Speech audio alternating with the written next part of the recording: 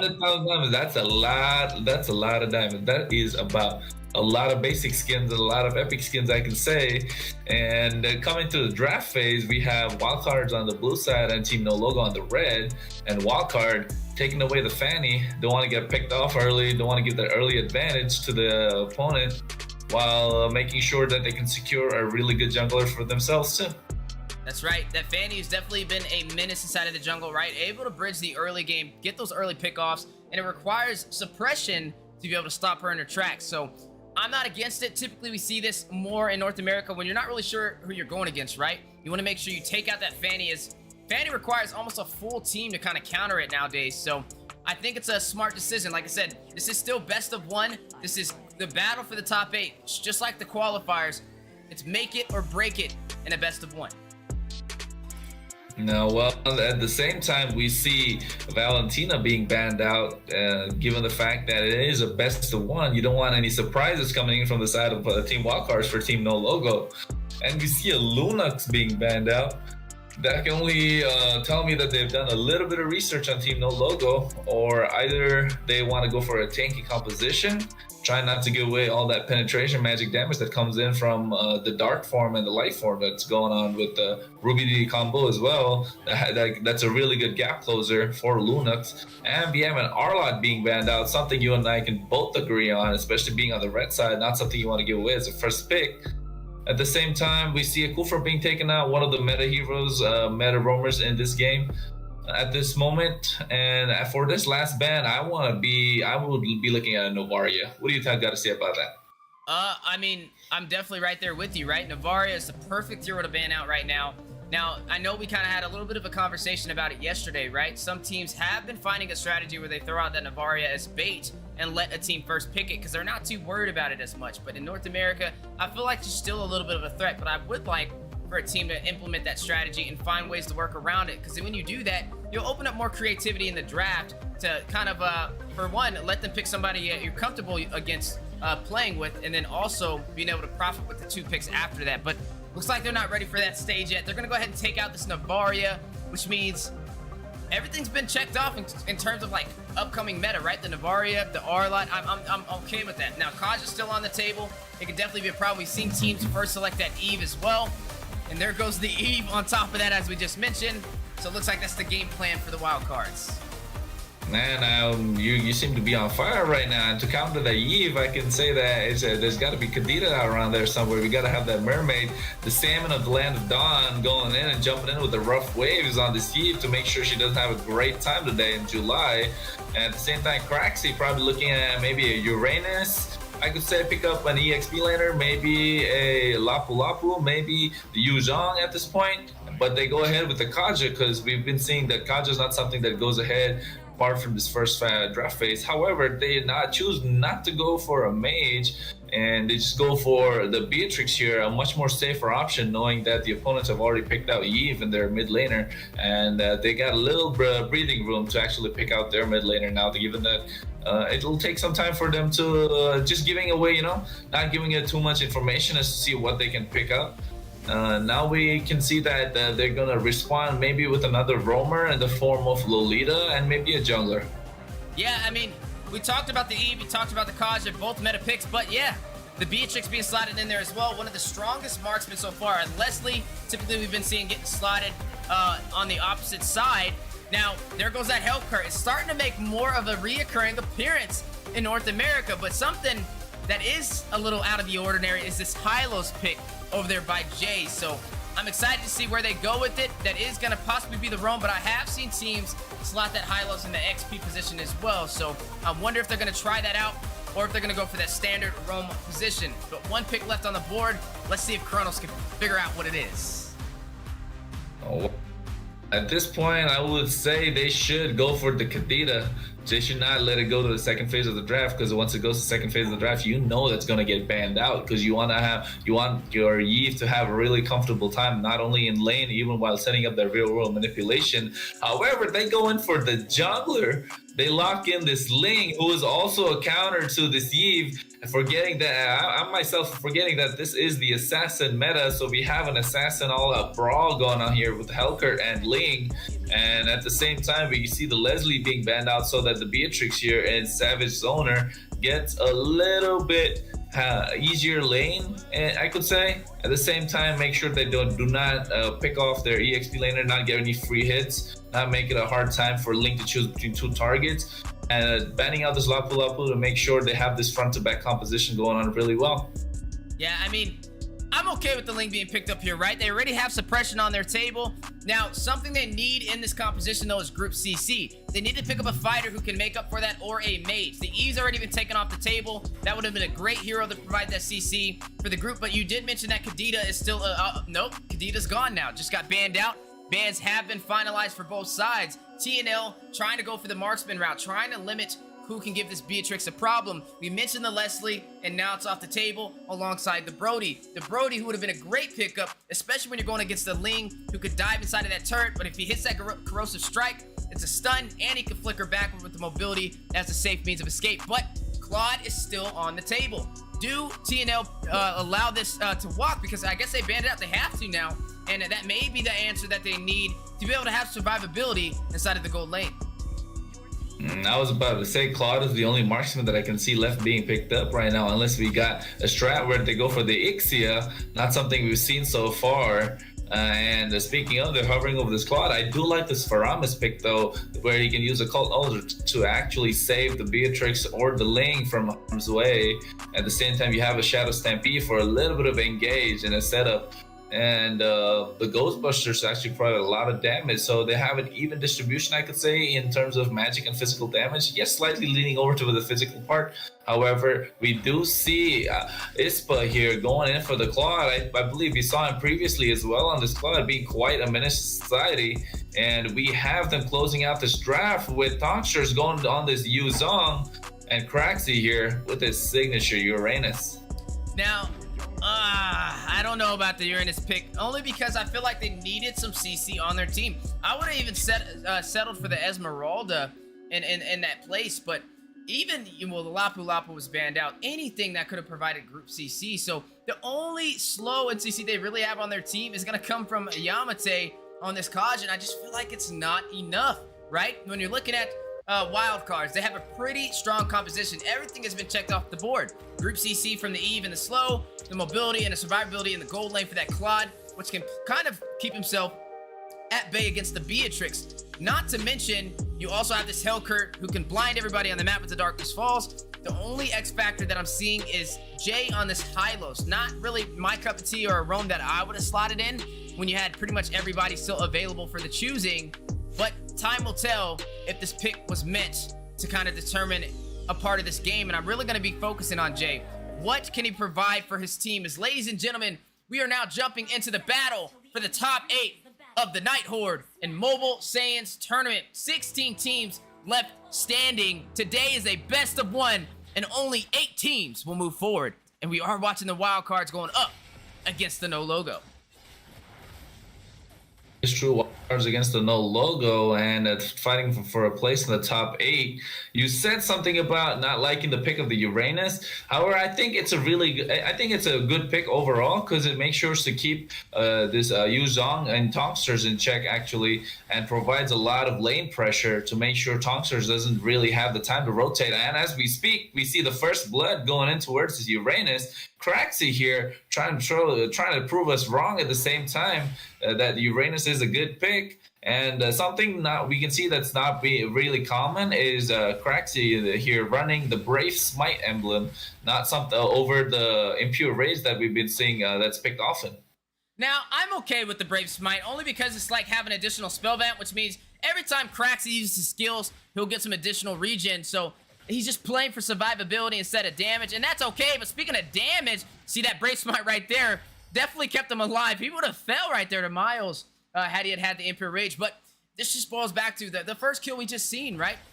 Tonksers on this Yuzong. We got to kind of break that down. he was overcommitted. Only 1 minute in, used his Petrify, and went in trying to get a kill when the odds were not in his favor. And I feel like that's just a lack of discipline, right? You don't need to get the kill that early. Your whole objective is to farm, get that level 4 on this Yuzong to be able to have that Black Dragon for this first neutral objective, Turtle, which will be spawning in 10 seconds. Absolutely right there. Just a lack of discipline, disrespect going in towards the side of no logo. They don't want to take that. Craxy over here saying, hey, not something you want to see every day. Going in with the Ionic Edge. Ooh, it's going to go in, but wait a minute. JY21 going to go ahead and try and help him out, but did get hit with the Furious Dive for a little bit of chip damage. Turtle has spawned in, though. And now the question of the day is, who will be able to seize this opportunity, as you are seeing Miles already pull the aggro? Yeah, when it comes to taking the turtle, right at this point, you can see the power spike of the Black Dragon. Dark Knight Falls going in, secures the turtle. And you are going to see the manipulation drop down. Tongster is going to find Yamate. One member falling for the no logo. But wait a minute. You may see another member fall in the mid lane as the Deadly Singers goes out. But Cracks are going to shut down Miles. That is going to be a 1-for-1 trade. 2-1 on the board. The no logo leading the way. But losing in the economy is that first turtle went over to the wild cards. That was a real good turtle take from wildcards, because they did have the advantage there for and when it comes to power spikes in the terms of getting your ultimates, especially with that Black Dragon form and Dark Knight Falls when they use it at the same time. That gives a lot of space for their team to actually secure neutral objectives. But here we can see Craxy absolutely going insane. Got 2 kills on the board, making sure he can farm up, get his items a little quicker, and just going to be a pain sooner or later, because at this point, if nobody can burst him down, the only way he's going to get down is through all these basic attacks coming in from Claude. In the meantime, we do see Yamate going in for a jungle steal, however, does not connect. And Jay and Kaja here, will we see an engage? Yeah, possibly we'll see an engage maybe on the way. We've been talking about Jay for a little bit, right? How does this Hylos fit into this composition? What was the deciding factor on slotting him for their roam? So far, he hasn't fallen, which is definitely promising, but I want to see him provide a lot of pressure in either the side lanes or trying to delay the farm rotation from Tomato over there on this Ling. But you are going to go ahead and see a possible battle on the way. Look at the 3-man setup, possibly for a gank on Esports. Yeah, they sniffed that Kaja being around there. Nobody wants to get Divine Judgment into the turret, and then they just run away to make sure they can save this mid lane as well, where the Uranus once again getting some free farm in that gold shield. And at this point, I can say Uranus is probably the richest person on the map, just to ensure that he gets all his items, if I'm not wrong. Yes, it sure does seem to be. The Beatrix, however, is still ahead. Uranus not far behind in this turtle. We see this turtle being reset, and then we should see a big engage coming in right now. Yeah, should be looking for a possible engage on the way. Claude already did pick up that Demon Hunter sword to kind of soak in to the members on the no logo. But the battle on the way, Savage gonna get a kill, take down Jade. Manipulation dropping down with the tips of blades, but BMI goes in with the blazing duet into Sanity. Is gonna take down Tomato. But wait a minute, Miles Morales, unable to swing away like Spider-Man, is gonna be bursted down by Thanos. A little bit of that Marvel for those Marvel fans out there playing. But anyway, back into the game. You are gonna go ahead and see the no logo having a slight advantage with their offensive pressure not being matched in defense from wildcards, and down goes their turret for the mid lane. Yeah, and knowing that the wildcards actually have priority over the turtle, but then you have the Divine Judgment from Yamate coming in, which actually provides so much space for their team just to make sure that nobody gets caught up and suppressed. And once somebody's suppressed, everybody just goes in, like we saw, right? The Tempest of Blame being used at the same time. July just making sure he provides utility for the team by using the real world manipulation. Ooh. At this point, he does have all. We see the concealed play from Kaja. Does go in. He's going to force out the BMI for Esports, but he's going to go back in and clear out that minion. They do have the assistance from Jay and July, which means Savage Owner and Yamate may not be able to seize this turret. Jay still providing some pressure, and this is what you need to do, right? One of their objectives is to keep this turret at all costs. Do not let Savage Owner stack up on this gold and lead the way as the ADC for the no logo. But look at it. A pincer maneuver may be on the way. They're just waiting to take the opportunity to proxy this lane. Yeah, but you can see they all want to go all in for Jay with the divine judgment, the Nibiri's passion being used as well, and he takes him down. That is a 1-for-nothing trade, making sure they get this space just like it said, Dweezy, just trying to take this turret down, open up the space for Savage's owner to make sure he can farm up and move around the map more often. Well, I definitely agree with you on that, but I feel like you've seen that the divine judgment went out. It's been Sanity could have cleared out those minions with the Blazing Duet and a BMI. The only threat he really had right there was Savage Owner to take him down, and that would have been something I was willing to risk, right? I mean, you know you're not going to get hit with the Divine Judgment, so what really was the threat? Was it worth allowing them to push in that turret? He just kind of gave it away for free. Yeah, Sandy must have noticed that Savage's Owner already got the Blade of Despair, so got a lot of this damage. Now you can see the no logo going in with the 5-man jump in.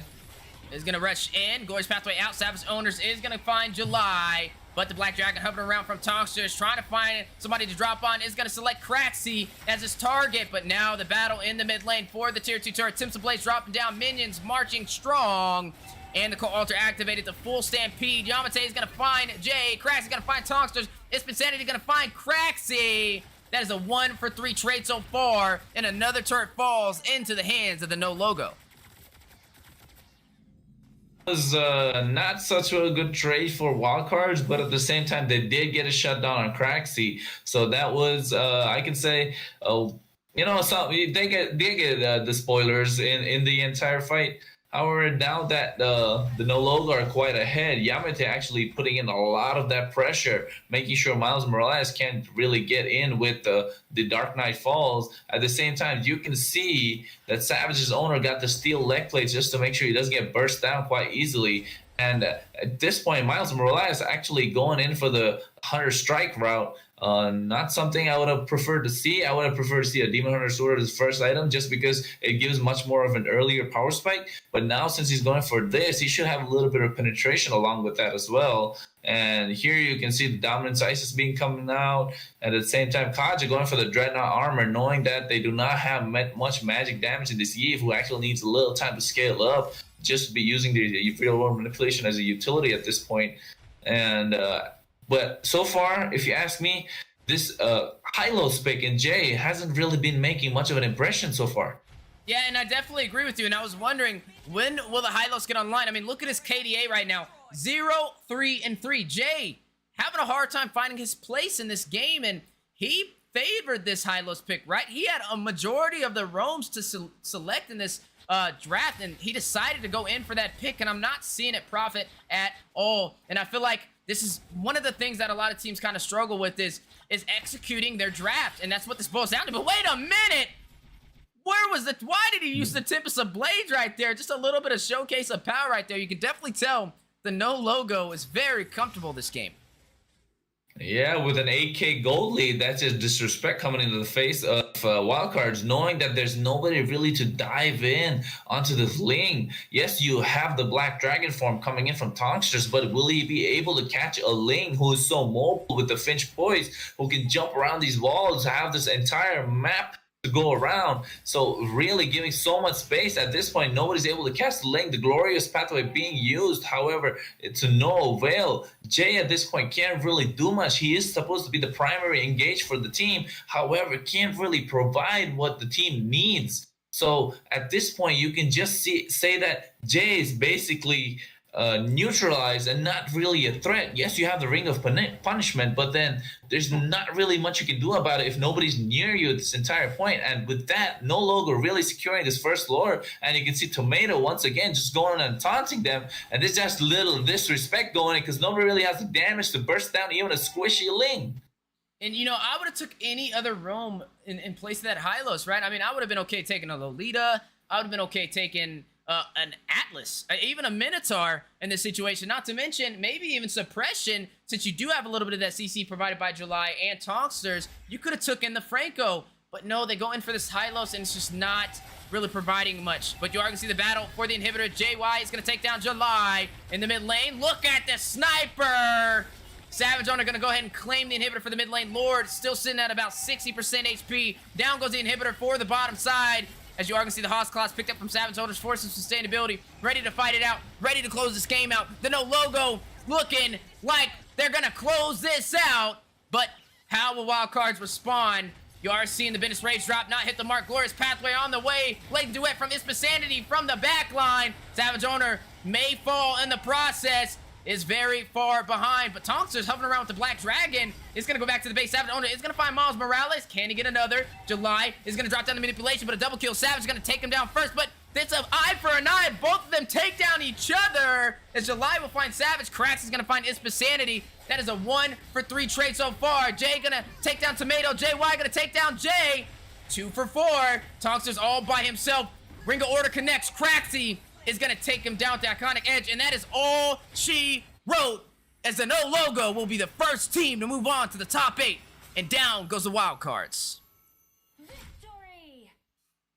That was one hell of an intense finish, to be honest. That was a lot of ultimates being used. The engage coming from JY21 along with Yamate, just using the Call Altar and the Divine Judgment at the same time. But all this comes down to the fact that that last pick, Uranus, right? I know you were doubting that. You didn't really like that. You wanted some CC. But at the same time, they needed the map pressure coming in from the side of Team No Logo. So you had Craxy over there in the early minutes of the game taking down Tonksters to make sure he does not get to his power spike on time and giving this free farm away to Craxy when you need to burst him down. You can see he did not even go for the common emblem, went for the Enchanted Talisman route to get a lot of that cooldown reduction. Even though he had a late power spike, he did get that items early because he got those early kills. And you can see at this point that he didn't even finish building his boots. But yes, you have JY21, who's the MVP, who was all around the map, about a 90-95% kill participation rate. And in the side of team, in the side of the other side, they didn't really have much to do. They did have an even distribution of damage, but like you said, not so much CC coming in from Jay. Jay at this, like my friend Joey from Friends would say, was just a moot point. Yeah, I definitely agree with you on that. I mean, I feel like that game's just a battle of discipline, right? Like, for one, you mentioned Craxy able to get the early kill, taking down the Yuzong. No reason at all should a Yuzong fall within the first minute of a game, and he was looking for the fight, right? Yuzong was the one that initiated and overstayed his welcome, and anybody would definitely seize that opportunity if available. And you're right, that's when the Uranus started profiting, right? I think there's a couple of things that kind of boiled into it. Discipline from the teams, discipline in the draft as well, and executing the strategy that they worked together with inside of the draft. So that is going to be the first game of today finalized, and the No Logo will send Wildcards home. The No Logo is going to move on forward. Amazing team. I can't wait to see what they pull to the table next. But speaking of next, guys, we have 2 amazing teams ready to go head-to-head. It's going to be Apex Predator and Team Halfwits. So don't go anywhere. We'll be right back with you guys for match 2. LLBBC. Hey guys, my name's Nefel, and here's the thing, we watch NACT Grand Finals, and if that shows anything about how NACT is as a region, you know what? I can't wait for it. I hope NACT falls. All of you guys will do good, because at M5, we gotta see a surprise, man. I can't wait to see NAs in M5.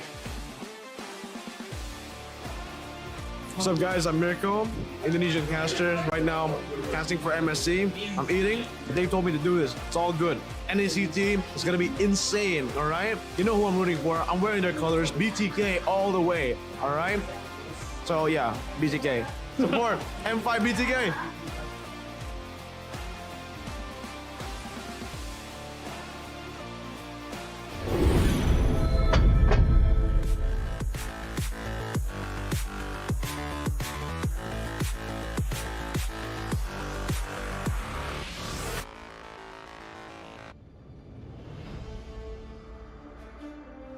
When upgrading your emblems, you will unlock talents at specific levels.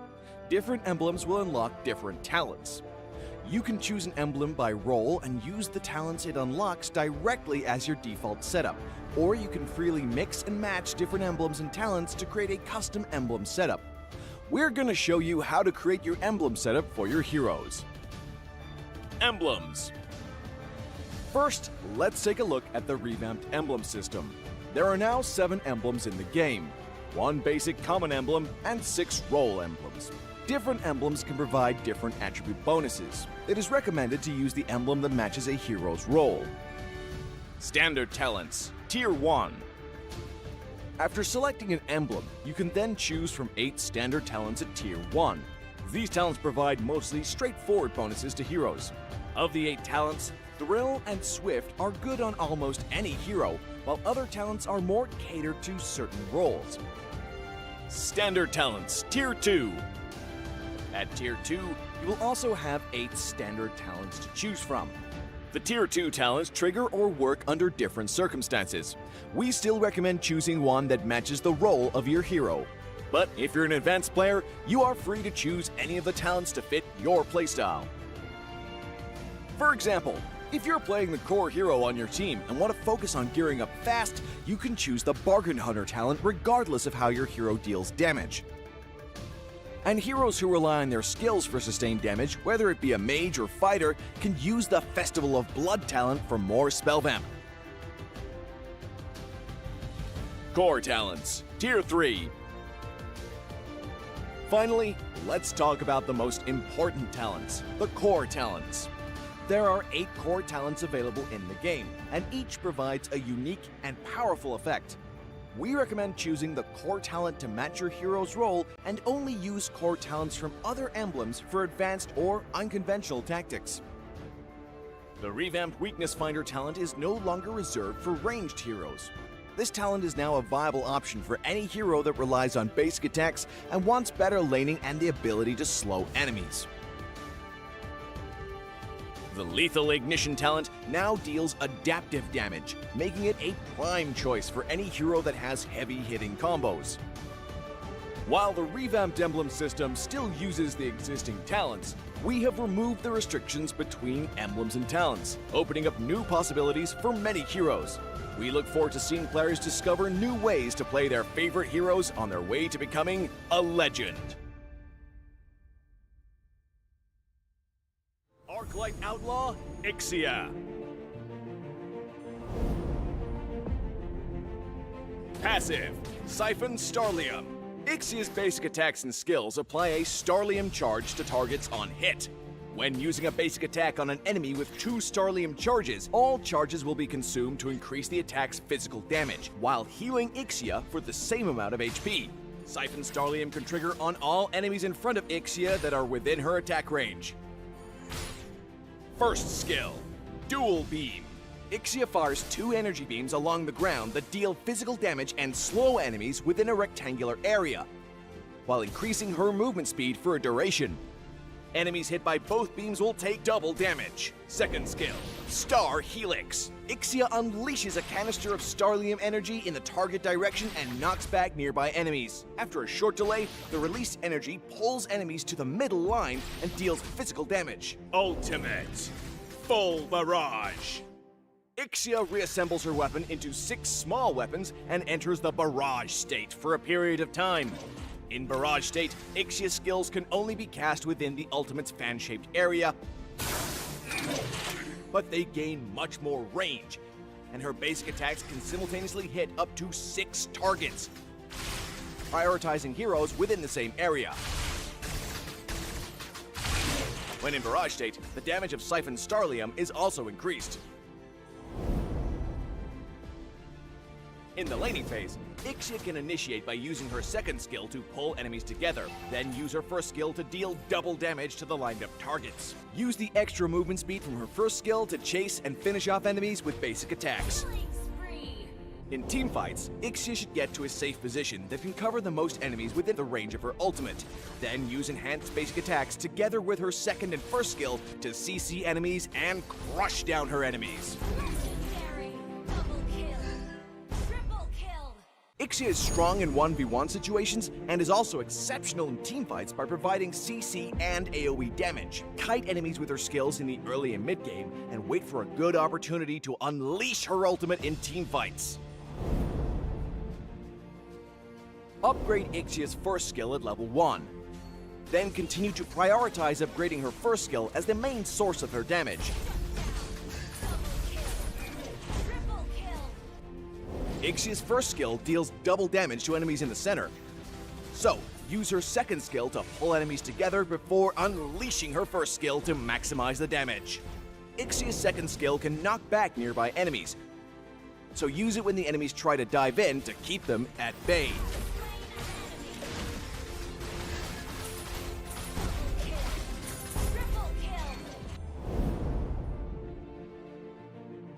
Corrosion Scythe and Demon Hunter Sword are Ixia's core pieces of equipment because the high attack speed and basic attack bonuses fit her playstyle. Get Wind Talker to further enhance Ixia's sustained damage, and Malefic Roar in the late game to increase her damage against tanks.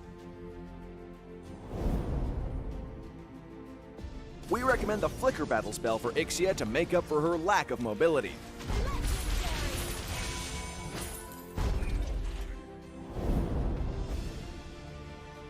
Ixia's skills allow her to easily kite enemies, making her a great counter to close-range heroes and heroes with no CC skills, such as Fredrin and Bane. Legendary. Ixia is countered by heroes with burst damage or CC skills, such as Saber and Aemon, due to her poor survivability. Ixia's ultimate can deal a lot of continuous AoE damage, so heroes with CC skills are her ideal teammates, such as Atlas and Vexana. Double kill. Triple kill. Ixia is great at kiting enemies, but her damage is not high in the early game, so make good use of her second skill CC and the movement speed bonus of her first skill to poke and kite enemies. You have slain an enemy. In the late game, and fully geared, Ixia should find a safe position that can cover most enemy heroes in her ultimate and melt them with her endless barrage of attacks. Don't forget that her high HP lifesteal from her passive can keep her alive long enough to finish off her enemies. Project Next was born from your passion, fueled by your hopes and expectations.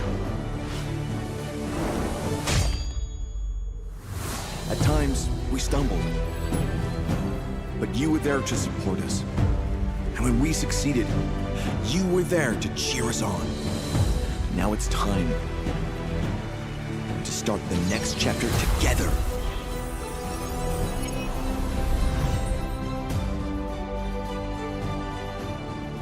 Creating bigger and better experiences.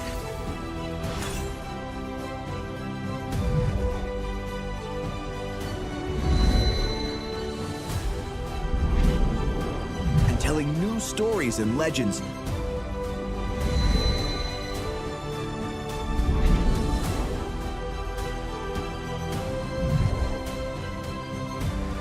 Let's treasure every moment together. Celebrate every accomplishment. Your love and dedication is what makes all this possible. Together, let's shape the future of Mobile Legends Bang Bang. Next for you. In the world of esports, every battle is a chance to prove oneself. Every moment holds the potential for greatness. It's not just about winning, but the spirit of competition that drives us forward. NACT 2023 Fall Season is where dreams are realized, where champions are crowned, and where legends are made.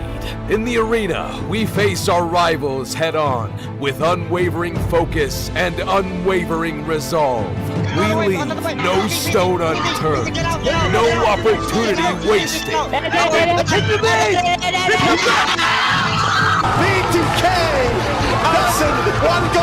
Together, we create moments that will be etched in history. We inspire, we innovate, and we forge new paths towards glory. NACT 2023 Fall Season. My fight, my moment.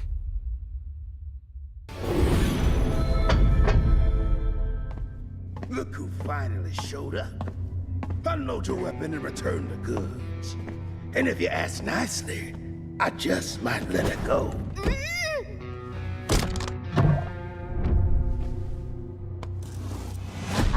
Who said I was returning it? You little... We had a deal! I just came here to test my new toys. They ain't even loaded. Staring down the barrel and you're still daydreaming about being an inventor?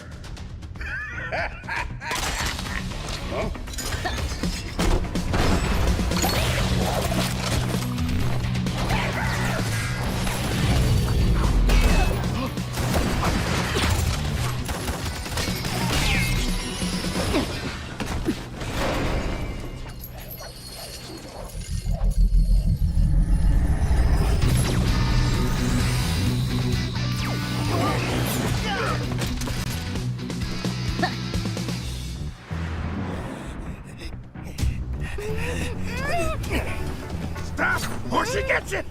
Then you'll have to answer to Erudicio. Erudicio. Well, isn't that perfect? I got a bone to pick with them. So how about I just blast you both? You're crazy! Leave me out of your squabbles!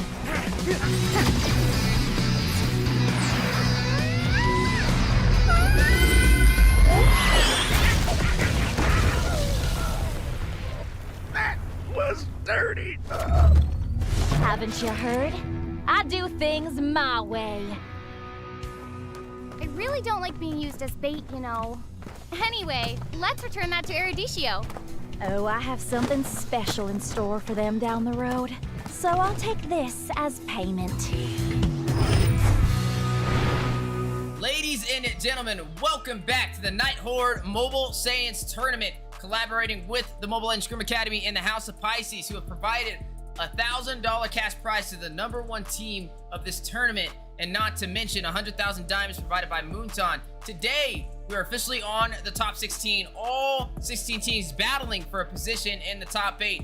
Match 1 just finished, and we are now on the way for game 2, as we are going to be seeing Apex Predator go head-to-head against Team Halfwits. It is still a best of 1. Whoever wins here will gain their seat in the top 8, and whoever loses will be sent home.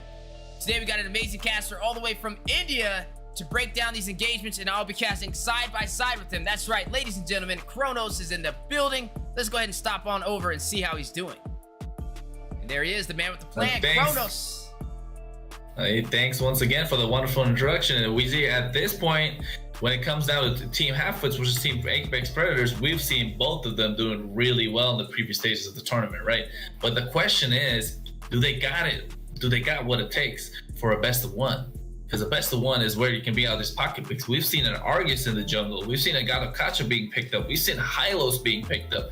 Now, what can we see from both these teams? I would want to see a pocket pick come out from either one. So at this point, you can only say the bans should be little traditional bans. Take out the Fanny, take out the Fredrin, take out, some of the Uranus maybe, a Novaria. All these bans I can see going out.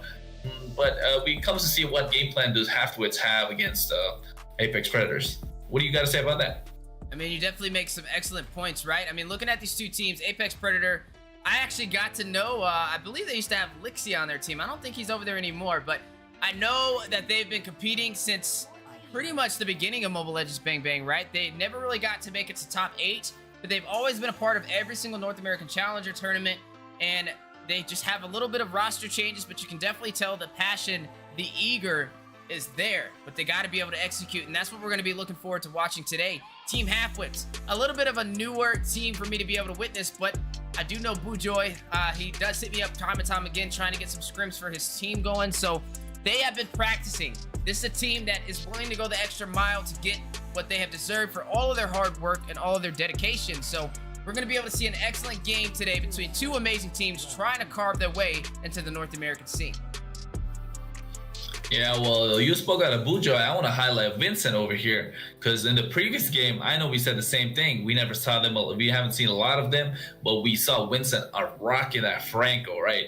Getting those hooks left, right, and center. He was being a menace in that game entirely. So I would like to see him pick up this Franco once again, provide that suppression, provide that gap closure with that iron hook to make sure his team has an engage tool. So that makes it a big initiation elimination coming in, especially when they're not afraid. What I've noticed is once he gets a hook, they're not afraid if it's a tank, if it's a mage, if it's an EXP laner, any one of them. It could be one of those chonky boys. All you gotta do is just hunt him down, and next thing you know, he gets bursted, and it's just a 5v4 after that, and then they go for the neutral objectives. So that is something I would like to highlight, what I've seen from the previous game coming in from Vincent. And here, Team Halfwits banning out a comfortable marksman, which I know each and every marksman, each and every gold laner in this world of Mobile Legends, bang bang, must have played Beatrix, and I have Beatrix up their arsenal. So having that banned out really does put Team Apex Predator not really into a corner, but a block in their mindset, especially knowing that they've taken out the Valentina as well.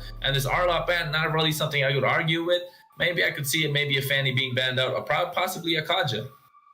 Yeah, I mean, the Kaja would definitely be an excellent selection, right? Trying to limit some of the suppression. Typically, when we see that get banned out, it's for a team trying to go in for the assassin. I love how you kind of mentioned that Beatrix being banned out as well. That is a little interesting, considering we don't see that too often in the early phase of the draft. And that's going to allow possible meta to walk against them. And are they comfortable taking that risk?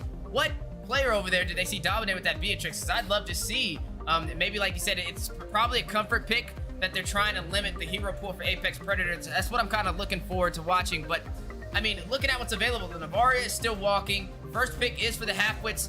Do they pick it up? Will Apex Predator let that walk, or do they bait it out? Because if not, what we see time and time again, wait a minute, 2 unorthodox bans so far. The Uranus gets taken out as well. Well, we saw what Uranus could do in the last game, and they're banning it out. And this is something I've seen a lot coming in from other teams, right? The Joy being banned out as the last ban. Not really a fan of it. You always have this Novaria open that you want to be banning out. Joy, I don't know, have we spoken about this before as Wheezy? I'm not really a big fan of this Joy ban. But it seems like Team Apex Predators might have a hard time with that, so they just wanted to take that away. So at this point, I would assume, you know what, just be gutsy, man. Go for the first pick, Franco. Vincent, you were doing so well on that. Why would you want to give it away? Yeah, that's right. I wonder if they do go in for a first pick, Franco. I mean, that will give them suppression. The Kaja is still a viable option here, but the Eve is still available for the taking, especially with that Valentina being taken off the board. And there it goes. They're going to go ahead and pick up that Eve, something that we've been seeing a little bit more common today in North America's side of drafting. And now, 2 responses possibly on the way. Who do we think we're picking up? I'm about to say, we've been noticing this pattern coming from every team. When they have the second pick, they always get the Kaja for free. Yes, you take a powerhouse pick in terms of Eve, maybe a Novaria, maybe maybe a Lapu Lapu, maybe a really fancy jungler line the side of Fanny or Ling. Yes, you have that first pick, but we have the second pick. We have 2 options that we can take away from you at the same time. We can counter you, and we can take an overpowered pick since we left the draft quite open. Here we can see the Kaja possibly being picked up, and Loaf really did a really good job in the previous match yesterday, and he was really fantastic on the Kaja. I believe he was a 0-1-17 KDA, and then we have Soriano on this Yuzong. This is again looks like deja vu coming in to me, where we have this Black Dragon going to be diving on his Eve.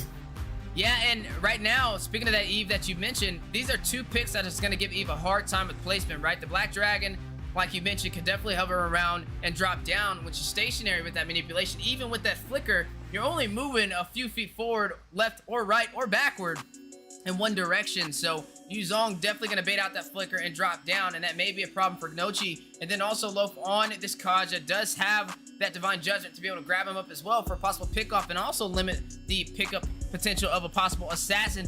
And then I got to kind of mention, between the Yuzong and the Kaja, when a Kaja slotted, I'd like to see a fighter that has group CC, and that is what the Yuzong offers. But here's something interesting that we don't see every day. The Terizla slotted alongside the Florian. All right, look, yes, you have the Terizla, who provides a lot of the utility, a lot of that CC, the gap closure coming in the flicker penalty zone. But then this Florian, not something really you see quite often. Yes, you have the global heal, and one thing I would like to mention about this Florence global heal that it does not get affected by Dominance Isis or Necklace of Uranuses. So the anti-heal items that you actually pick does not make much of a difference to that heal, because it cancels out, because it's just, and it can be at any time, any point where you want it. So yes, you have that, but would you want to pick it up so early though? Like, it's not something people would ban out. Yes, you could have taken that towards the later phase of the draft stage, but then picking it up so early, yes, it's a little questionable to me. Winston was doing so well on that Franco. I don't know why he's going for the support right now. So lacks that CC and the suppression that we were talking about, especially now that they picked up the Kaja. And then now they have Rico here on the X-Borg, choosing to go the route for a fighter jungler, looking at the Charizla pick. I think it's just an answer to the Charizla pick, since you can't go an assassin route right now. Yes, you have a tanky fighter, but then again, not something you will want to see on an assassin meta.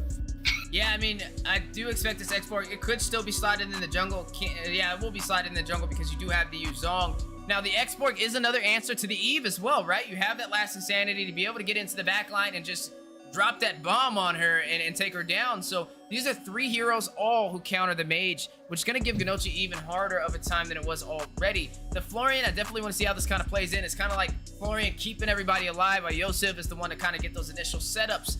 Now, the question for Halfwits is, you are going to get suppression. Are you going to go in for an assassin style jungle, or are you going to go more traditional? Pick up something like, I don't know, a Fredrin, or maybe even a Martis on this composition, or even a Lancelot could potentially work here. But as we are seeing the bans go through, they are trying to limit the mage pool from Apex Predator, and that's something we got to talk about as well. There are still some mages on the board that could still give Kanochi a hard time, so that is one of the things that you kind of hurt with when you pick that Eve so early in the draft. Yeah, and then noticing that they take out this Kadita, where we spoke about in the previous game as well, that salmon of the land of Dawn, the mermaid, the sardine, whatever you want to call it, just gonna go in and jump in with that rough waves, give Noki a hard time, and they're not giving enough space. And then they got so much dive coming in, you don't want to give that Kadita away as well. We can see 3 dive heroes coming inside of Apex Predators, so at this point I can only imagine that they want to go completely dive, or could go for a front-to-back composition. As we can see, Halfwits really already have a front-to-back composition, and they ban out this Claude, where I think it would have been more beneficial for them because they were going for a dive composition. So not really something really you could question. It's questionable. Maybe they're planning to go on a Brody just to have a little bit of siege potential. Or the Leslie, because they don't want them to pick up Leslie and have that ultimate sniper for the vision on where Loaf will be with this Kaja. That's my only other thing that I can think of, is that the Leslie could have been a problem for the Claude. And so they're like, let's just take out the Claude and pick up the Leslie. But they could have just banned out Leslie there and still took the Claude and profited. So either way, I can't really make sense of why they didn't pick him up right there. The only thing that I can think of is that their marksman is not comfortable on it. So that may be a possible reason, because I feel like, just like what you were stating, that is the perfect piece for this puzzle. You slot in that Claude, he gets to the back line. Not only does he burst down Yosef with that Demon Hunter sword, but he also will burst down Ganochi by getting to him when that manipulation drops down, and he has the BMI for mobility to be able to escape that manipulation as well. But here's something I can stand behind this Farza pick, right?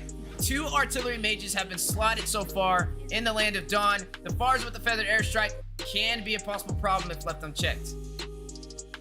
Yeah, that's a really good pick going in there. I believe they want to, now looking at the Farsa pick, you can understand why they possibly banned out this Cloud. They want to go for a front-to-back composition.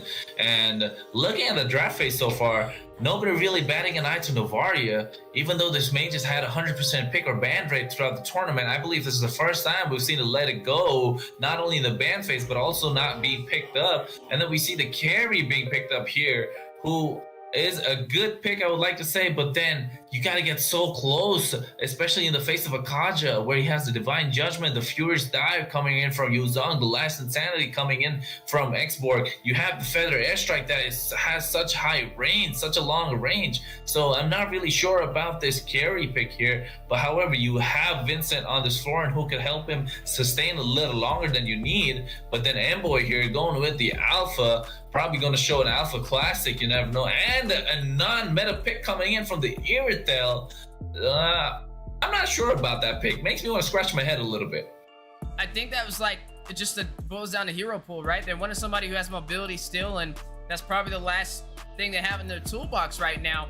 I didn't understand the Claude ban. I feel like they still could have got the Farza in this draft, and they could have got the Claude, right? The Mage was already slotted for Wits, so you could have taken that Claude and then last picked the Farza and still been okay, or you could have picked up the Navaria and profited from that as well. So The draft has been finalized, and as we are slowly making our way into the land of Dawn, ladies and gentlemen, this is Team Halfwits versus Apex Predator. We are watching both teams trying to fight it out in the top 16 for a seat in the top 8 in this amazing best of 1. Who will be able to prevail? Will it be the X-Borg Jungle taking the lead over there for the side of Apex Predator, or will it be on the other side, the Alpha Jungle led for Team Halfwits?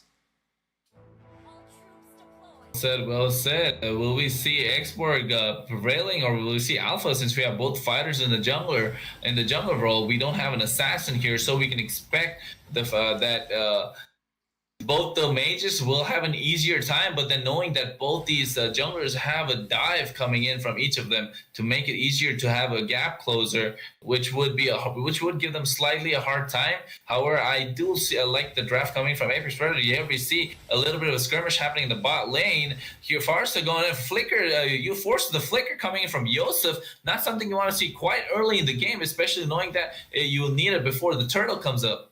And he does have that Brave Smite. I mean, look at how much HP he got back already. He doesn't even need to recall right there. I'm kind of scratching my head on that. You could have just stayed alive. All you have to do is use the Brave Smite to your advantage. He would have been able to get full HP by just clearing those minions. And there it goes again, like I said, boiling down to execution. Yeah, we have the last Insanity coming out onto M-Boy, who's caught out of position between a rock and a hard place right now. Quite low, being chased down by 3 of them. And the first blood goes to Irithel on Kelly. We were questioning that pick, but that does give a lot of mobility. So I could say working out so far, Weezy? It's hard to tell because I wouldn't, even if it was it could have even been Layla right there. The positioning from M-Boy kind of led to that disastrous play right there. I think they just need to take it a little bit more slow, right? Wait for the other side to make the mistake. Don't walk into the trap that they're setting for you. Yeah, at this point we can see that Rico just going in for the gold crab. He probably has a level advantage over M-Boy. He does, and then we see Vincent going in for the tough boots to make sure he doesn't get locked down to the CC and all the slows that come in from the side of Apex Predator, while if you see the turtle being secured by the side of Apex Predator. Yeah, you do see that turtle being secured, possibly on the way. No contest at all. They need this turtle, right? We want to see the X-Borg be able to scale in the early game, and that's exactly what we're seeing today. I mean, just looking at the matchup so far, right? We're looking at a carry going up against the Irithel. Not what you traditionally see time and time again, but the Irithel can play up close, and so can the carry. But neither of them have the Inspire, right? They're both running this flicker for the survivability, so it's really going to be crucial for Team Halfwits and Apex Predators to put some pressure in the gold lane to be able to get that early pickoff. I mean, you picked up this Kaja, right? Loaf needs to get over there, use that Divine Judgment, and shut down Boojoy. But you are seeing M-Boy and Vincent rotating together and not going to possibly let that happen, as Jenny may wrap around for a possible play. Jenny, again, we have to mention, running this Farza. Didn't go in for the Navaria, went in for the Farza, which means he does have the artillery, has that extended range for some additional pickoffs as well. If Loaf and Jenny can rotate around these side lanes, it can definitely smell disaster for Team Halfwits.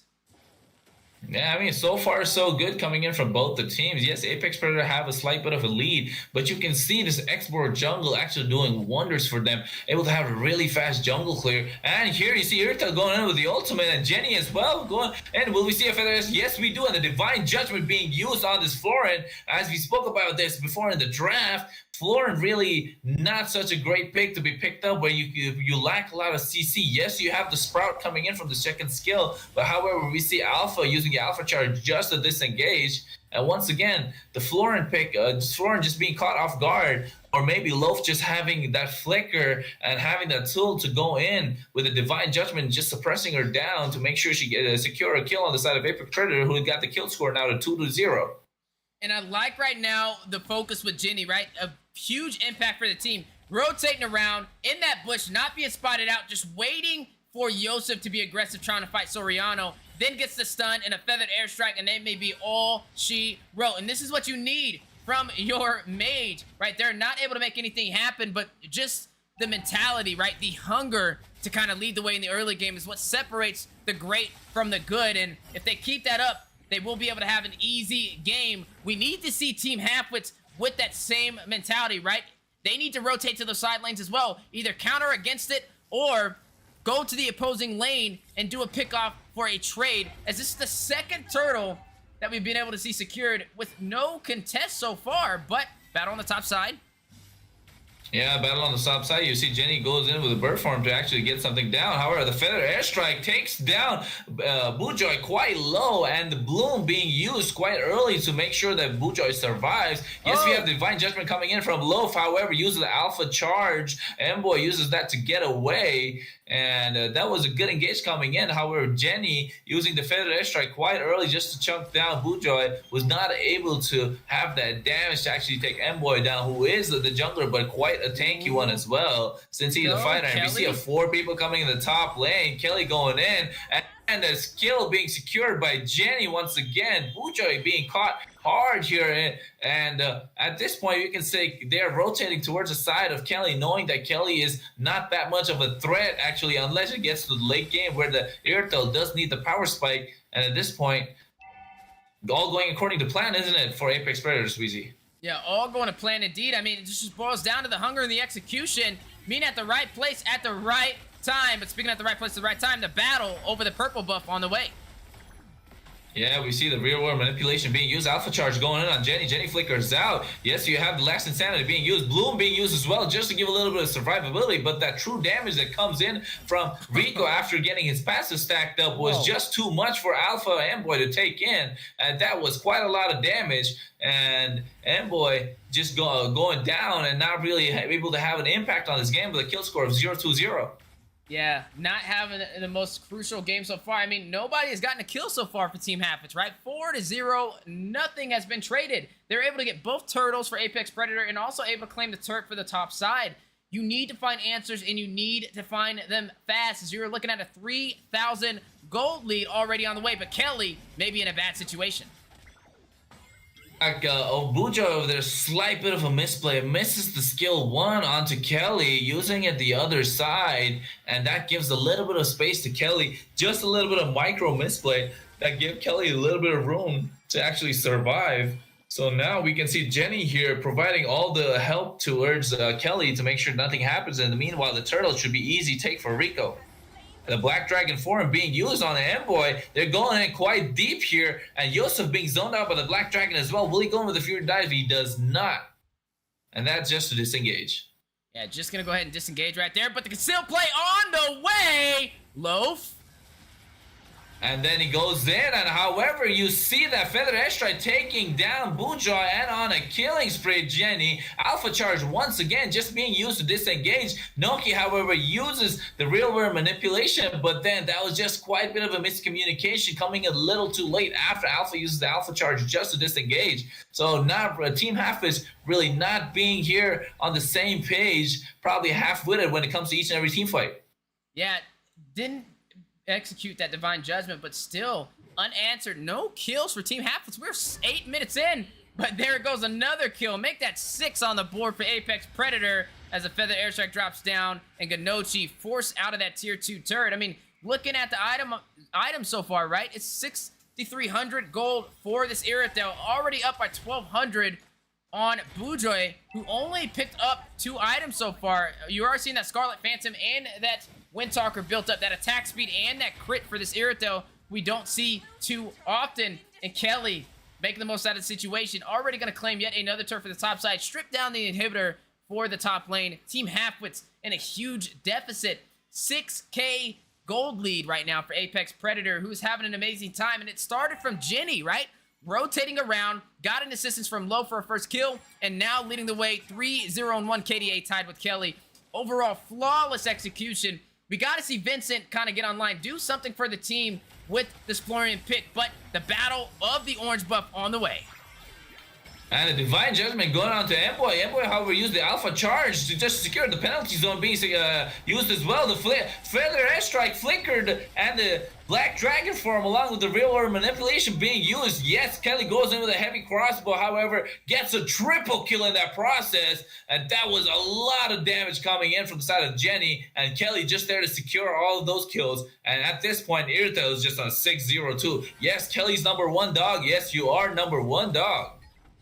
Golly, I think the K in Kelly stands for killer, as she has been slaying Halfwits right now with ease, not having any trouble. 6-0-2 KDA, has 75% of the kills for the entire team. 6 times the amount of kills as Team Halfwits team has combined for this entire game, and there goes another neutral objective into the hands of Apex Predator. They have a huge advantage of power when it comes to who is controlling this game. I mean, look at their turrets. Barely any damage, barely a scratch for the mid lane. The rest haven't even taken a single hit yet from minions or teammates from the side of Team Halfwits, and they are hanging in there by a thread. They need to find a way to get comfortable, get a game plan, and turn this around. You have the carry who can scale through time, who can be that heavy hitter, who can burst down Rico, AP Soriano, and then you also have this alpha for the setup with the charge to be able to get that set that Bujo is looking for to get those pickoffs, and then Ganochi dropping down this manipulation while all that is happening is crucial. But right now, I feel like they're all rotating around,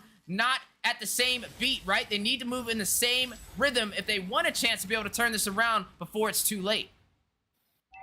Yeah, absolutely well said. They need to be on the same rhythm while we see the Lord and all 3 lanes being pushed in at the same time. Will we see an engage here? Loaf does have the conceal. He has the flicker. He goes in for the conceal play. He goes in the flicker, uses Divine Judgment right on the right target on Nyoki, and the irritate on a godlike. And that Feather Edge tried to do a lot of damage as well. Kelly, you were right. That K stands for killer, all right. And then they got the top inhibitor turret. Will they go for a mid as well? However, they do not have that high ground to secure this mid lane. And it should be, the Furious Dive goes in. Petrify connects on the 2. Alpha Charge being used as well. Takes him down. The kill goes towards Bujoy. And that is a 1-for-1 trade. And however, to the benefit of Apex Predators, as they were able to take the top inhibitor. And that was, I could say, a slight breathing room given to Team Halfwits.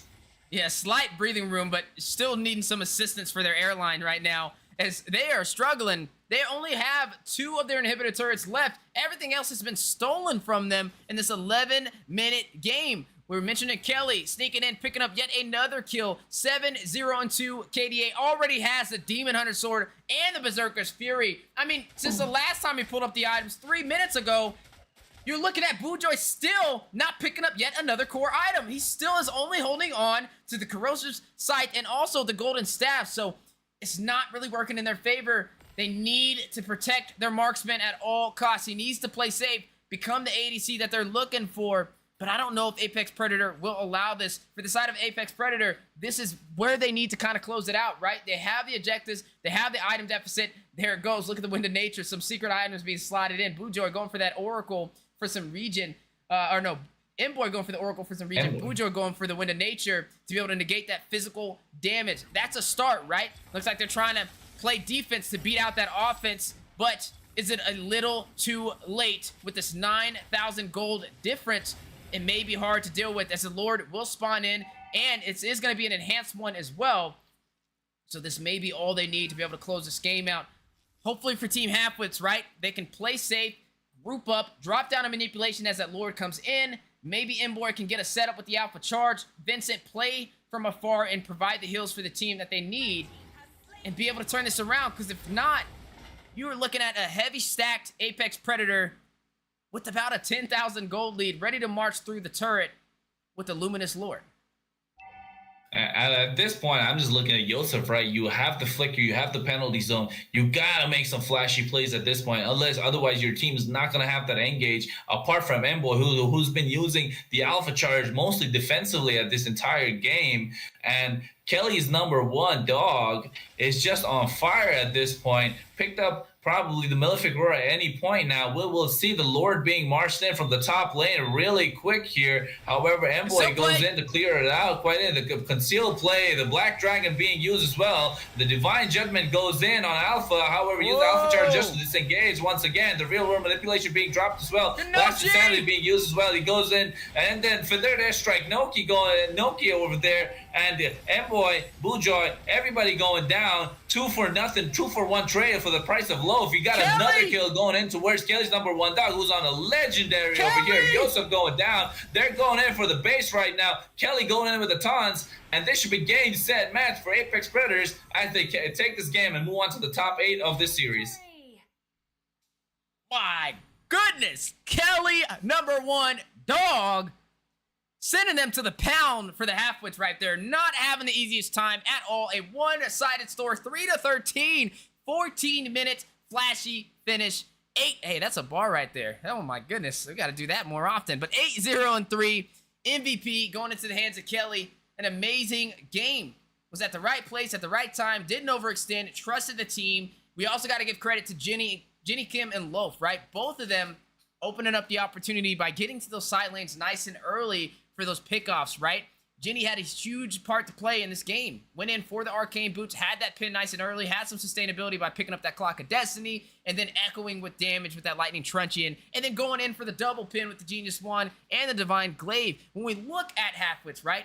When did the Magic defense pick up? Okay, you have Yosef that picked up the Magic shoes. Okay, I get it, the tough boots. You have Vincent who picked up the tough boots as well. Vincent is going to be roaming around, so they're not really focusing on doing damage to Vincent. They're not really going to focus on doing too much damage to Yosef until it comes to those 5v5 engagements. But when you look at the carry, right, built in for the steel leg plates, why would you go in for the steel leg plates? You're still going up against a Kaja who's going to grab you with the Divine Judgment and a Farza who's going to drop down those bombs, those feather airstrikes. You know these double magic damage dealers are coming for you nice and early, and no magic defense was slotted until you see the boots as the fourth item, and it was too late. 2, 4, and 1 is what the finish was, and I feel like it was just a little bit of that itemization, but it was also just the tank mage domination when it came to the rotations being a little bit faster over there for Apex Predators. So an amazing game nonetheless. Apex Predators will be the team to move forward, and they're going to go ahead and send them home. And Kronos, man, an amazing time, right? Who would have thought 14 minutes finish, one-sided story. I can't wait to see what Apex Predator has to pull in later inside of this tournament. Yeah, I agree.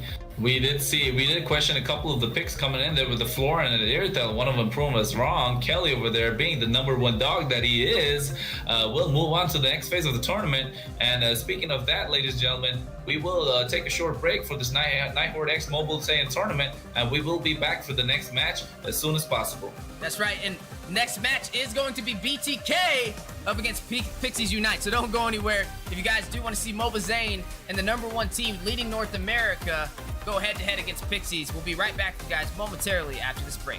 While increasing her movement speed for a duration. Enemies hit by both beams will take double damage. Second skill, Star Helix. Ixia unleashes a canister of Starlium energy in the target direction and knocks back nearby enemies. After a short delay, the released energy pulls enemies to the middle line and deals physical damage. Ultimate, Full Barrage. Ixia reassembles her weapon into 6 small weapons and enters the Barrage state for a period of time. In Barrage state, Ixia's skills can only be cast within the Ultimate's fan-shaped area, but they gain much more range, and her basic attacks can simultaneously hit up to 6 targets, prioritizing heroes within the same area. When in Barrage state, the damage of Siphon Starlium is also increased. In the laning phase, Ixia can initiate by using her second skill to pull enemies together, then use her first skill to deal double damage to the lined up targets. Use the extra movement speed from her first skill to chase and finish off enemies with basic attacks. In teamfights, Ixia should get to a safe position that can cover the most enemies within the range of her ultimate, then use enhanced basic attacks together with her second and first skill to CC enemies and crush down her enemies. Ixia is strong in 1v1 situations and is also exceptional in teamfights by providing CC and AoE damage. Kite enemies with her skills in the early and mid game and wait for a good opportunity to unleash her ultimate in teamfights. Upgrade Ixia's first skill at level 1. Then continue to prioritize upgrading her first skill as the main source of her damage. Ixia's first skill deals double damage to enemies in the center. So, use her second skill to pull enemies together before unleashing her first skill to maximize the damage. Ixia's second skill can knock back nearby enemies, so use it when the enemies try to dive in to keep them at bay.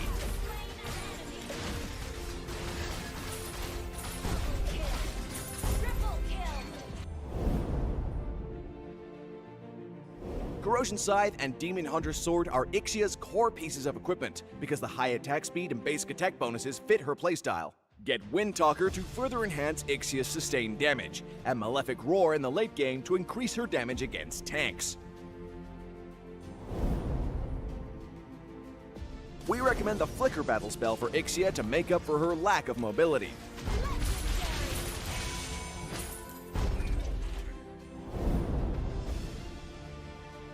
Ixia's skills allow her to easily kite enemies, making her a great counter to close-range heroes and heroes with no CC skills, such as Fredrin and Bane. Legendary! Ixia is countered by heroes with burst damage or CC skills, such as Saber and Aemon, due to her poor survivability. Ixia's ultimate can deal a lot of continuous AoE damage, so heroes with CC skills are her ideal teammates, such as Atlas and Vexana. Double kill! Triple kill! Ixia is great at kiting enemies, but her damage is not high in the early game, so make good use of her second skill CC and the movement speed bonus of her first skill to poke and kite enemies.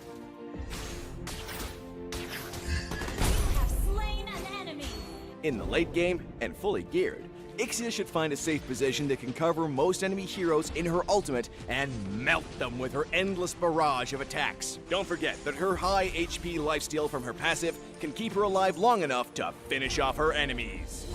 Project Next was born from your passion, fueled by your hopes and expectations. At times, we stumbled, but you were there to support us. And when we succeeded, you were there to cheer us on. Now it's time to start the next chapter together.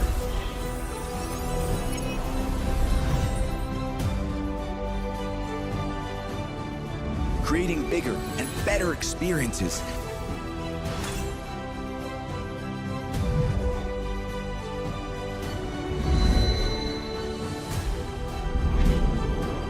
Telling new stories and legends.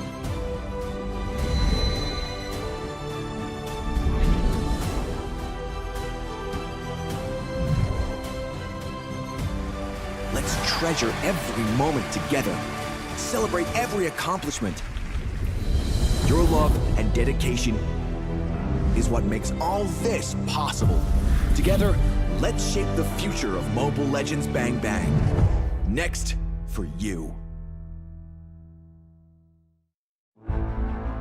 In the world of esports, every battle is a chance to prove oneself. Every moment holds the potential for greatness. It's not just about winning, but the spirit of competition that drives us forward. NACT 2023 Fall Season is where dreams are realized, where champions are crowned, and where legends are made.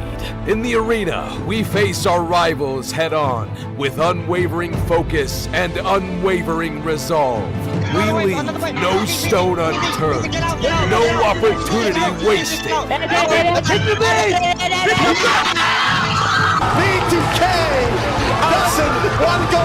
Together, we create moments that will be etched in history.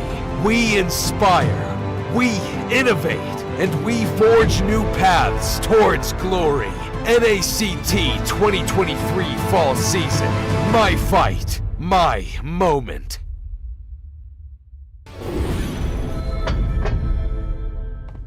Look who finally showed up. Unload your weapon and return the goods. And if you ask nicely, I just might let it go.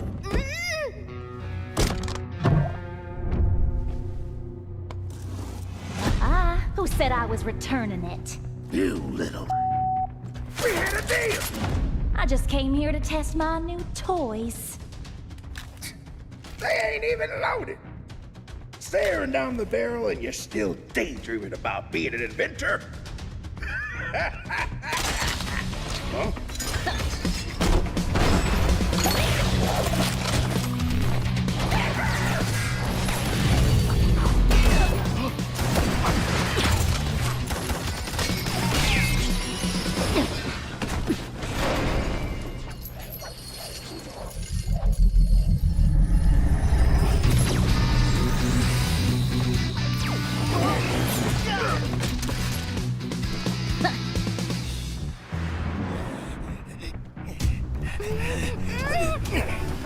Stop, or she gets it! Then you'll have to answer to Eruditio. Eruditio? Well, isn't that perfect? I got a bone to pick with them. So how about I just blast you both? You're crazy! Leave me out of your squabbles!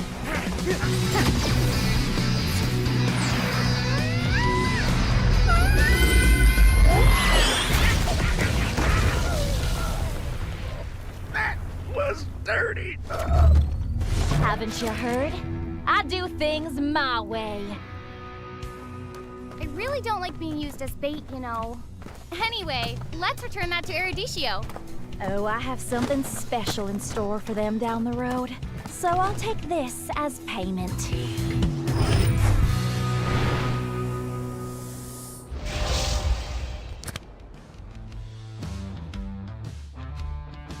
Hey everyone, this is Liz. Are you ready to witness some exciting changes this season? We got some fresh faces joining us in the caster teams, bringing in new insights and perspectives. Now, speaking of exciting changes, Drex, I heard you got some thrilling news to share with us about the prize pools. I couldn't have put it any better myself, Liz. What's up, guys? You already know who it is. Trex here with the beard this fall season. Now, we've reconstructed our prize pool to reward more teams than ever. And that's not the only update. Private Dancer, isn't there a few things you want to tell them about the tournament rules? You bet, Trex. Hello, ladies and gentlemen. It is I, the Potato King here, Private Dancer, bringing back that unique voice and unique sense of energy to each and every match. But this season, we are raising the stakes. We've revamped the tournament rules, aiming to make sure that each and every experience for you guys is more intensive, more captivating, more awe-inspiring for you, the viewers. But that's not it. Steph Wheezy here can tell you about what we can expect from the caster team this season.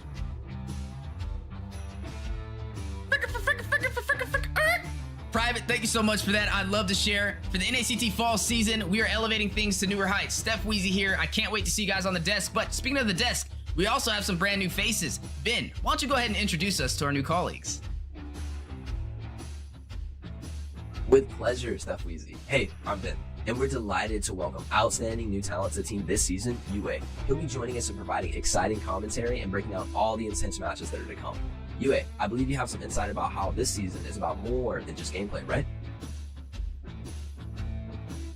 Absolutely, Ben. Hi, this is Yue, and the NACT 2023 fall season is not only about showcasing the talent and the dedication of North America's top teams, but also about creating a vibrant community. Eunice, as the final voice in our lineup, would you like to share some of your thoughts on the upcoming season?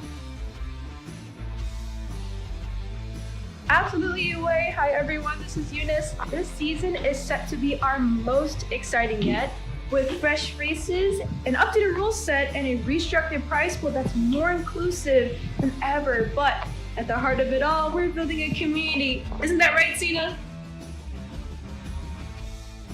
That's right, Eunice. We are making an amazing community. Hello everyone, it's Cena Lily here. For this season, let's make it a memorable one on and off the stage as we build a sense of camaraderie and sportsmanship. For the NACT 2023 fall season, let's embrace this journey together and make it an unforgettable one in esports history. I can't wait to share this adventure with you all. See you guys all soon.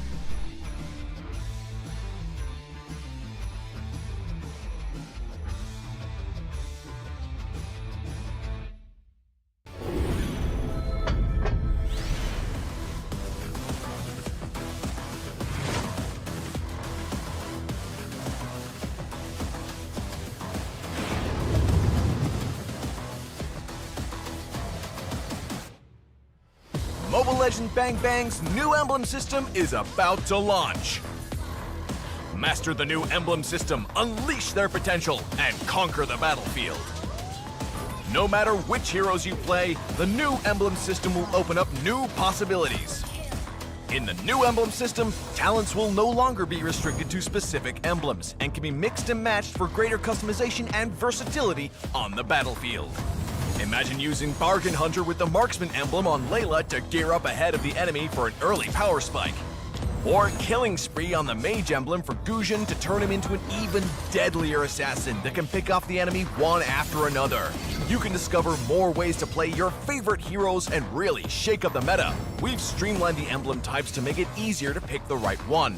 We've also optimized talents to focus on providing more options for your heroes.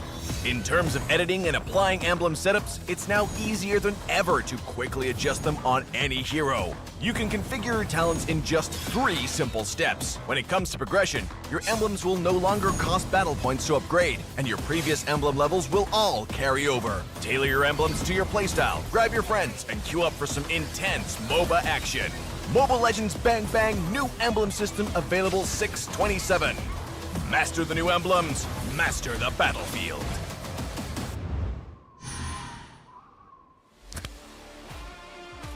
The upcoming tournament for NACT Fall. This is Mara Aquino wishing you guys luck, and I hope you guys do so well and you go to Philippines for the upcoming M5 World Championship. And you never know, it might be you that announces the winner. Hi, I'm Gideon Q. I'm from Malaysia. I'm a talent as well as a caster for a majority of the MLBB tournaments that you may see internationally. Good luck to all the teams who are coming in for NACT fall season. I can't wait to see potentially new talents coming out from North America. Obviously, we love the old, but some new ones would be great to see how the community is going to continue to grow, and especially when we're looking at the top 1%. Good luck to all of you guys, and especially those who are prepared to deal with a giant crowd when you start flying over for the international. Good luck, everybody. Wait. Hi everyone, I'm Nighthorde. How are you guys doing? I just want to say a few good words here. I've been very excited to see you guys grow. It's so great to see how things have developed over the seasons, over the years. I hope it gets bigger. I hope you guys have more to say on the international scene. And I heard you guys are coming to ISF, so that's super great. Can't wait to see you guys there. Can't wait to see you guys rock the, LOBB scene. Hey guys, my name's Phil, and here's the thing, we watch NACT Grand Finals, and if that shows anything about how NACT is as a region, you know what? I can't wait for it. I hope NACT falls. All of you guys will do good, because at M5, we gotta see a surprise, man. I can't wait to see NAs in M5. What's up guys, I'm Mirko, Indonesian caster. Right now, casting for MSC. I'm eating. They told me to do this. It's all good. NACT is gonna be insane, all right? You know who I'm rooting for. I'm wearing their colors. BTK all the way, all right? So yeah, BTK. Support M5 BTK.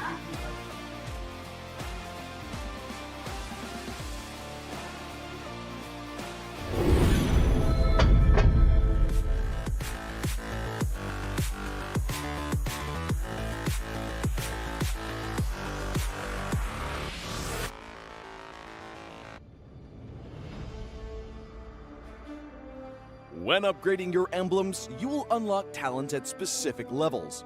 Different emblems will unlock different talents. You can choose an emblem by role and use the talents it unlocks directly as your default setup, or you can freely mix and match different emblems and talents to create a custom emblem setup. We're going to show you how to create your emblem setup for your heroes. Emblems. First, let's take a look at the revamped emblem system. There are now 7 emblems in the game, 1 basic common emblem and 6 role emblems. Different emblems can provide different attribute bonuses. It is recommended to use the emblem that matches a hero's role. Standard talents, Tier 1. After selecting an emblem, you can then choose from 8 standard talents at Tier 1. These talents provide mostly straightforward bonuses to heroes. Of the 8 talents, Thrill and Swift are good on almost any hero, while other talents are more catered to certain roles. Standard talents, Tier 2. At Tier 2, you will also have 8 standard talents to choose from. The Tier 2 talents trigger or work under different circumstances. We still recommend choosing one that matches the role of your hero. But if you're an advanced player, you are free to choose any of the talents to fit your playstyle. For example, if you're playing the core hero on your team and want to focus on gearing up fast, you can choose the Bargain Hunter talent regardless of how your hero deals damage. And heroes who rely on their skills for sustained damage, whether it be a mage or fighter, can use the Festival of Blood talent for more spell vamp. Core talents, Tier 3. Finally, let's talk about the most important talents, the core talents. There are 8 core talents available in the game, and each provides a unique and powerful effect. We recommend choosing the core talent to match your hero's role and only use core talents from other emblems for advanced or unconventional tactics. The revamped Weakness Finder talent is no longer reserved for ranged heroes. This talent is now a viable option for any hero that relies on basic attacks and wants better laning and the ability to slow enemies. The Lethal Ignition talent now deals adaptive damage, making it a prime choice for any hero that has heavy-hitting combos. While the revamped emblem system still uses the existing talents, we have removed the restrictions between emblems and talents, opening up new possibilities for many heroes. We look forward to seeing players discover new ways to play their favorite heroes on their way to becoming a legend. Arclight Outlaw, Ixia. Passive, Siphon Starlium. Ixia's basic attacks and skills apply a Starlium charge to targets on hit. When using a basic attack on an enemy with 2 Starlium charges, all charges will be consumed to increase the attack's physical damage, while healing Ixia for the same amount of HP.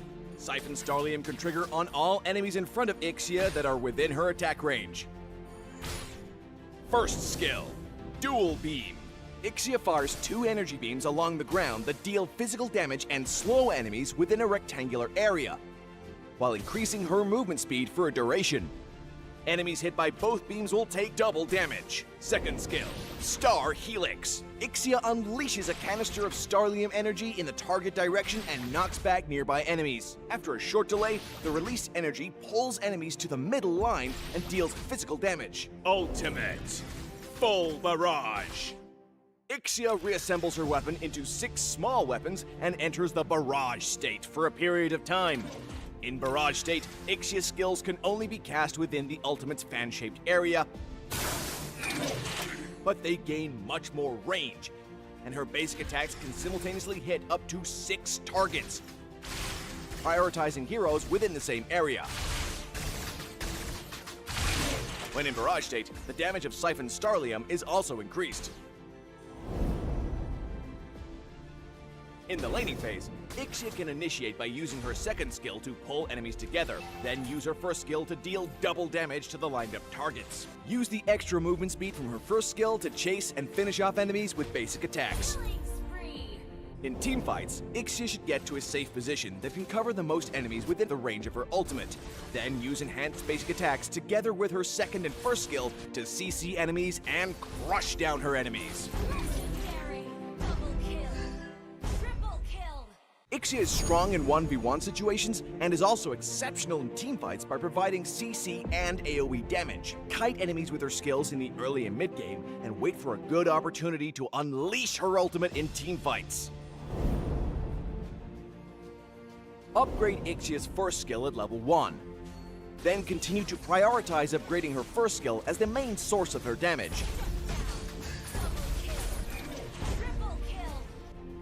Ixia's first skill deals double damage to enemies in the center, so use her second skill to pull enemies together before unleashing her first skill to maximize the damage. Ixia's second skill can knock back nearby enemies, so use it when the enemies try to dive in to keep them at bay.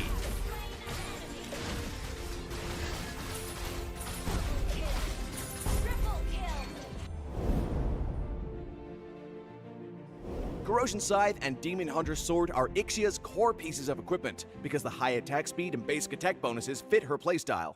Get Windtalker to further enhance Ixia's sustained damage, and Malefic Roar in the late game to increase her damage against tanks. We recommend the Flicker Battle spell for Ixia to make up for her lack of mobility.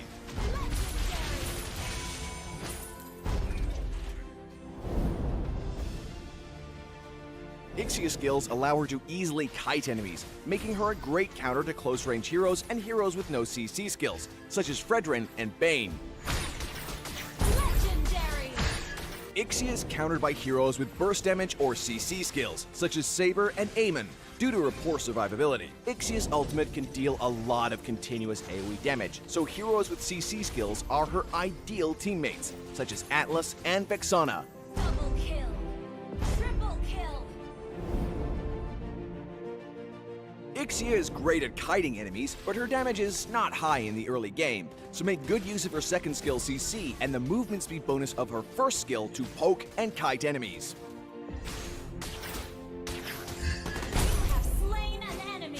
In the late game, and fully geared, Ixia should find a safe position that can cover most enemy heroes in her ultimate and melt them with her endless barrage of attacks. Don't forget that her high HP lifesteal from her passive can keep her alive long enough to finish off her enemies. Project Next was born from your passion, fueled by your hopes and expectations. At times, we stumbled, but you were there to support us. And when we succeeded, you were there to cheer us on. Now it's time to start the next chapter together.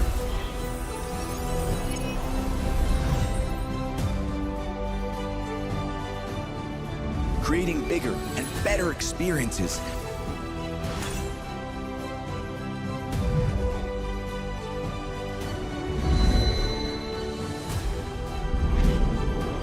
Telling new stories and legends.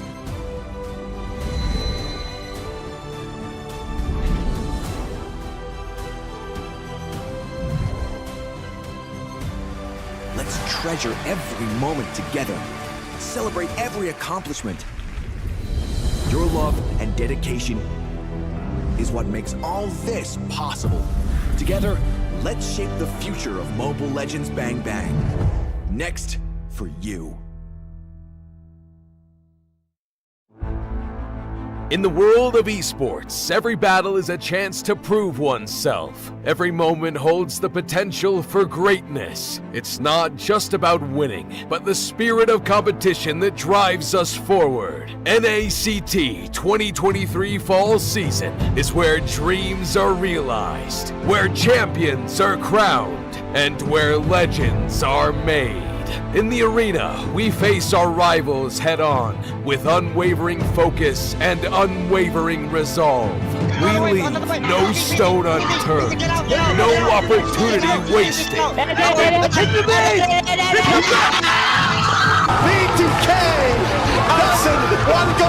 Together, we create moments that will be etched in history.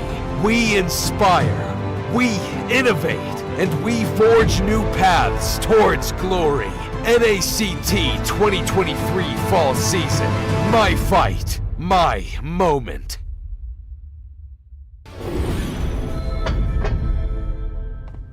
Look who finally showed up. Unload your weapon and return the goods. And if you ask nicely, I just might let it go.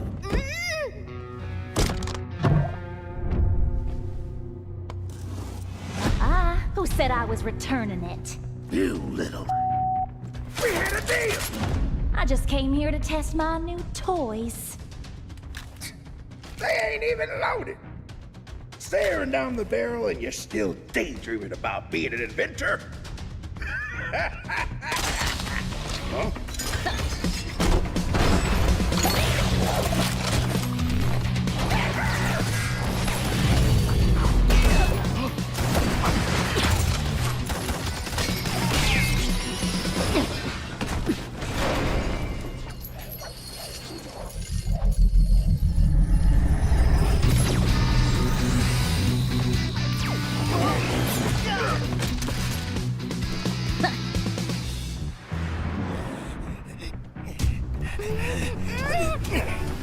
Stop, or she gets it! Then you'll have to answer to Eruditio.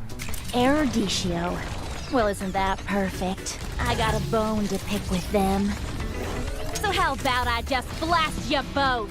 You're crazy! Leave me out of your squabbles!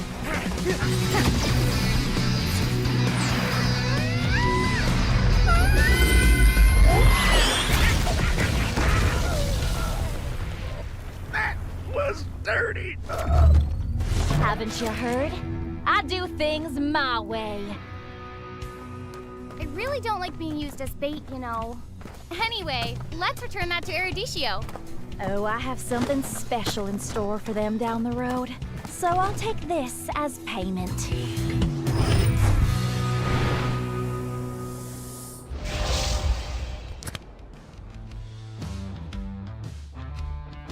Hey everyone, this is Liz. Are you ready to witness some exciting changes this season? We got some fresh faces joining us in the caster teams, bringing in new insights and perspectives. Now, speaking of exciting changes, Trex, I heard you got some thrilling news to share with us about the prize pools. I couldn't have put it any better myself, Liz. What's up, guys? You already know who it is. Trex here with the beard this fall season. Now, we've reconstructed our prize pool to reward more teams than ever. And that's not the only update. Private Dancer. Ladies and gentlemen, welcome back to the Nighthorde Mobile Saiyans tournament. A chance for 32 teams to compete for a $1,000 cash prize and 100,000 diamonds. BTK is currently in a tournament right now, so Pixie and BTK will have to compete off of stream. Apologies for that, guys, but we got to be able to work around all of these amazing events for North America. But that's just the thing. All of these events in North America is something to be proud about, and I'm glad that there's more competition. So for everybody who's been here since the beginning, we used to not have tournaments at all. So definitely excited to be able to see a lot of opportunity, cash prizes, and teams showing up in the Land of Dawn. But moving forward, guys, we are going to be looking at the Simpsons going up against Team Azrael in a best of one. Whoever loses here will be able to go home, and the other one will move forward to the top 16. I have an amazing caster to paint this perfect picture alongside myself, all the way from India. That's right, Kronos is in the building. Let's stop by and see how he's doing. Woo! What's up, my man? Hey, all good in the hood, my friend. All we got to know about is these wonderful tournaments happening all around the entire continent. So you want to give space to each and every team that is competing and let them have the opportunity to compete in both tournaments, especially knowing that the BTK is actually taking part in the finals of the NABA tournament and against the Ohio brothers. So shout out to them. Hope they have a good one. However, here, bringing us back to the Nighthorde X Mobile Saiyans tournament, we have a Team Azrael going against the Simpsons. And now you know Simpsons have a lot of fans there. So let's see those gorillas in the chat, guys, and make sure we have this wonderful game going on. And I see the Beatrix being banned out probably a second time today as a first ban, maybe just targeting down the Broken here. Melon, and making sure he doesn't get a comfort pick. Yeah, a beautiful thing, right? You mentioned those gorillas in the chat. BTK was one of the teams that got to fight up against the Simpsons in the NACT fall season of last year. So these were grand finalists, right? So we got to see, have they scaled through the times, and are they still up to date with the meta? Tarzan, Uzi, Melon, Broken, and Cold World. Some familiar names that everybody should know across the Land of Dawn. They've been competing and been very active on the competitive scene. Tarzan, one of the best junglers so far. Uzi been dominating in that XP lane. But now swinging on the side for Team Azrael, I've been keeping my eyes on them, right? They have been pretty consistent and solid within this tournament for the Nighthorde Mobile Saiyans. And I think they're going to give them a challenge, right? It's not going to be anybody's game. It's going to be more of a battle of execution. Who can get to those objectives first? You're going to have to work for this win, even for a team of the caliber for the Simpsons, who were grand finalists. I agree. Yes, they were grand finalists, but in last year, it's been a whole year. There have been a lot of changes in the meta, especially more recently coming with the emblem setups. So at this point, if anyone can catch them off guard, it's right here, right now with Team Azrael. So like you said, Team Azrael been performing really consistent in the tournament so far. This should give them the opportunity to go against a powerhouse on the side of Simpsons to put their mark on the map. Put them on this map of the North American Mobile Legends community, showing that they are here to play. They are one of the top teams. Maybe they can make a name for themselves in the NACT as well. So this is the opportunity they have to shine. Will they make the most of it while they're under the spotlight? At this point, we can see them banning out the Franco. Both the suppressions being taken off the table. That is something we can really get behind, since we do not. This brings up, this opens up the possibilities to actually have a lot of assassins going around. Yeah, you're right. A lot of assassins may be able to swing by, right?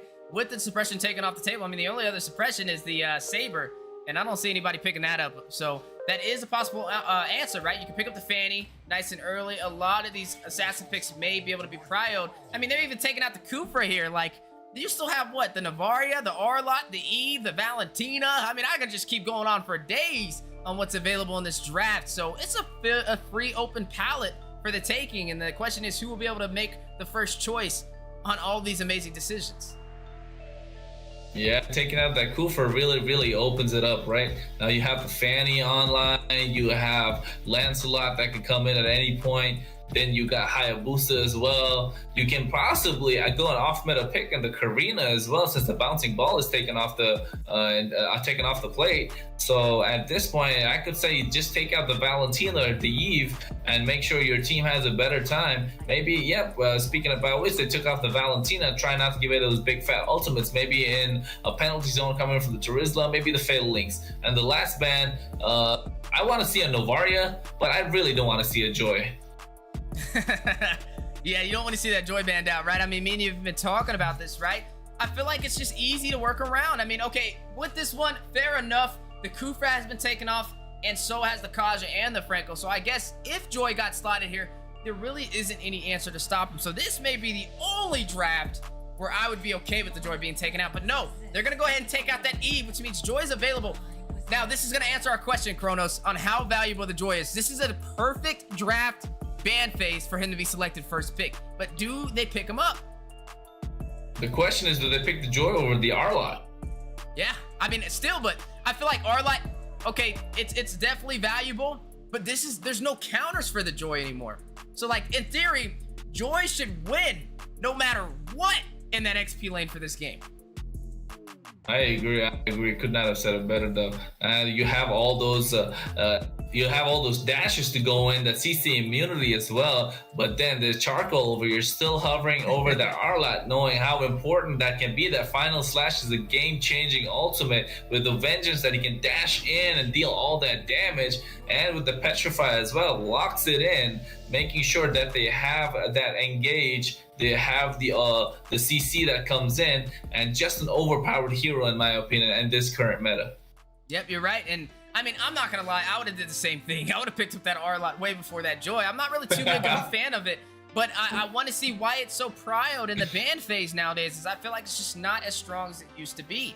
Now, looking at the Simpsons, what do they pick up here? You know you're going up against an Arlot. You know the Eve's off the table. The Valentina's gone as well. There's just so much meta that was kind of taken away. So looks like they are going to go in for two fighters. They're going to go ahead and show their cards a little early, right? Uzi is going to pick up this Uranus, go 1-1 against Charcoal on this Arlot. And then Tarzan is going to go ahead and showcase his jungler skills with the Alpha. I love that Uranus pick right there, boy. That Uranus pick is big, fat, beefy, chunky, call it whatever you want. This Charcoal Arlot does not have the damage taken down, especially after rocking that Purify. And not to mention, it's Uzi who's running it. It's not any of your unknown or out of the box, out of the blue EXP laners. I could arguably say he's probably the best Uranus in NA, unless and until Fried Chicken has something to say about it. But however, we got Potato here going in for Martis just to give a little bit of competition to Tarzan, so we can see that both the junglers have been locked. They opt to go for the fighter route and not the assassin route. So not something we were hoping for, but you know, it's the next best thing, you could say. Not as flashy as we'd like it to be, but flashy enough. So we got Carry being picked up here as well. And for this final pick, what do you think is going to be there, Reezy? I mean, I feel like they can go in for a mage here, right? Maybe slot in that Farza. Could be definitely a valuable option, or anything for the mid lane position. I mean, you could even pick up Kadita here, right? Kadita definitely walk, but no, they're going to go in for the Brody. Now, this is interesting, right? I mean, I guess, yeah, you can take your marksman, because they are going to start trying to limit who can give Carry some trouble. So the Brody definitely can be a viable option, and he has survivability, especially against this dive composition, right? You have this Mortar Corals from the Martis, who could definitely get in there and chain you up with that CC for easy pickoff, but Brody with that Corrosive Strike for that stun and the Flicker comboed with it gives him the survivability he needs to maintain himself in that gold lane. But now moving on to the bans, they could have picked up the Navaria there. And I think personally, I would have picked up the Navaria instead of the Brody right there, but I still think the Brody is a valid option. Look at the draft so far, they're mirroring each other, right? You got the EXP laner being picked out, you got the jungler being picked out, you got the marksman being picked out. Now they're just gonna ban out each and every other hero pool at this point. So the last two picks can just not be so off, it could be off meta picks that could be certain pocket picks that come in from both the teams. And we see the Kadita being taken out, the Atlas going out as well. This shows that Team Simpsons really wants to go in for those team fight, and I could see them picking them a high ground mage, to be honest, or maybe even an assassin pick off mage in the terms of Kagura. That's something we've not seen that often, and the Minotaur being taken out as well. That's right, the Minotaur being taken out, and that is going to finalize the ban phase for both teams. That Kadita that I would have picked over there as well. Like, I feel like those are all strong options. Instead of just showcasing that marksman, I feel like they kind of jumped the gun on that one a little bit, but it's still a valuable option, right? It does have a piece that fits inside of this puzzle if played correctly. Now looking at the mates from the side of the Simpsons, Cold World is going to be hovering over this Lunox. Does have the burst potential, can soak in a charcoal, and also potato on this Martis, and it looks like that is going to be the problem for them, right? They're trying to go ahead and find a aggressive composition with burst damage. You have the Brody, you have the Lunox, both of them who can pretty much shred through anybody that they kind of target. So I see a lot of damage potential from the side of OSP, but I would like to see either something to top that off with a group set potential, right? I mean, the Atlas has gone in the Minotaur as well, so maybe something like the Lolita could be a possible answer. Yeah, I like this Yuzong pickup right here too, right? Just to be able to dive into the back line, just to give Melon a hard time on this Brody. At the same time, Cold World as well on this Lunox, force out the Brilliance quite early, especially with the Furious Dive and Petrify combo. And not to mention, they have the double Petrify, rocking in the triple fighter. And this is a little questionable to me. They're probably going to go Arlot in the roam position, maybe. That's something we've seen picked up a little often. However, but this is another Florin being picked up. Florin being shown up left, right, and center here. I believe it was picked up in the Nava tournament as well, in the previous game as well for us. And here, Florin slightly making its appearance into the meta, maybe? I don't know. I mean, we saw it once. Hey, we're going to see it again. The first time it didn't profit that much, so I wonder if it'll profit this time around. With both drafts being finalized, we're looking at the Simpsons going up against Team Azrael in this best of one. The battle for the top 8 is on the way, and only one team will be able to move forward. Will it be this Florian that we've been seeing make a special appearance today? Second time being picked, but a 0% win rate. So if they can pull this one off, it will bump that up to 50%. But looking at Team Azrael, I mean, they're kind of stacked, right? They have a lot of life sustainability. They have the Yuzong alongside the Faramis. They have the CC from the Arlot and the CC from the Martis to also proc that. Not to mention Yuzong with the Furious Dive for some additional damage and lifesteal. So I'm liking what I'm seeing from both sides of the table. It's definitely going to boil down to execution. How do you feel about the draft so far? At the draft, both the teams have an even draft, I could say. However, we are going into the Land of Dawn, ladies and gentlemen, for the Nighthorde X Mobile Saiyans tournament. That is going to be your battle for the top 8 between Team Azrael on the blue side against the Simpsons on the red. Make sure you give your votes for each and every team. However, speaking for the draft, I should say I'm not a big fan of this Arlot in the roam position. Just maybe picking it up, I think the Arlot was just a denial pick at this point, just to make sure that Uzi does not get his hands on it, because he could be quite deadly with it as well. And at this point, we can see Broken running the Florin. That is something we could talk about as well. Yeah, right. The Florian can definitely be a problem. I'm just kidding. I never thought I'd ever say those words. The Florian, I have to see the Florian do something different than what we saw in the last game to really see if it's worth kind of slotting in these matches, right? Yes, you can provide the heals and some of the sustainability, but is it worth picking up over some other traditional support heroes? Time will tell. I mean, as we are looking at the matchups, though, we're looking at Melon with the Brody up against Shadow with this carry, right? The Brody, who can kind of play from afar, hit you with those strikes and burst you down with the torn apart memory. Shadow, who is in a little bit of an awkward position, has to play up close to be able to proc those speedy light wheels. So I'm expecting Enzo to rotate down there more often to keep him protected, whereas Melon can kind of sustain himself without needing his roam to really rotate as often. Yeah, I agree. That is some well said stuff over there, Weezy. But at this point, we can see a slight skirmish going on. No, it does not. They're just trying to get the levels of Uzi here, sniffing them out, providing the team a lot of vision, trying to cut the wave. However, Charcoal not letting him do so. And this goes ahead and disengages. Here Tarzan and Charcoal here are going to get a small skirmish. The Mortal Coil and the Alpha Charge just being used to disengage. At this point, we can see Tarzan going in for the turtle. Uzi, will he be caught? No, the Furious Dive? No, he does not. Note that Potato does have the Black Dragon form. However, the turtle is reset. Uzi here trying to poke them out, provide a lot of vision for the team, gets Colbert to the level 4 power spike that he needs. That should be on this for this turtle. Yeah, already turtle spawning, and neither side gonna go ahead and pull that aggro.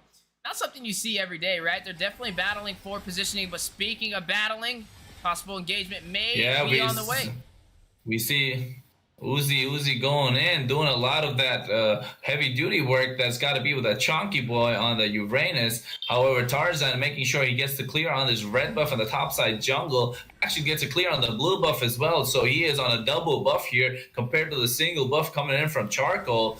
That's something we could really highlight on. And the Black Dragon comes in. The turtle gets reset, however. The final slash being used. And they go in with a massive damage. And that is quite a lot of sustain coming in with the Cold Ultra. And the first blood goes in towards the Alpha on Tarzan. Gets a double kill. A 2-for-0 trade. We could possibly see, yes, he gets the turtle as well. And that could be a triple kill going in towards Tarzan. That is a 3-for-0 trade along with the turtle. Simpson here dominating this early game.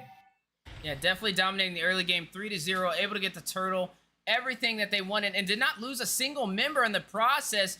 That's just fine execution. But all 3 kills went to Tarzan nonetheless, which means he is definitely built to deal some damage. It's already Potato on the 1v1. Look at that. Almost taking him out.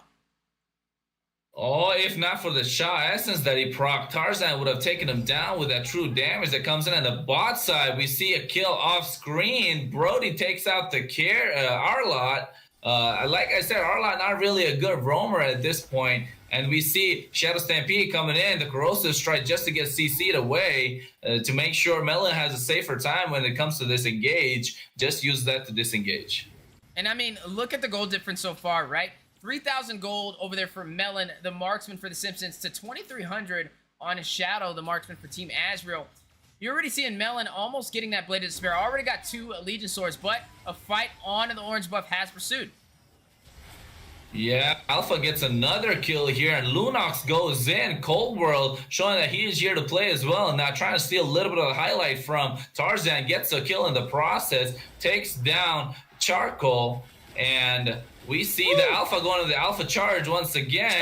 Arlott does as much as he can. However, Alpha is unstoppable at this point. He is looking to snowball his way to victory. And bot side, we see Brody Melon going in with a lot of damage as well. And we see the dark side used by Cold World just to get a lot of damage done. At the same point, we see the Shadow Stampede being used. The Brilliance, however, to negate that CC. Yeah, right now, an 8-0 lead. It was once 3-0. 5 more kills stacked up for the Simpsons, and already claiming the turret on the top side. Oh no, the mid lane and possibly the bottom, as you are going to see Melon take that turret. Star is going to fall in the process, and Tarzan's going to pick up that kill. I mean, just look at the scoreboard right now. 9-0, everything for the taking, and the Simpsons grabbing the biggest plate they can. Team Azrael in a huge deficit. A huge deficit indeed, a 9-0. Both the turtles being taken away from them. At this point, they can only hope for something to come out because they're trying to engage. However, the Brilliance being used just to make sure they do not have any advantage, not give them any space, any breathing room. And at this point, they're just forcing their way in inside of Team Simpsons. The final slash being used on the Cold World. Yes, Cold World's caught and then use the torn apart memory to no avail. However, yes, Sleepy Shadow gets a kill on Cold World. At the same point, we see the Brody gets a kill on the Martis as well, and it goes in for a double kill. Uzi just making sure he can take all the turret aggro for the team. And at this point, the kill score is 11-1. The goal lead has just been extending. And right now, Broken is putting in that work on this Florian. This is how she needs to be played, right? I mean, looking at the itemization, is going to go in for that talisman with the magic shoes, is going in for that CDR to be able to keep the team alive as fast as possible in these skirmishes. But Uzi may have dove in a little far, is going to be able to dodge those mortar coils, but it looks like they are still going in for a siege. Yeah, Uzi goes in and try to baits out all the skills as much as he can before Tarzan can dump into the Alpha Charge, takes down the tier 2 turret on the mid side, actually on all 3 lanes. So at this point, there's just easy breezy for them, and free farm and taking away the jungle, starving them out of their farm. At this point, all Team Azrael can do is take the lanes, and Martis not really being a jungler, you could call him a laner at this point. Definitely can call him a laner. As we're looking at some of the itemization so far, right? You are going to see that Dreadnought armor picked up by the carry, trying to negate some of that physical damage from the Alpha, the Brody, which is okay, I guess, but he only has a Corrosive Strike built right now. The Blade of Despair has been picked up, another Legion Sword for the Brody as well to be that damage dealer. You're not really looking at heavy magic defense either, and when we pay attention to the Lunox, she went more for the mana regen, so she's not really bursting them down as much as I would like to see, especially to punish on them not having that magic defense. So maybe picking up something like that Lightning Truncheon, maybe something that she can kind of slot in right now, considering there's no Athenas built in, to be able to be more of a threat to Team Azrael right now, because right now she's just kind of soaking up all that damage with her high HP pool from that Clock of Destiny. But looking at Team Azrael, man, it is 1-11, and they are stripped down to their inhibitors in 8 minutes in. That's right, this is only 8 minutes in. They got to find a way to turn this around. Get Sleepy online. Find the setup that you're looking for. It is going to be very hard, though, considering they have the Arlott, the Martis, and the Yuzong. 3 fighters that have to look for that group set for the team to kind of punish on. Whereas this is where you kind of fall short by not slotting in a traditional group CC roam to make up for that. So I feel like it's going to have to be perfect execution between those 3 fighters to be able to pull this off. But if they're patient and they wait for the right opportunity, they can definitely find it. Said they do have 3 fighters on their side, right? However, the lack of engage coming in, the lack of set potential that comes in from the side of Team Azrael actually biting them back. And you know, at this point, we can say it's gonna be all disciplined play coming from the side of Team Simpson. You can see Uzi just taking in a lot of damage, but they're not able to do anything to him, as the regen that he gets is much more than the damage that they can do. So at this point, all we can watch for is a lot of engage and burst going in. That's right, burst possibly going in, as it looks like the Simpsons may be trying to go ahead and take some of these inhibitors. They're going for this early finish, as Uzi is going to make his way into the base. Yeah, Uzi goes in, gets caught by the Shadow Stampede, however. Yes, the Sprout and the Alpha Charge going in. The Flicker just to disengage. Cold Order being used, Black Dragon form as well at the same time. Oh, and that is a lot of damage. The Flooring gets taken out. The right target, Alpha and Godlike, however. The Lord chunking at the Crystal. They are going in for the Crystal straight away. Simpsons here to play, trying to take this game a clean sweep. And just a quick game for them. Just a walk in the park, I could say at this point. All the gorillas in the chat are going to be happy. That's right. Going to be happy indeed, as the Simpsons will take down Team Azrael in that best of 1. We'll move on to the top 8. You're looking at a flawless game. Only took 2 deaths. 14 kills to 2. A 9-minute finish. Tarzan leading the way with the best KDA. 8-0-2. Almost able to beat the record from the 8-minute game we saw earlier, which I believe was BTK who was able to pull that one off. So definitely a sight to see. I can't wait to see where they go from here, right? The Simpsons, the grand finalists from last year in the NACT fall season, back at it again, hungry for another challenge. And now, as we are looking at some of the statistics, I mean, just look at the damage, right? 33% over there from Tarzan, just being a menace. And I think it really just boiled down to the composition from Team Azrael. They should have went in for a little bit more group CC and maybe slotted that in place for one of these fighters. But when they locked in that Arlott alongside the Yuzong, that's where the combination kind of started to fumble. So nonetheless, great job from both sides. And that is going to go ahead and finalize that amazing game. Man, we're getting through the schedule today pretty fast. Some insane games, right? A 9-minute finish. But I'll tell you what, up next we got 2 amazing teams ready to go head-to-head today. It will be Novacord up against Nighthorde for a best of 1. So don't go anywhere. We'll be right back with you guys for the next match. See ya! For your playstyle, grab your friends and queue up for some intense MOBA action. Mobile Legends Bang Bang new emblem system available 6/27. Master the new emblems, master the battlefield.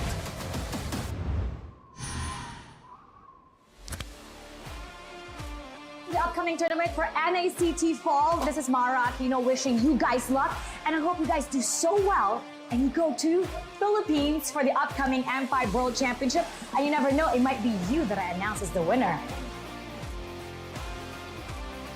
Hi, I'm Gideon Q. I'm from Malaysia. I'm a talent as well as a caster for a majority of the MLBB tournaments that you may see internationally. Good luck to all the teams who are coming in for NACT fall season.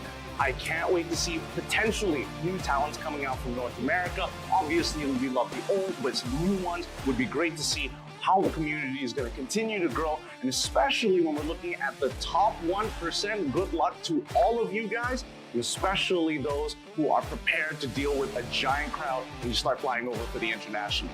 Good luck, everybody. Wait. Hi everyone, I'm Nighthorde. How are you guys doing? I just want to say a few good words here. I've been very excited to see you guys grow. It's so great to see how things have developed over the seasons, over the years. I hope it gets bigger. I hope you guys have more to say on the international scene. And I heard you guys are coming to ISF, so that's super great. Can't wait to see you guys there. Can't wait to see you guys rock the, LOBB scene.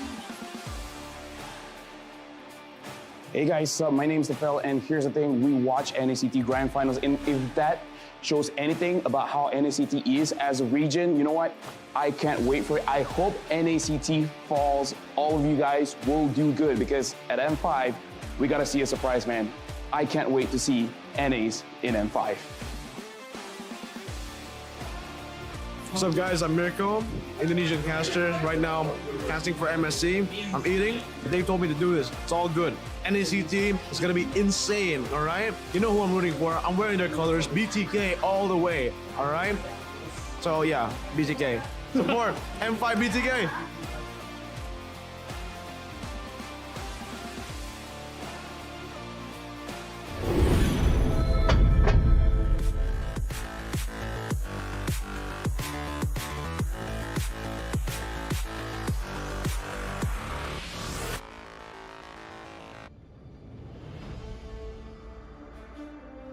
When upgrading your emblems, you will unlock talent at specific levels. Different emblems will unlock different talents.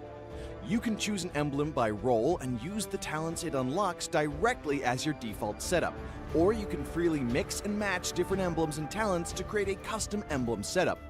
We're going to show you how to create your emblem setup for your heroes. Emblems. First, let's take a look at the revamped emblem system. There are now 7 emblems in the game, 1 basic common emblem and 6 role emblems. Different emblems can provide different attribute bonuses. It is recommended to use the emblem that matches a hero's role. Standard talents, Tier 1. After selecting an emblem, you can then choose from 8 standard talents at Tier 1. These talents provide mostly straightforward bonuses to heroes. Of the 8 talents, Thrill and Swift are good on almost any hero, while other talents are more catered to certain roles. Standard talents, Tier 2. At Tier 2, you will also have 8 standard talents to choose from. The Tier 2 talents trigger or work under different circumstances. We still recommend choosing one that matches the role of your hero. But if you're an advanced player, you are free to choose any of the talents to fit your playstyle. For example, if you're playing the core hero on your team and want to focus on gearing up fast, you can choose the Bargain Hunter talent regardless of how your hero deals damage. And heroes who rely on their skills for sustained damage, whether it be a mage or fighter, can use the Festival of Blood talent for more spell vamp. Core talents, Tier 3. Finally, let's talk about the most important talents, the core talents. There are 8 core talents available in the game, and each provides a unique and powerful effect. We recommend choosing the core talent to match your hero's role and only use core talents from other emblems for advanced or unconventional tactics. The revamped Weakness Finder talent is no longer reserved for ranged heroes. This talent is now a viable option for any hero that relies on basic attacks and wants better laning and the ability to slow enemies. The Lethal Ignition talent now deals adaptive damage, making it a prime choice for any hero that has heavy-hitting combos. While the revamped emblem system still uses the existing talents, we have removed the restrictions between emblems and talents, opening up new possibilities for many heroes. We look forward to seeing players discover new ways to play their favorite heroes on their way to becoming a legend. Arclight Outlaw, Ixia. Passive, Siphon Starlium. Ixia's basic attacks and skills apply a Starlium charge to targets on hit. When using a basic attack on an enemy with 2 Starlium charges, all charges will be consumed to increase the attack's physical damage, while healing Ixia for the same amount of HP. Siphon Starlium can trigger on all enemies in front of Ixia that are within her attack range. First skill, Dual Beam.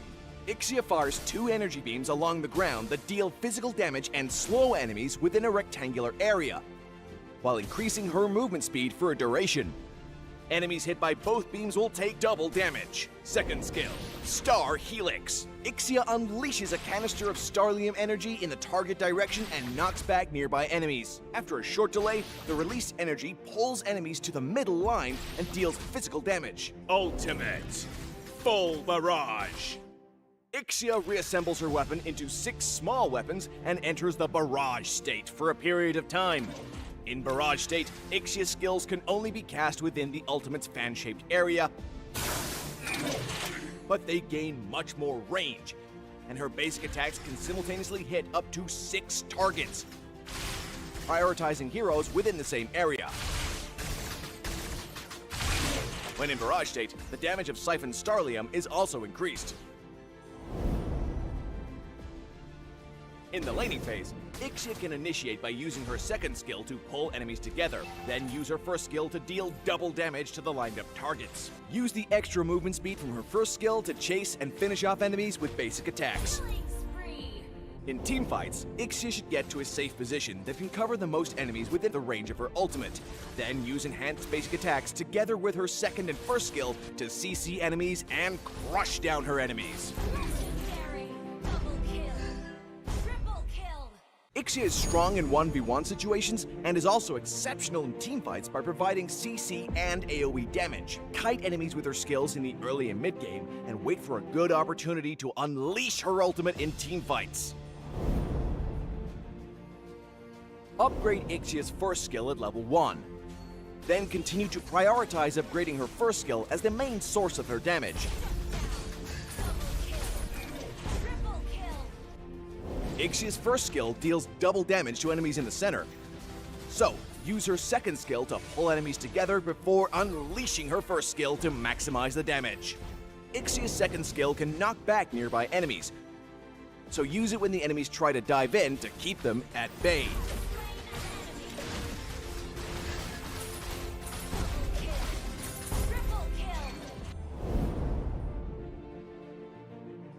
Corrosion Scythe and Demon Hunter's Sword are Ixia's core pieces of equipment because the high attack speed and basic attack bonuses fit her playstyle.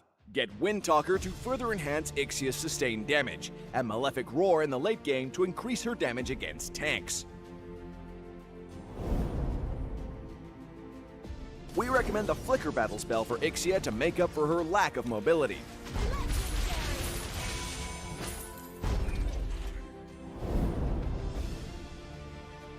Ixia's skills allow her to easily kite enemies, making her a great counter to close-range heroes and heroes with no CC skills, such as Fredrin and Bane. Legendary! Ixia is countered by heroes with burst damage or CC skills, such as Saber and Aemon, due to her poor survivability. Ixia's ultimate can deal a lot of continuous AoE damage, so heroes with CC skills are her ideal teammates, such as Atlas and Vexana. Double kill! Triple kill! Ixia is great at kiting enemies, but her damage is not high in the early game, so make good use of her second skill CC and the movement speed bonus of her first skill to poke and kite enemies.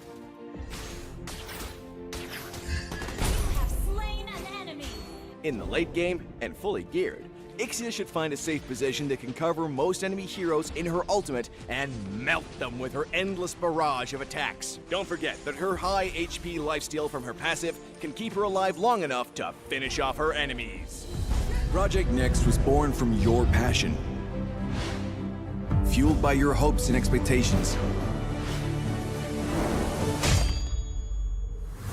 At times, we stumbled, but you were there to support us. And when we succeeded, you were there to cheer us on. Now it's time to start the next chapter together.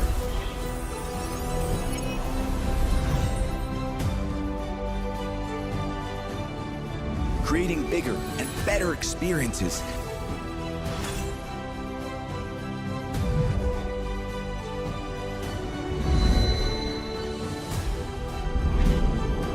And telling new stories and legends.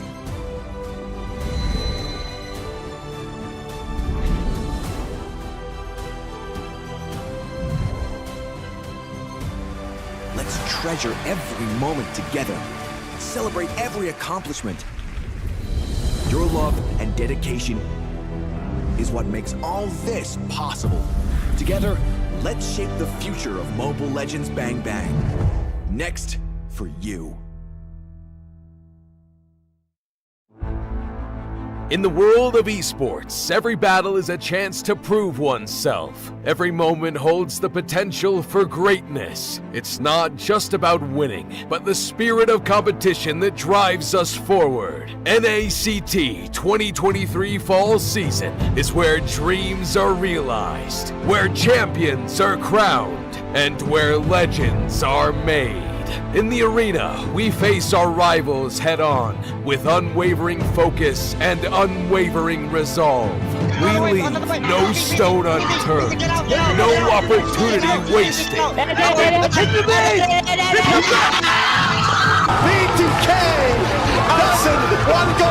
Together, we create moments that will be etched in history. We inspire, we innovate, and we forge new paths towards glory. NACT 2023 Fall Season. My fight, my moment.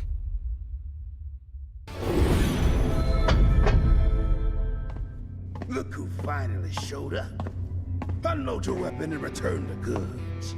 And if you ask nicely, I just might let it go.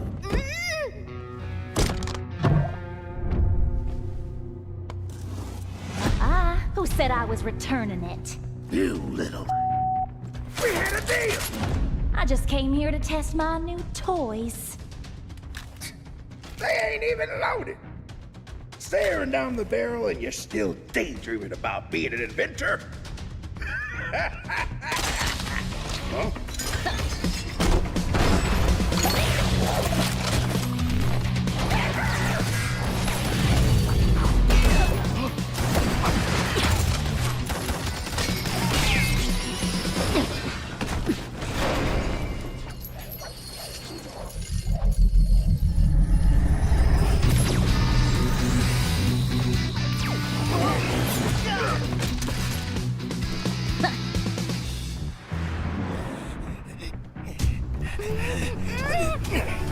Stop, or she gets it! Then you'll have to answer to Eruditio. Eruditio? Well, isn't that perfect? I got a bone to pick with them. So how about I just blast you both? You're crazy! Leave me out of your squabbles!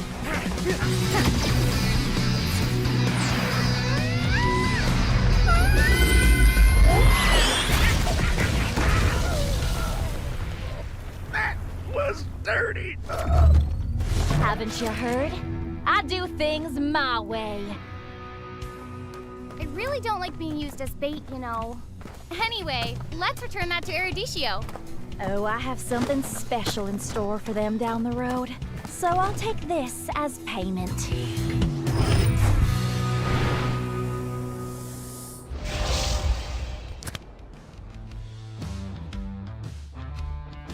Hey everyone, this is Liz. Are you ready to witness some exciting changes this season? We got some fresh faces joining us in the caster teams, bringing in new insights and perspectives. Now, speaking of exciting changes, Trex, I heard you got some thrilling news to share with us about the prize pools. I couldn't have put it any better myself, Liz. What's up, guys? You already know who it is. Trex here with the beard this fall season. Now, we've reconstructed our prize pool to reward more teams than ever, and that's not the only update. Private Dancer, isn't there a few things you want to tell them about the tournament rules? You bet, Trex. Hello, ladies and gentlemen. It is I, the Potato King here, Private Dancer, bringing back that unique voice and unique sense of energy to each and every match. But this season, we are raising the stakes. We've revamped the tournament rules, aiming to make sure that each and every experience for you guys is more intensive, more captivating, more awe-inspiring for you, the viewers. But that's not it. Steph Weezy here can tell you about what we can expect from the caster team this season.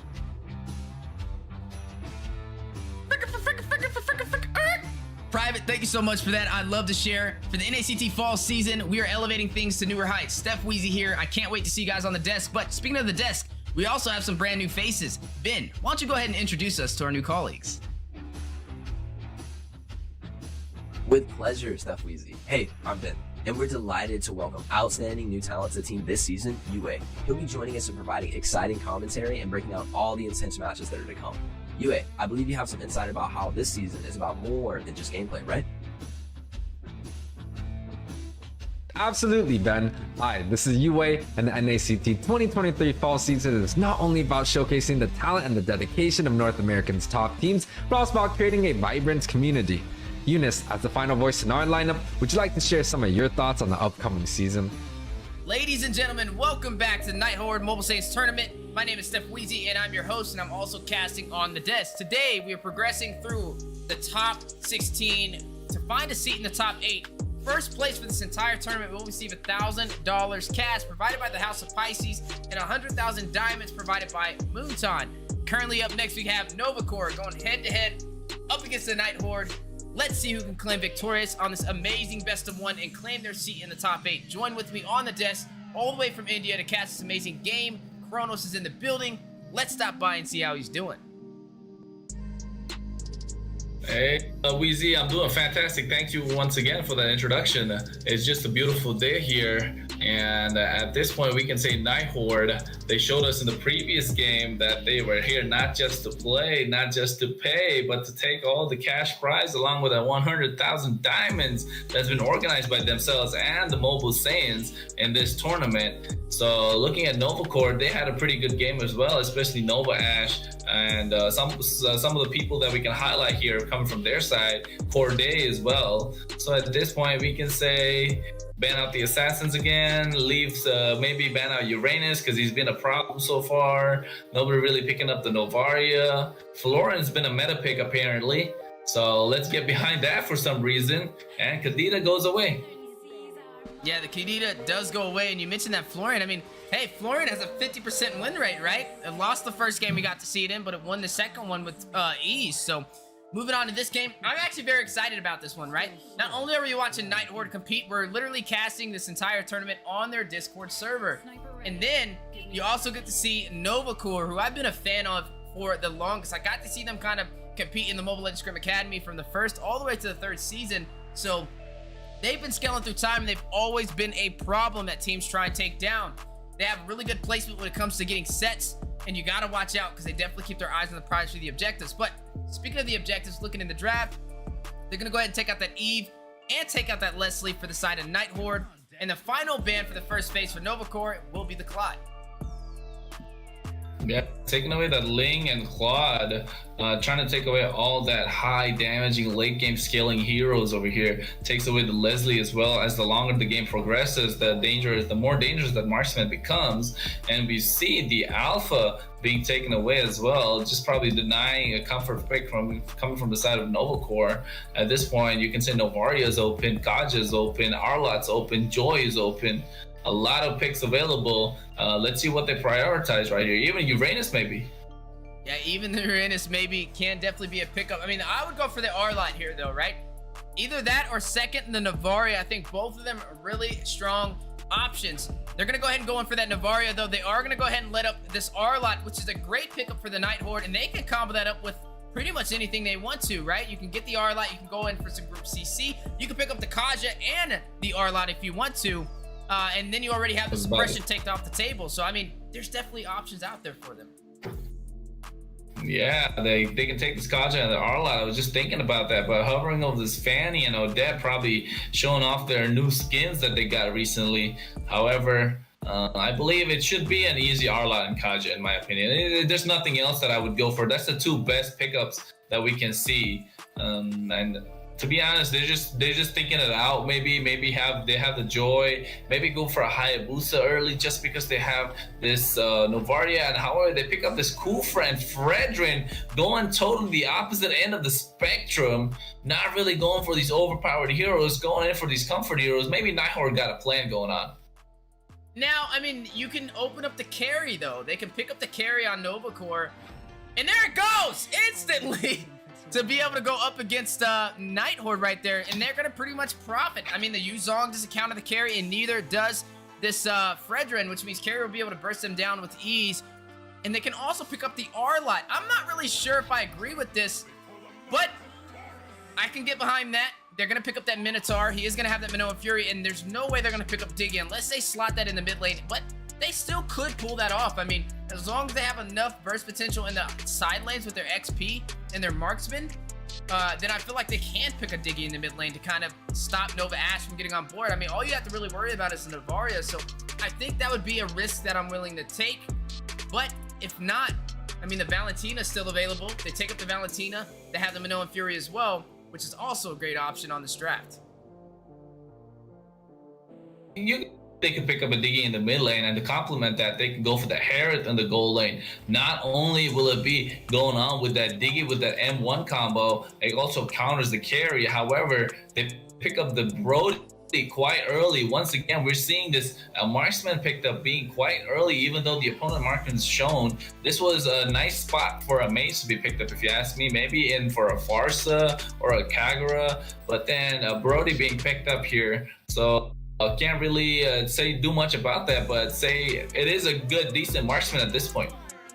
Yeah, and I feel like right now they're not picking the draft to counter the enemy team. They're just trying to go for something that has a strong composition, something that's strong with synergy when it comes to the roles they play. I mean, like you look at the Brody and you're like, why would you pick that up in this situation? Yeah, in theory he can beat the carry in the gold lane, but it looks like they're planning on trying to get them stacked together with some CC from the Tyrant's Rage or from the Energy Eruption, and then that's where Brody will profit from getting those stacks and hit that torn apart memory. Now, is that really worth getting rid of your opportunity to pick up a Diggy in the mid lane, or even that Valentina that could have been slotted here? We will be able to find that here momentarily. I mean, it may just be a comfort pick that their marksman needs for the side of Nighthorde.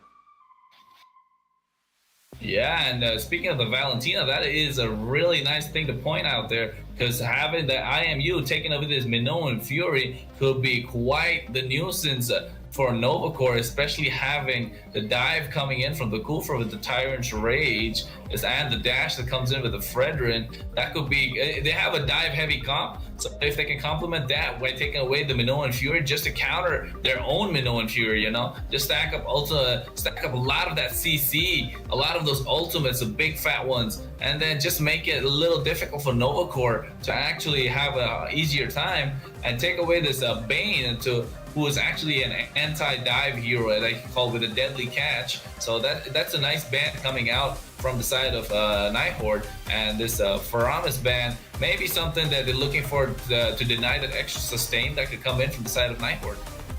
Yeah, I mean, we are looking at the bans being finalized from both sides. There goes that Valentina that we both agreed they could have profited on, and I feel like they could have locked that in early in the draft. I mean, you didn't really necessarily need the Brody here. You could have picked up the Claude. You could have picked up, oh no, the Claude's banned out. They could have still picked up multiple options in that gold lane to give carry a little bit of the problem. You mentioned the Harith even being available, right? Which we've been seeing as an overseas type counter to that carry. Now, not really too many teams that are comfortable doing it, but I think it would work out great here, right? You have the carry, he has the magic damage. The only magic damage they really have over there is from Tostito right now on this Kufra anyway, so it's not like they're overly stacked with magic on their composition. But one thing for certain is they need to figure out who their XP lane is and their mage, and it looks like they are going to go in for this Farza. They're going to go ahead and drop a little bit of artillery inside of the playing field. Yeah, speaking of artillery, they do lock in the Farsa, right? They have that feather airstrike, they have that extended range that comes in with that And along with, if you stack it up with the torn apart memory, that's just damage upon damage, and somebody could get instantly deleted off the map. And here we can see Novacore hovering over the Granger for the jungler, locking in Lapu Lapu to counter that Farsa pick and the Brody pick just to go into the bravest fighter. However, yes, I could get behind this Granger. At the same time, I don't think it's the wisest option since you have Kufra that can be jumped in on. But if there's good communication between the Granger and Nova Ash with Minotaur, that could be really good, something they could synergize over. Yeah, I mean, the best thing about the Granger here is that there's nobody to really dive into him in the backline. I mean, all you really have is Kufra to be able to get back there with that Tyrant's Revenge and hit a Tyrant's Rage, but that may be the difference if they slot in that Yuzong. You did see it for a second. Maybe gonna hover it back around, and I mean, they still got a little bit of a timer, so they're gonna go ahead and try to showcase some heroes, but I mean, they need something to get to the backline, but it has to be an XP laner, and I think Yuzong would be an excellent pickup. But no, they're going to go in for the Esmeralda as well. That's not the worst option. She can still get to the backline. She has the Falling Star Moon, but the best thing about her is that she steals shields, right? And Lapu Lapu provides that, and that is what she's going to be banking on to keep her at an advantage when it comes to the XP lane. But she does have to worry about Corday on this carry. Yeah, I was about to say the same thing. Corday is just gonna melt down this Esmeralda, who's siblings by chance. I thought he was gonna go for Argus and show that he's siblings by chance with Zane over here. However, does not go for the Argus, goes for the Esmeralda instead. And at this point, I can say both the teams' drafts are looking really good. Farsa rocking that Purify along with Esmeralda to make sure they do not get caught in the CC that comes in with Minotaur and the Minoan Fury. Corday as well taking the Purify, respecting the dive potential that comes in from the Kufra and the Friendrin as well. At this point, you can say it's a battle of the EXP laners to see whoever wins out that will be able to rotate faster for the team fights. And speaking of which, ladies and gentlemen, boys and girls and friends of all ages, we go in straight into the Land of Dawn for the Nighthorde X Mobile Saiyans tournament for a battle for the top 8 between Novacore on the blue side versus Nighthorde on the red side. That's right, both of these teams getting ready to fight it out for the road to the top 8. Best of 1. Whoever loses here will be sent home between these amazing teams. This is Nighthorde, who are currently hosting this tournament on their server, collaborating with the Mobile Saiyans, the Mobile Legends Scrim Academy, and the House of Pisces for that amazing $1,000 cash prize. 100,000 diamonds provided by Moonton. What more could you ask for? Even more of an opportunity for North America right before the NACT fall season. But speaking of things heating up inside of the Land of Dawn, you're already seeing some damage dealt onto Uranus, which is Brody, but his name is Uranus, so this is going to be a fun one over there for our boy Kronos on the play-by-play as we engage in this engagement. Yeah, and speaking of that, Uranus, we got 2 players with the name of Uranus. You got Sailor Uranus. Uranus is wrecked. I think they just don't like Uranus as a whole. So let's just go by the hero names. I would say that would be quite confusing, and Minotaur just taking too much damage, going in ahead and recalling at the same time. Tostito doing a job by providing all that CC and that information on the map, opening it up for the team of Nighthorde. Here we see Granger and Kufra charging up, going in for does not dive in with the Tyrant's Rage, knowing that there's no reason for them to go in as the damage is not there yet. Yeah, the damage definitely is not there yet. But as we are getting through this game, I mean, we got to look at the matchups, right? For one, we got the Granger in the jungle. Not something you traditionally see, but it's been working lately, especially with 1-3-1 competitions. But this is not a 1-3-1 competition, as they have 2 marksmen in the playing field, which means they have a lot of range damage. But Granger is going to have to fight from afar. He is just going to try and get those early kills with that Detonata.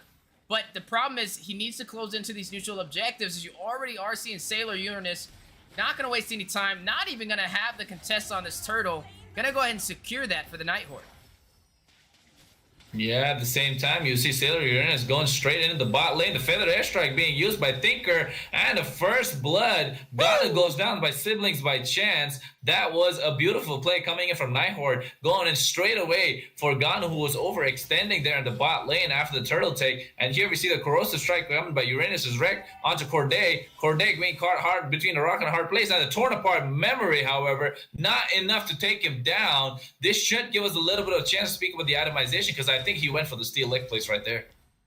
Yeah, I mean, looking at the... Nope, no steel leg plates on the board so far. Oh, no, you do have Brody with the steel leg plates over there. Uranus did pick that up. Now, I mean, looking at what we're kind of expecting, right?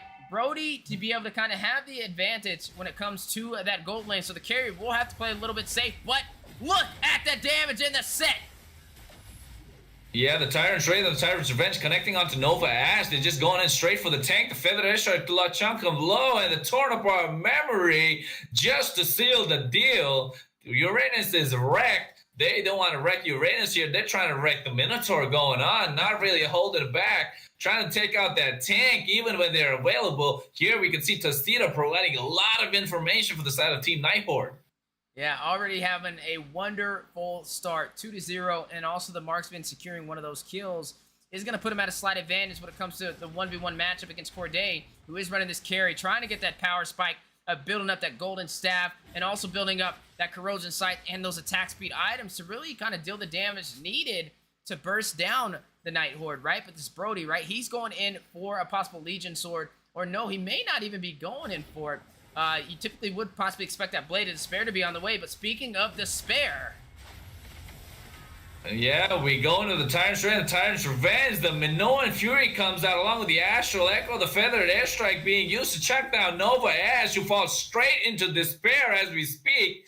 That was a one-for-nothing trade. Once again, Team Nighthorde showing that they are not afraid to engage on towards the tank, the roamer position that comes in from the side of Novacore. As if they take out the roamer, there is no possible engage for the side of Novacore.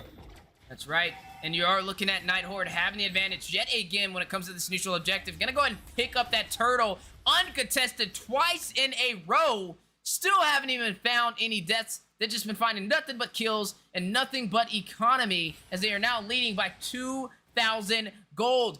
Nighthorde, an amazing start. Novacore needing to find a way to match this momentum, as you are going to go ahead and see the gank near the top side, and the windup possible set may be on the way.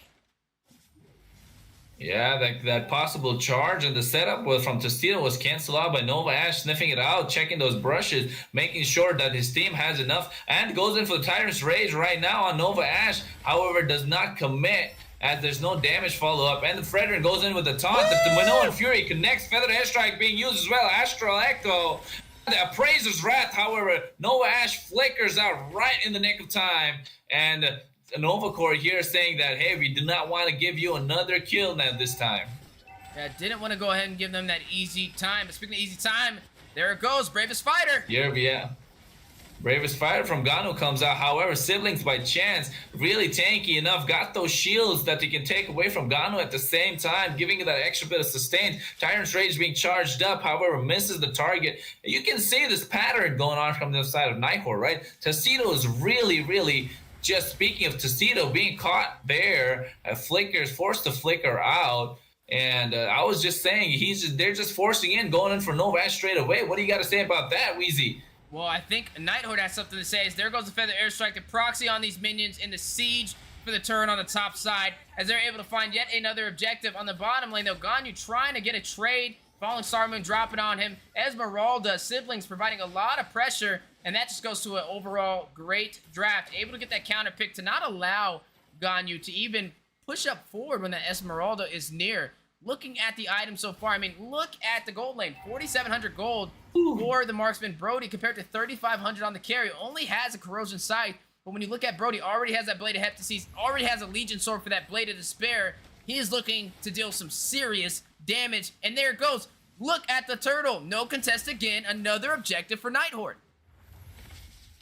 And Novacore really going in all in on Siblings by chance, right? Trying to get him off guard, giving away the turtle. However, the Feather Airstrike goes down on the Nova Ash, who connects onto the Minoan Fury. However, the Falling Starman goes in as well, along with the Bravest Fighter. And Gano forced to flicker out, as that's a 1-for-nothing trade. Once again, going for Nova Ash, taking out their primary engage tool, along with a heal that comes in that's provided by Minotaur. Just taking all that away even before the fight starts. So Novacore really not able to do anything at this point.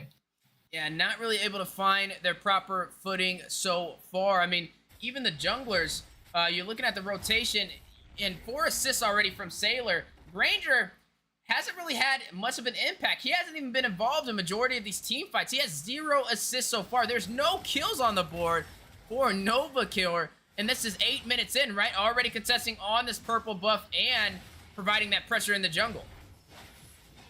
Here, the Bravest Fire goes in for Gano on towards Siblings by chance. However, he is tanky enough, and he goes with the Falling Star Moon, and Sailor Uranus goes in, and Minotaur here, Nova Ash just jumps in, trying to get a little bit of CC and a knock-up onto them. However, here, Tostito trying to charge up the Tyrant's Rage and just backs off, cancels it out, knowing that there is no follow-up available, gets the communication down from the team, and however, still goes in, and I think this might be a misplay coming in from Tostito. He does have the Flicker available. Minotaur goes in for the Minoan Fury, the taunt coming in.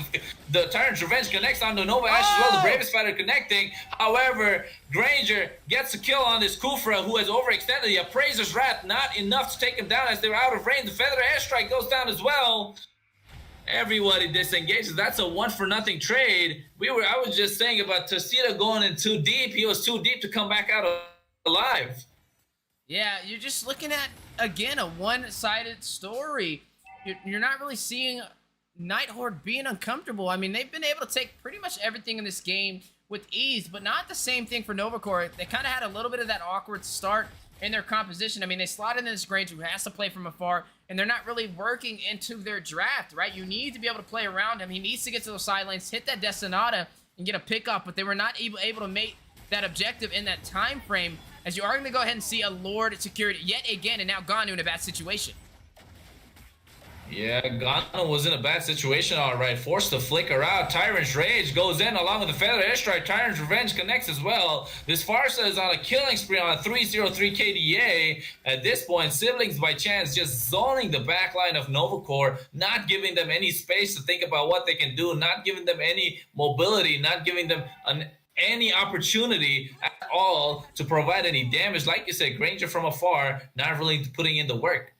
Yeah, I mean, look at the itemization so far. Brody already having the Wind of Nature and the Malefic Roar on top of that Blade of this Heptases. So he's going to be able to negate the physical damage provided by this Granger and this carry. He has more items than both marksmen on the table so far.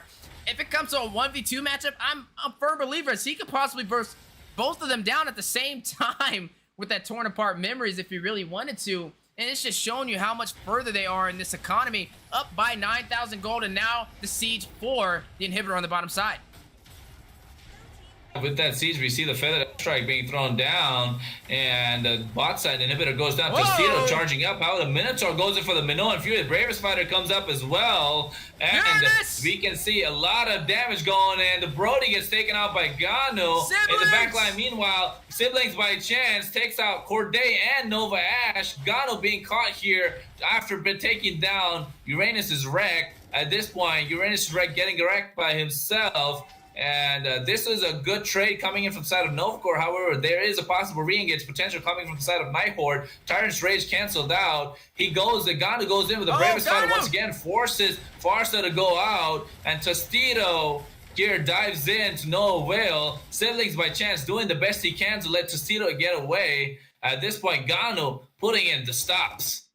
Putting in the stops indeed, and able to pierce open the base for Novacore, taking that bottom inhibitor will put them at even more of a disadvantage. I mean, we are now almost 12 minutes in, right? Most of these teams are getting buckled up to try and close this out. You're looking at Novacore at a little bit of a deficit, slowly starting to get the items that they need to possibly turn this around, as you are going to see that golden staff picked up by this carry to be able to have that more attack speed that she's kind of relying on alongside that corrosive side. But here we go. The engagement on the way. Tostito does wind up with that Tyrant's Revenge. Not going to be able to hit the mark, though. It does get canceled out. I feel like right now, though, if they take the 5v5 engagement, Nighthorde will demolish them. They need to play a little passive. Wait for Nighthorde to make the mistake of pushing in these lanes and try and even up the economy. I mean, they're only down 7,000 gold. They're 12 minutes in. If you can just hold off, that's when your marksmen will come alive, right? You want that carry to get full built alongside the Granger. Tyrant Rage using charged up on the words Nova Ash, Astro Echo going out as well. Minoa and Fury connecting on it too. The Feather Airstrike comes down as well. However, Nova Ash does go down. And Fredrin here, Uranus goes down. The Brody gets a kill on towards Corday. Gano here trying to do as much as he can onto Tostido and Thinker, giving the space for his team. However, it goes down. A mega kill going over to Thinker. And at this point, it's a 3-for-1 trade all towards the side of Nighthorde. And at this point, Nighthorde pulling out all that they have except for this kitchen sink that could have been thrown out just to take them out for a 5-man wipeout. That's right. I mean, you know, you're talking about the kitchen sink. I'm looking at the kitchen table for Nova Corps right now. It's a 2-legged table, and I don't know how much longer it can stand with both of these inhibitors almost about to break. They need to find the resolve and find a way to stop Nighthorde from closing this game out, as this is a best of 1. If you lose, you're done. There is no second chances. This is the most unforgiving way to be able to compete when you do single elimination. All the stakes are there, everything on the line. So we gotta find a way for Granger to get comfortable, right? Find a way for him to shoot from afar and deal the damage needed. He did go in for this endless battle though, for his item alongside that brute force. So he went for defense and then a little bit of offense to top that off. But there goes the Legion Sword. May be able to pick up a Blade of Despair here for some additional damage. But the carry, right? That's what we're gonna be looking on as well. Get some more of those damage items in, be able to kind of pierce that armor and also deal the damage needed to take down Nighthorde, because Brody, he even got the immortality now. He sold his defensive items. He's going for another Legion Sword, and here goes the siege for the base with the Lord on the bottom side. The Feathered Airstrike was almost taking Corday out, and the Tyrant's Rage, Tyrant's Revenge connects on towards Nova Ash, who gets taken down. Uranus' wreck going in for this turret, is going in straight for the crystal. Whoa. However, yes, game, set, match, Nighthorde, not so much in a flashy way, however, being quite dominant in this game against Nova Corps. Here showing that they're not, once again, not just here to participate, not just here to take the participation certificate, want to take that trophy away this time. Yeah, definitely want to take that trophy away. Able to kind of close that out with a one-sided story, and they will be moving forward over to the top 8.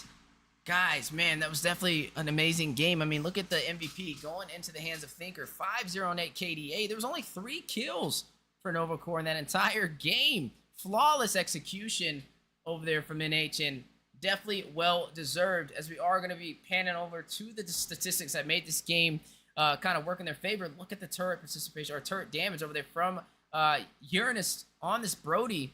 Able to do 82% all across the map, focusing on these objectives, and he was also just leading when it came to the economy. I mean, we had that Malefic Roar, that Wind of Nature. He even had an Immortality at the end with the Blade of Heptases before you could even see 3 items built on for the side of Nova Corps. So definitely, like we said, a one-sided story, and congratulations as they will be moving forward. Man, we're getting close to the end, though. Some fast games today, Kronos. Yeah, they've been quick, all within the 15-minute mark. Yeah, possibly ending by the first Lord itself over there. Nighthorde showing quite the dominance in that game, ready to snowball their way into the win. Snowball being the key word for this entire day so far, and hopefully it continues on being so, just to make sure that, you know, all these good teams have a little bit of breathing room, and then gets them enough information so they can even conceal some of the information for the next few games in the further stages of the tournament. That's right, guys. The next few games will be on the way. The next one will be Game 6, Shadow 9 up against Bloodhounds. So don't go anywhere. We'll be right back with you guys for the next match. Lies on basic attacks and wants better laning and the ability to slow enemies. The Lethal Ignition talent now deals adaptive damage, making it a prime choice for any hero that has heavy-hitting combos. While the revamped emblem system still uses the existing talents, we have removed the restrictions between emblems and talents, opening up new possibilities for many heroes. We look forward to seeing players discover new ways to play their favorite heroes on their way to becoming a legend. Arclight Outlaw, Ixia. Passive, Siphon Starlium. Ixia's basic attacks and skills apply a Starlium charge to targets on hit. When using a basic attack on an enemy with 2 Starlium charges, all charges will be consumed to increase the attack's physical damage, while healing Ixia for the same amount of HP. Siphon Starlium can trigger on all enemies in front of Ixia that are within her attack range. First skill, Dual Beam. Ixia fires 2 energy beams along the ground that deal physical damage and slow enemies within a rectangular area, while increasing her movement speed for a duration. Enemies hit by both beams will take double damage. Second skill, Star Helix. Ixia unleashes a canister of Starlium energy in the target direction and knocks back nearby enemies. After a short delay, the released energy pulls enemies to the middle line and deals physical damage. Ultimate, Full Barrage. Ixia reassembles her weapon into 6 small weapons and enters the Barrage state for a period of time. In Barrage state, Ixia's skills can only be cast within the Ultimate's fan-shaped area, but they gain much more range, and her basic attacks can simultaneously hit up to 6 targets, prioritizing heroes within the same area.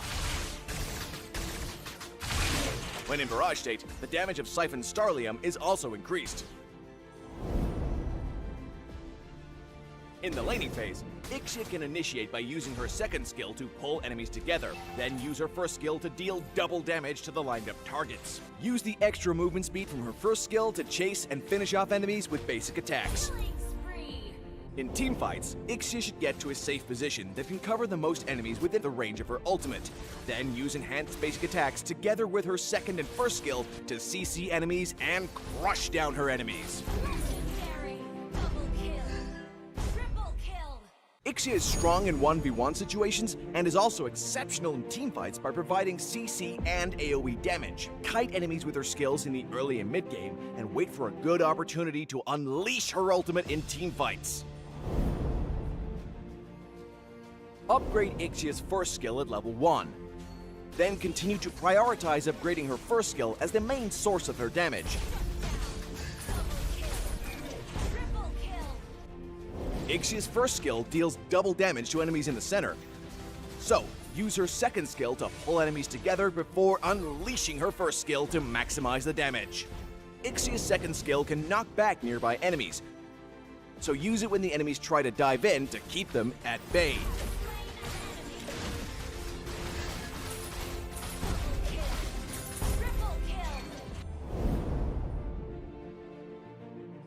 Corrosion Scythe and Demon Hunter's Sword are Ixia's core pieces of equipment because the high attack speed and basic attack bonuses fit her playstyle. Get Windtalker to further enhance Ixia's sustained damage, and Malefic Roar in the late game to increase her damage against tanks.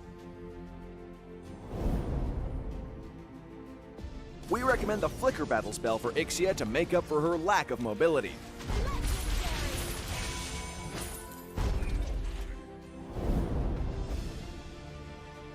Ixia's skills allow her to easily kite enemies, making her a great counter to close-range heroes and heroes with no CC skills, such as Fredrin and Bane.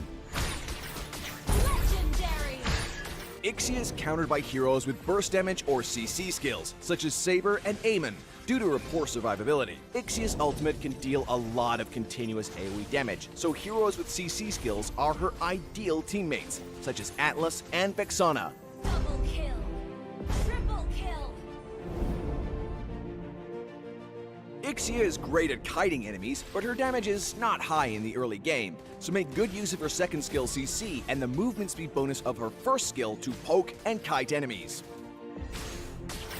You have slain an enemy! In the late game, and fully geared, Ixia should find a safe position that can cover most enemy heroes in her ultimate and melt them with her endless barrage of attacks. Don't forget that her high HP lifesteal from her passive can keep her alive long enough to finish off her enemies. Project Next was born from your passion, fueled by your hopes and expectations. At times, we stumbled, but you were there to support us. And when we succeeded, you were there to cheer us on. Now it's time to start the next chapter together.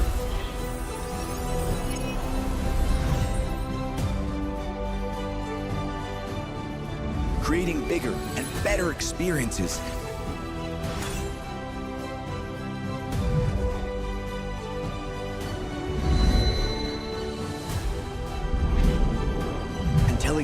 stories and legends.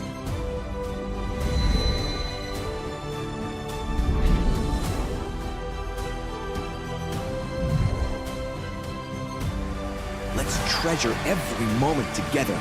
Celebrate every accomplishment. Your love and dedication is what makes all this possible. Together, let's shape the future of Mobile Legends Bang Bang. Next for you. In the world of esports, every battle is a chance to prove oneself. Every moment holds the potential for greatness. It's not just about winning, but the spirit of competition that drives us forward. NACT 2023 Fall Season is where dreams are realized, where champions are crowned, and where legends are made. In the arena, we face our rivals head-on with unwavering focus and unwavering resolve. We leave no stone unturned, no opportunity wasted.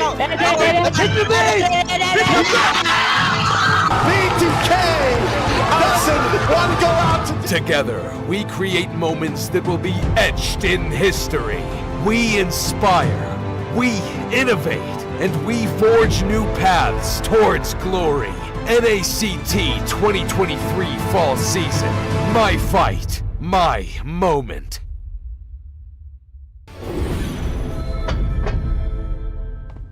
Look who finally showed up. Unload your weapon and return the goods. And if you ask nicely, I just might let it go.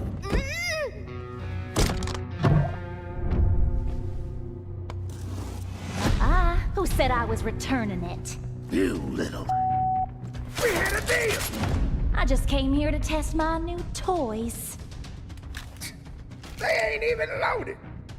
Staring down the barrel and you're still daydreaming about being an inventor? Huh?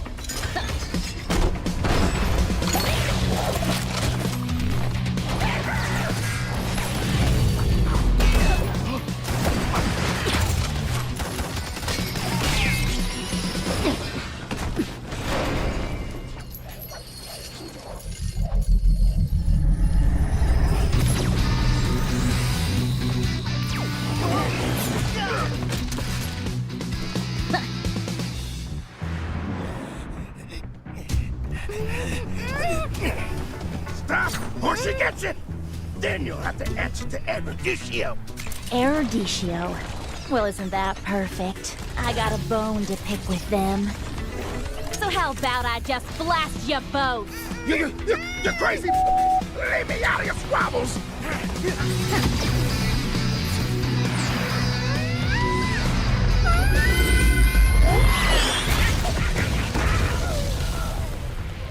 That was dirty! Haven't you heard?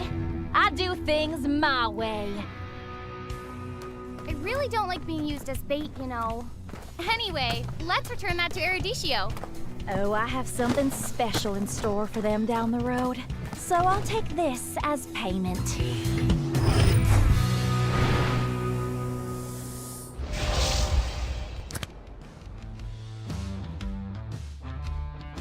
Hey everyone, this is Liz. Are you ready to witness some exciting changes this season? We got some fresh faces joining us in the caster teams, bringing in new insights and perspectives.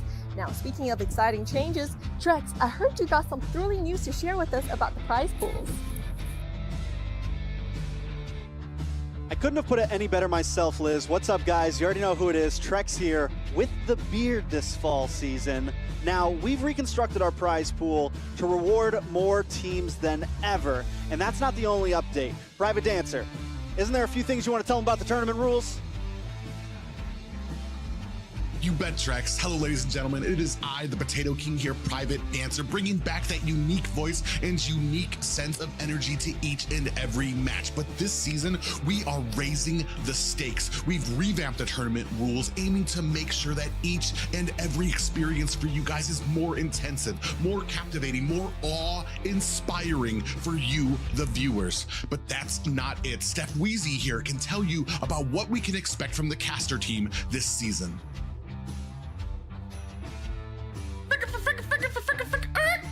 Private, thank you so much for that. I'd love to share. For the NACT fall season, we are elevating things to newer heights. Steph Weezy here. I can't wait to see you guys on the desk. But speaking of the desk, we also have some brand new faces. Ben, why don't you go ahead and introduce us to our new colleagues? With pleasure, Steph Weezy. Hey, I'm Ben, and we're delighted to welcome outstanding new talent to the team this season, UA. He'll be joining us and providing exciting commentary and breaking out all the intense matches that are to come. UA, I believe you have some insight about how this season is about more than just gameplay, right? Absolutely, Ben. Hi, this is UA, and the NACT 2023 fall season is not only about showcasing the talent and the dedication of North America's top teams, but also about creating a vibrant community. Eunice, as the final voice in our lineup, would you like to share some of your thoughts on the upcoming season?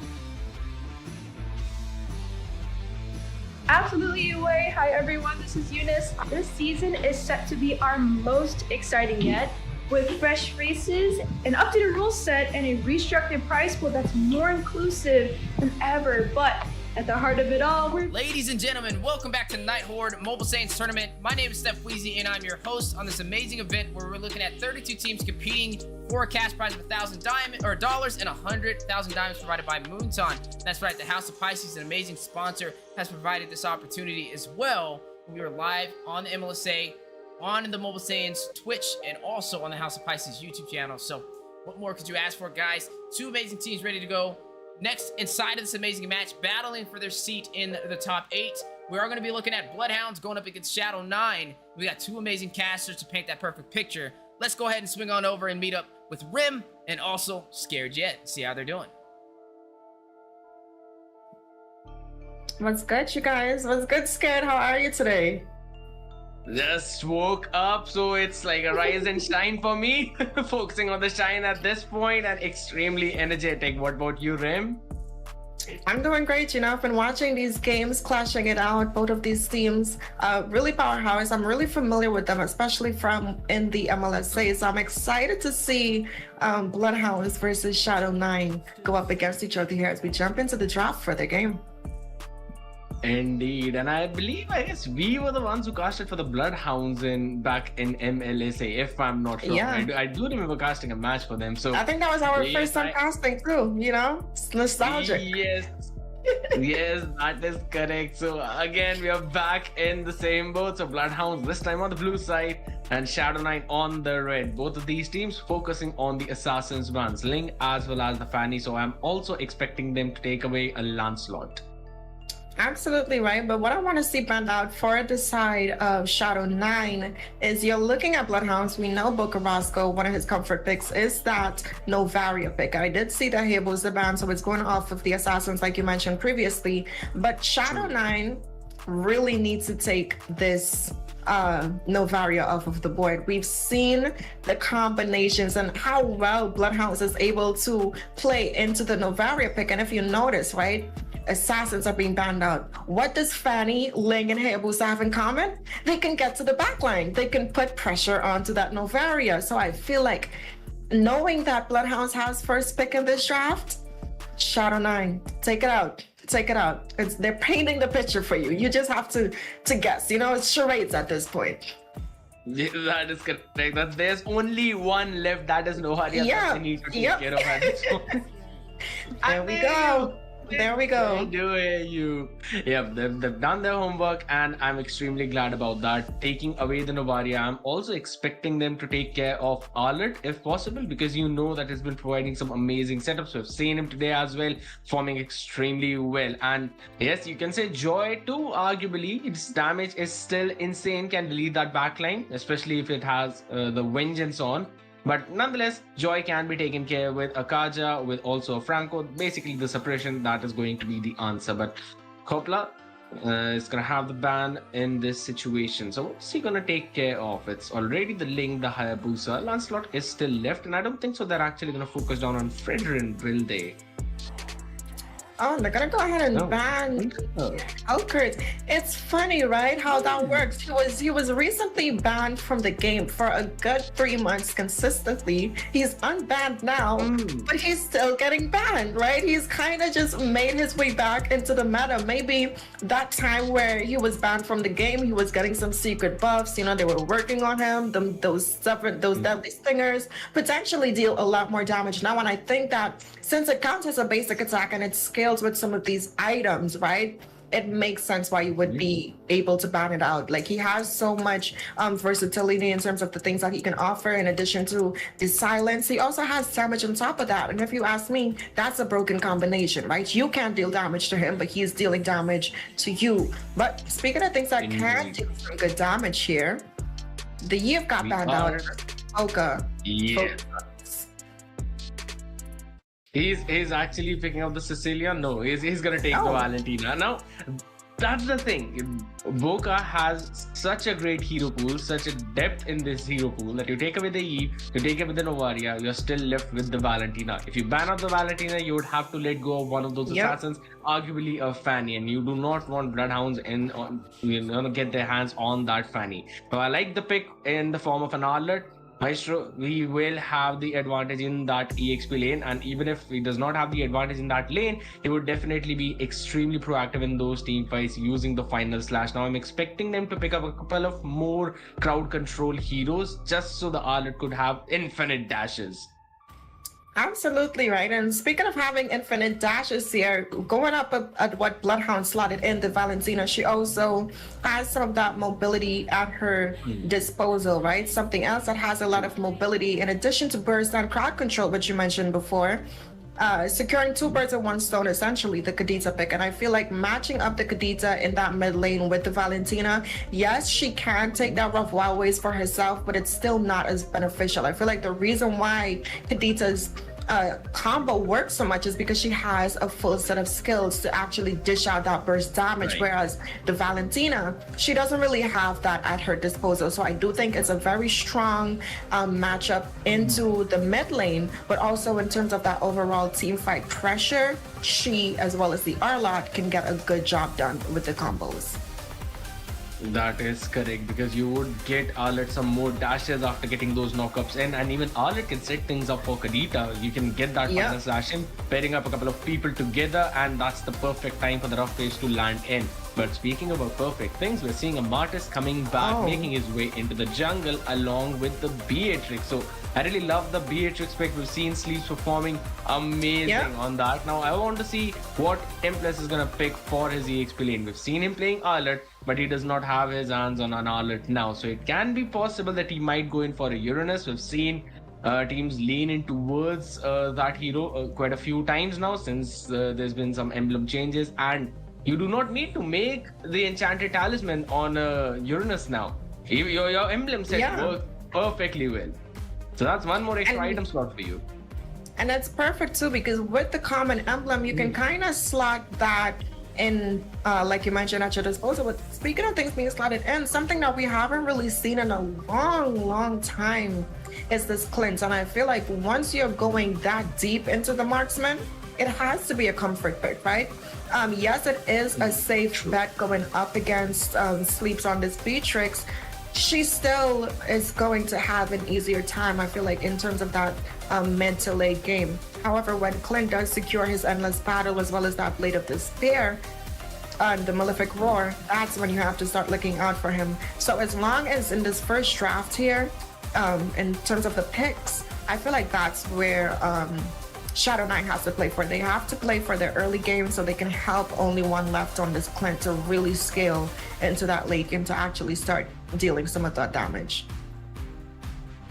That is true. Plus, there's one thing that I feel about Clint is that whenever you're playing Clint and there's some tanky enemy in front of you, you need to land your quick draw. You need to land those ultimate shots.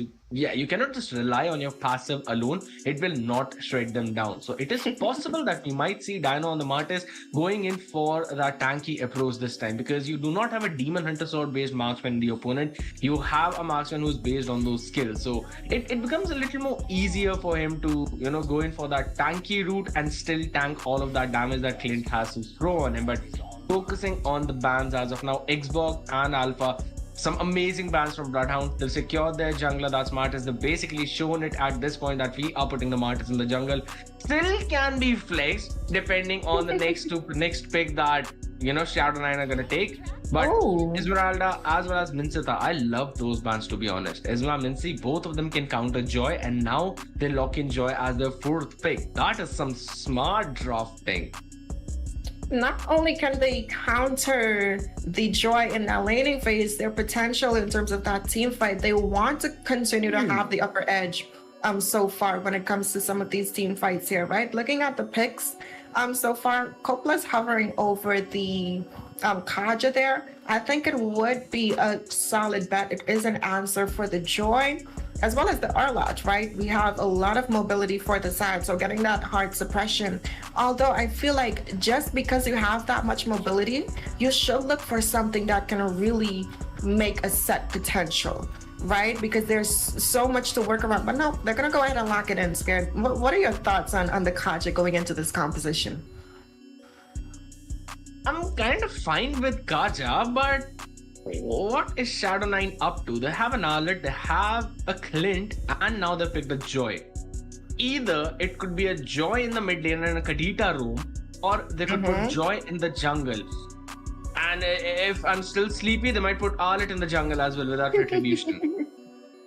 So according to that, no way they're pulling this out. If they lock a Fredrin in, or basically they lock a jungler in for the 5th place, that does mean that Joy can go in and it's a Kadita room. I like it. You know, I feel like you match the pressure coming in from the Kaja, because it's either you're gonna get whipped and pulled, or you're gonna get knocked up and drowned. You know, so I feel like having that type of even pressure in terms of, I think their playstyles are kind of similar, right? You have to wait for your battle spells initially. You need your full skill combo to secure a pick off for your team. So I think it's pretty solid, it's good drafting, and it's already showing you how well and how deep these teams' hero pools are going to be able to pull off compositions like this. It's not really standard, but it still works, you know? That is... it's a little confusing, I would not lie. It can go either ways. It's basically a double-edged sword at this point. You've got a heavy mid presence and a heavy rotation potential with the Joy as well as the Kadita. But then again, your only frontline would remain the Fredrin. And looking at Beatrix and the opponent, that I do not think that it would be enough. Arlet would also need to go in with that tanky route, but we will see which team goes to the route of victory and which faces the defeat, as we will jump in the land of Dawn. Bloodhounds on the blue side taking on Shadow9 on the red side. Now, you said it quite perfectly, right? In terms of that frontline presence, recently we have been seeing some of these Arlots opt in for that full tank route. So I do think, in addition to him, as well as the Fredrin, you mentioned before, they needed as much CC as possible. And I think locking in the Fredrin in that jungle position, he's the walking petrify, right? He's a walking taunt. He has CC with everything that he can put out, essentially. And I think in terms of the combo potential that's going to be coming in, who needs a frontline presence when you can continuously get these combos in? So I think that's where Shadow9 is really going to have to play for. But we're already seeing them playing for this top side, trying to get these levels. Yeah, Maestro do need a lot of help for now. He's already lost a couple of minions, so he needs to get that level in. Plus, there's one more thing, right? When Ryan was taking his blue buff, I believe the small blue buff camp was actually taken by only one left. So that's one less creep for Fredrin. He needs to get a few more in order to hit that level 4. And we can already see Martis with the decimation up right now. So here's the thing. In that mid lane, until the Kaja is not level 4, Joy can easily have a good time. 6.65 will be able to clear that wave. There's also Kadita with the help with her waves. But once that Divine Judgment comes up, Ryan would need to play a little bit more considerate, and even 6.65 on that Joy, who is still not level 4. So I believe the advantage in the EXP still is going for Bloodhounds at this point. Kadita taking quite a bit of damage, but Gutsy, he'll be A-okay. He's got the passive up.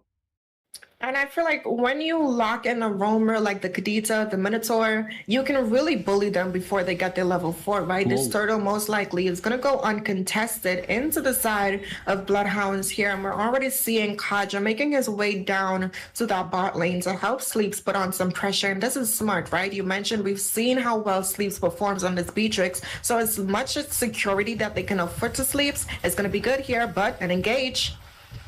Yeah, of course, Ryan getting caught. He wasn't caught in the Divine Judgment though, but there we go. Divine Judgment comes in along with the Mortal Poison. Biru's passion being used to chunk them down low. Decimation to finish things up. That's gonna be the pick on 6.65, but only one left. Might be taken down. Yes, he's the second in the line to fall after 6.65, and that's the openers Bloodhound needed. And it's just as you were talking about, they had the early advantage and now they're converting it into the side lane fresher. They should be able to take even Gutsy down. That's a pretty awkward position. Oh my goodness. He was not allowed to go anywhere, and they're putting pressure everywhere around the map. And this time it's Templars who actually wanted to go in a little too deep, gets the punishment and penalty zone. And the 3 people were inside it, but nonetheless, he did not have enough damage nor the minions to get the revamp in. But I did not realize that Gutsy was not even level 4 after 3 minutes of the match. And again, it's because of you slot the Kadita into that wrong position, right? But speaking of things, 3 minutes into the match, that's already gone. The tower there for the bot side. And this is Bloodhounds' playstyle, right? They open up Sleeps in this bot lane. They get the early lane swap going in. And then Sleeps is going to just keep that pressure in terms of that lane. And we already see the rotations coming in. So once they can open up these 2 side lanes, they're going to start roaming together. They're going to push for that mid lane. And I'm sorry, but the snowball potential is looking really high for the side of Bloodhounds right now. Yes, and that is exactly what they play for. The snowball. The Sleeps on that weird unstoppable force, but that's going to be the Divine Judgment on Gutsy because the Petrify in trying to survive, but Decimation was there to finish things up. And now it's Joy who seems to be in trouble. Final slash connecting on 2 people. That's going to be Kaja being picked off. Fredrin wants to go in for more as Boka Roscoe seems to be in trouble, but he will run away himself. That's a smart play. Stealing away. You know, the dance, the beats, electrifying beats, and then running out of the harm's way. That was a smart move. It's a breakdown at this point. It's a dance off, and we clearly saw who's the better dancer, right? It is Boka Roscoe, and that's the courtesy of the Valentina. You have so much skills at your disposal. People may say, okay, if you're using something like this into a matchup, they said for Shadow 9, okay, if we lock in this Joy, we're not going to give Valentina something useful. But we saw her ultimate still has that mobility. It still has some damage as well as the additional sustainability. And I feel like people overlook that when Valentina does damage to heroes that she's over leveled us, it doesn't matter which skill she takes. As long as it's constant, she's going to get some sustain. But absolutely, talking about constant, we're going to see another Divine Judgment, this time on Ryan, who steals away the turtle. But for now, Kirita will fall with the hands of Martis. That's going to be the Appraiser's Wrath cancelled midway. 6165 will have to run out of harm's way. Boka Roscoe trying to go in for the chase, but that's already a 2-for-0 trade. And again, I mentioned sustainability, right? And Bloodhounds is picking up some more at their side. We saw Templars just secure the Bloodless Axe. Beatrix already getting that Blade of Despair, only 6 minutes into the game, right? But in terms of what Shadow 9 has going for them, they are also picking up some core items. And I like that Kadita, oh, that's not Kadita, the Joy actually opted to go in for that Genius one. It's going to help Gutsy there deal a little bit more damage on this Kadita. So I do like the combo pairings. I would have preferred if Kadita also opted in for that Genius one over the Flock of Destiny, but speaking of Destiny here, Gutsy is gonna go back to his dugout, waiting for the respawn timer to go off, and that's gonna be the decimation to finish things up for Maestro. And Ryan needs to run away out of the harm's way, and I don't think so he can actually go into contest for his red buff either. Kopla is just sitting in that bush. Was he able to secure it? Nope, he was not. That Smartest stealing the buff away too. And the top tier 1 fallen by the hands of Sleep. So it's basically a win for Bloodhounds on every single front. Now, one of the major problems that they're facing at this point is the fact that Maestro is also going in for the damage build. There is no one to frontline for them apart from the fact that there's Ryan. So they need to play for the picks. They need to gank in the bushes, but they do not have enough damage to do that, and they do not have enough peel. So they have no information about what Bloodhounds is going forward with. They don't have any info about their position as well. Absolutely right. And I feel like where the Roamers kind of beat each other out here, but hold on, the Divine Judgment. Of course, that's another Divine... right? Oh, yeah. That's an instant deletion. Instant. That was not even a fight. There was no struggle. It's an instant deletion. And you could tell they really aren't in the mood for seafood right now, but what they are in the mood for is to get another tower here. Look at their rotations coming in, already clearing these lanes, forcing only one left, but in the mid lane. That's going to be the penalty zone, collecting on 2, and Tempest is stanky to sustain through the damage. Oh my goodness! Destination. Oh, that burst was absolutely insane. And again, Dino wants more. He wanted to chunk down Ryan even more, as he will just delightfully go and eat up that red buff as well. Again, denying that buff, denying that farm. And look at that, already hitting level 13 after this creep. And Ryan is still on level 10. Looking at the itemization as well, Malefic Roar along with the Hunter Strike. And now I believe Alert is going to go in for some of that tanky build, but Kadita needs something out of nothing, and that's going to be another penalty zone on to 2. Maestro falls yet again. No tankiness on that guy, and Joy, even with Vengeance on, gets deleted. And that's only one left. Denied the exit. That's another pick going in. Flicker, Divine Judgment, and Ryan falls. A perfect dive coming in from Bloodhounds, and none of them fall. Now, at that point, I wish I could have said that there was only one person left to defend, but there was only none left at that point. And we're seeing the side of Shadow 9 constantly being forced back. And honestly, you have to put some pressure onto Dino here, but they're looking for a pick off here. Absolutely, and that's going to be 6.65 as well as Bogorosco, both enjoying the electrifying beats. And the rough waves, Gutsy quickly jumps in, and that's the decimation. But finally, a good shutdown coming in on Dino. That's 10-3 at this point, the score of Dino. And he needed to make sure that Sleep farms up, and Sleep is going to 0-9. Gutsy had to use the rough waves defensively to run out of harm's way, and it's not available for another pickoff. And he's still level 9. That's the lowest level in the lobby. Compare it to Dino's level 14. Would be basically going to 15 in the next few seconds or probably a minute or so. And I feel like I feel like where Bloodhounds kind of wins is that their pickoff potential is coming from someone who's sustainable, right? Coppola, he is building that defensive route. However, for Shadow 9's pickoff potential, it's coming from purely damage dealers, and that's where they're falling short. You mentioned it well before, there is no one who can kind of be that frontline presence. And even though the Fredrin Ryan there does have that potential, he got zoned out so much to the point where he's just lagging, where he's not even able to get that job done. Because if we look at the levels coming in, Sleeps is already level 12, right? She has her core items. She has 2 of those physical penetration items, as well as the Blade of Despair. There's 2 Blade of Despairs on the team. And additional to that, there's a lot of magic bursts coming in from Bocarrasco on this Valentina. But scared, speaking of things coming in, there's Lord marching down the top lane.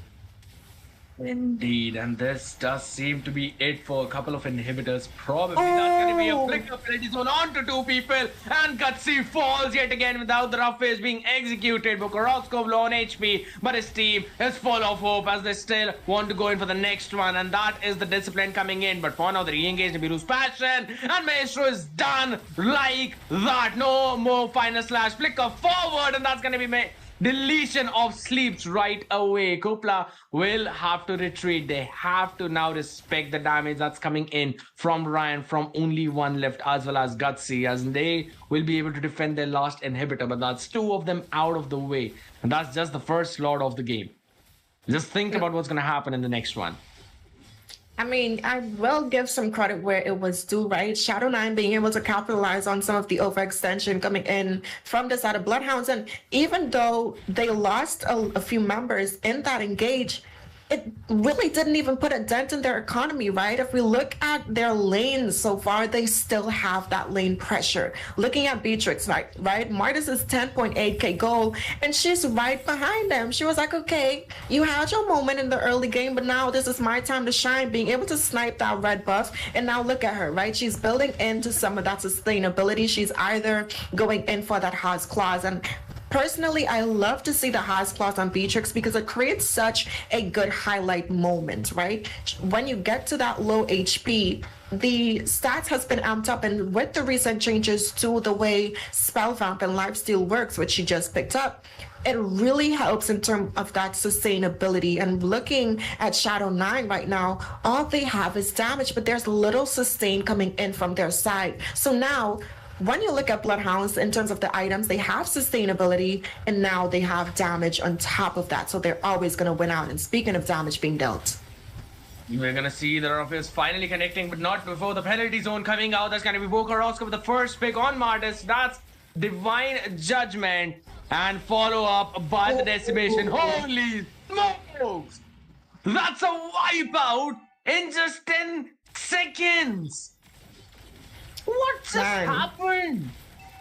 Where did they all go? And that's gonna be the crystal taken down just like that. Shadow9. I believe their exits were just like from the shadows. They were just removed from the Land of Dawn. And you did not see that coming in. I expected them to actually win out on a couple of those trades because Gutsy had his chance to go for the rough waves. But that was Boca Roscoe just deleting them with the damage, combine it with Dino's Decimation. They were just able to finish them up, clean things off, and a perfect initiation along with the penalty zone as well as the Divine Judgment. And that's going to be Sleeps with the highest amount of damage. That's 28%. Absolutely right. Bloodhounds just played such an amazing game this round. Like I mentioned before, they really know how to get Sleeps online, right?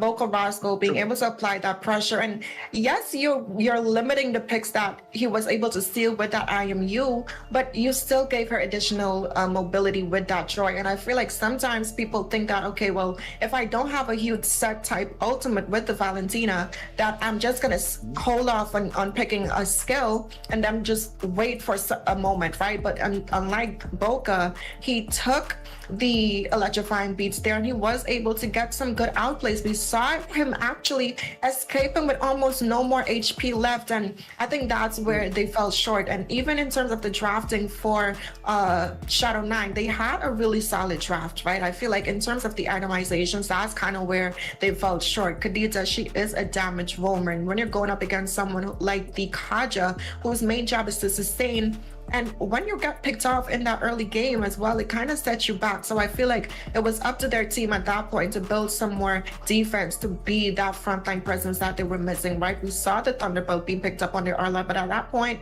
it was way too late, you know? You're now worrying about Thunder when there's been lightning and rain all this time. So I think in terms of the next time we see Shadow9, hopefully they refine some of the itemizations that we see coming out from them. Definitely, it's you either win or you learn. So that's a time where Shadow9 are going to learn a few things. But Wheezy, just show us what you've got now. That's right, an amazing game. Nonetheless, Bloodhounds showing that their hard work has been breeding results, right? They're able to close it out, take down Shadow9 with more of a one-sided story. That Martis, man, he was getting up there. It reminds me of when I was playing Martis back in the day. It was my favorite hero. Mobile Legends Bang Bang makes me want to just like go pro, man. Just seeing somebody dominate with your favorite heroes, nothing better than that. But congratulations to Bloodhounds, you guys get to move forward on to the top 8. Shadow9, I hope to see you guys again in more events. We've been seeing you guys compete all year round in every single event that I've at least been able to host, so definitely got to look out for them in the future, and I know this is not the end for them. Next up, guys, we got two powerhouses ready to go head to head. It is going to be the Ohio brothers which is going to be Hoon and some other familiar faces alongside him, going up against Sacred Cardinals. So don't go anywhere. We'll be right back with you guys for Game 7. Ixia's skills can only be cast within the Ultimate's fan-shaped area, but they gain much more range, and her basic attacks can simultaneously hit up to 6 targets, prioritizing heroes within the same area. When in Barrage state, the damage of Siphon Starlium is also increased. In the laning phase, Ixia can initiate by using her second skill to pull enemies together, then use her first skill to deal double damage to the lined up targets. Use the extra movement speed from her first skill to chase and finish off enemies with basic attacks.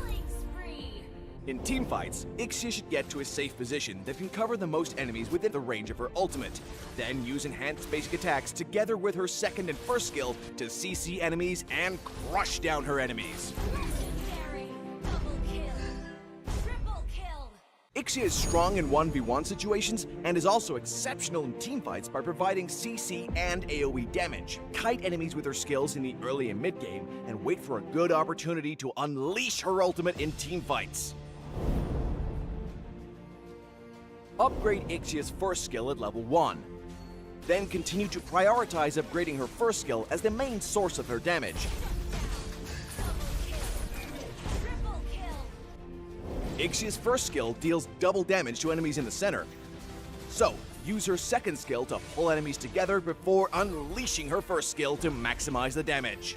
Ixia's second skill can knock back nearby enemies, so use it when the enemies try to dive in to keep them at bay.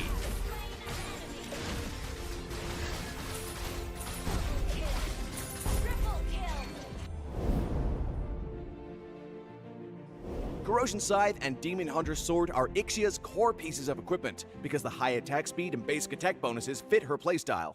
Get Windtalker to further enhance Ixia's sustained damage, and Malefic Roar in the late game to increase her damage against tanks.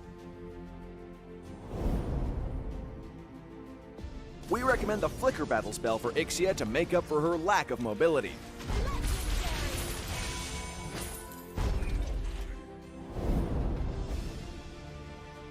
Ixia's skills allow her to easily kite enemies, making her a great counter to close-range heroes and heroes with no CC skills, such as Fredrin and Bane. Legendary! Ixia is countered by heroes with burst damage or CC skills, such as Saber and Aemon, due to her poor survivability. Ixia's ultimate can deal a lot of continuous AoE damage, so heroes with CC skills are her ideal teammates, such as Atlas and Vexana. Double kill! Triple kill!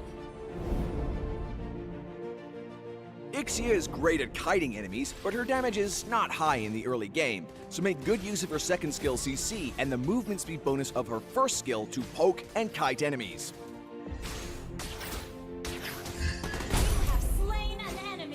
In the late game, and fully geared, Ixia should find a safe position that can cover most enemy heroes in her ultimate and melt them with her endless barrage of attacks. Don't forget that her high HP lifesteal from her passive can keep her alive long enough to finish off her enemies. Project Next was born from your passion, fueled by your hopes and expectations. At times, we stumbled, but you were there to support us. And when we succeeded, you were there to cheer us on. Now it's time to start the next chapter together.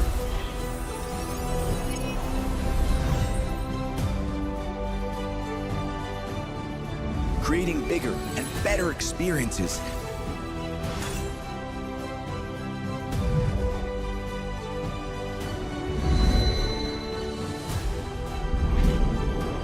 Telling new stories and legends.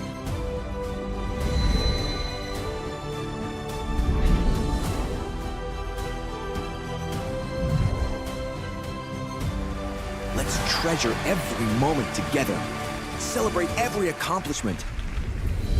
Your love and dedication is what makes all this possible. Together, let's shape the future of Mobile Legends Bang Bang. Next for you. In the world of esports, every battle is a chance to prove oneself. Every moment holds the potential for greatness. It's not just about winning, but the spirit of competition that drives us forward. NACT 2023 Fall Season is where dreams are realized, where champions are crowned, and where legends are made. In the arena, we face our rivals head-on with unwavering focus and unwavering resolve. We leave no stone unturned, no opportunity wasted.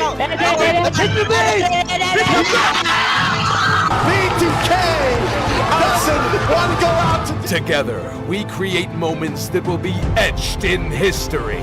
We inspire, we innovate, and we forge new paths towards glory. NACT 2023 Fall Season. My fight, my moment.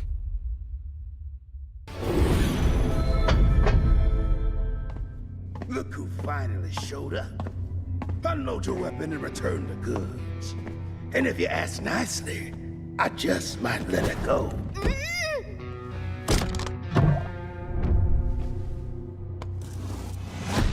Who said I was returning it? You little... We had a deal! I just came here to test my new toys. They ain't even loaded. Staring down the barrel and you're still daydreaming about being an inventor? Huh?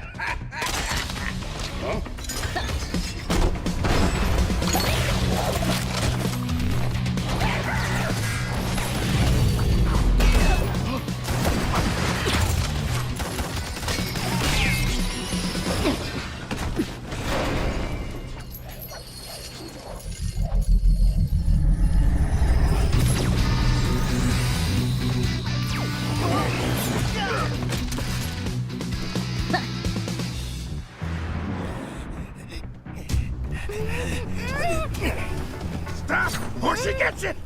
Then you'll have to answer to Erudicio. Erudicio? Well, isn't that perfect? I got a bone to pick with them. So how about I just blast you both? You're crazy! Leave me out of your squabbles!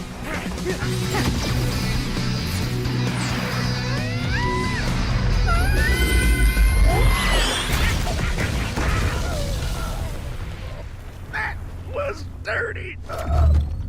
Haven't you heard? I do things my way. I really don't like being used as bait, you know. Anyway, let's return that to Erudicio. Oh, I have something special in store for them down the road. So I'll take this as payment.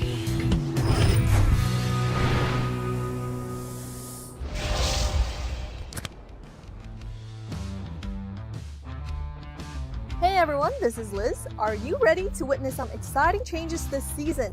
We got some fresh faces joining us in the caster teams, bringing in new insights and perspectives. Now, speaking of exciting changes, Trex, I heard you got some thrilling news to share with us about the prize pools. I couldn't have put it any better myself, Liz. What's up, guys? You already know who it is. Trex here with the beard this fall season. Now, we've reconstructed our prize pool to reward more teams than ever. And that's not the only update. Private Dancer, isn't there a few things you want to tell them about the tournament rules?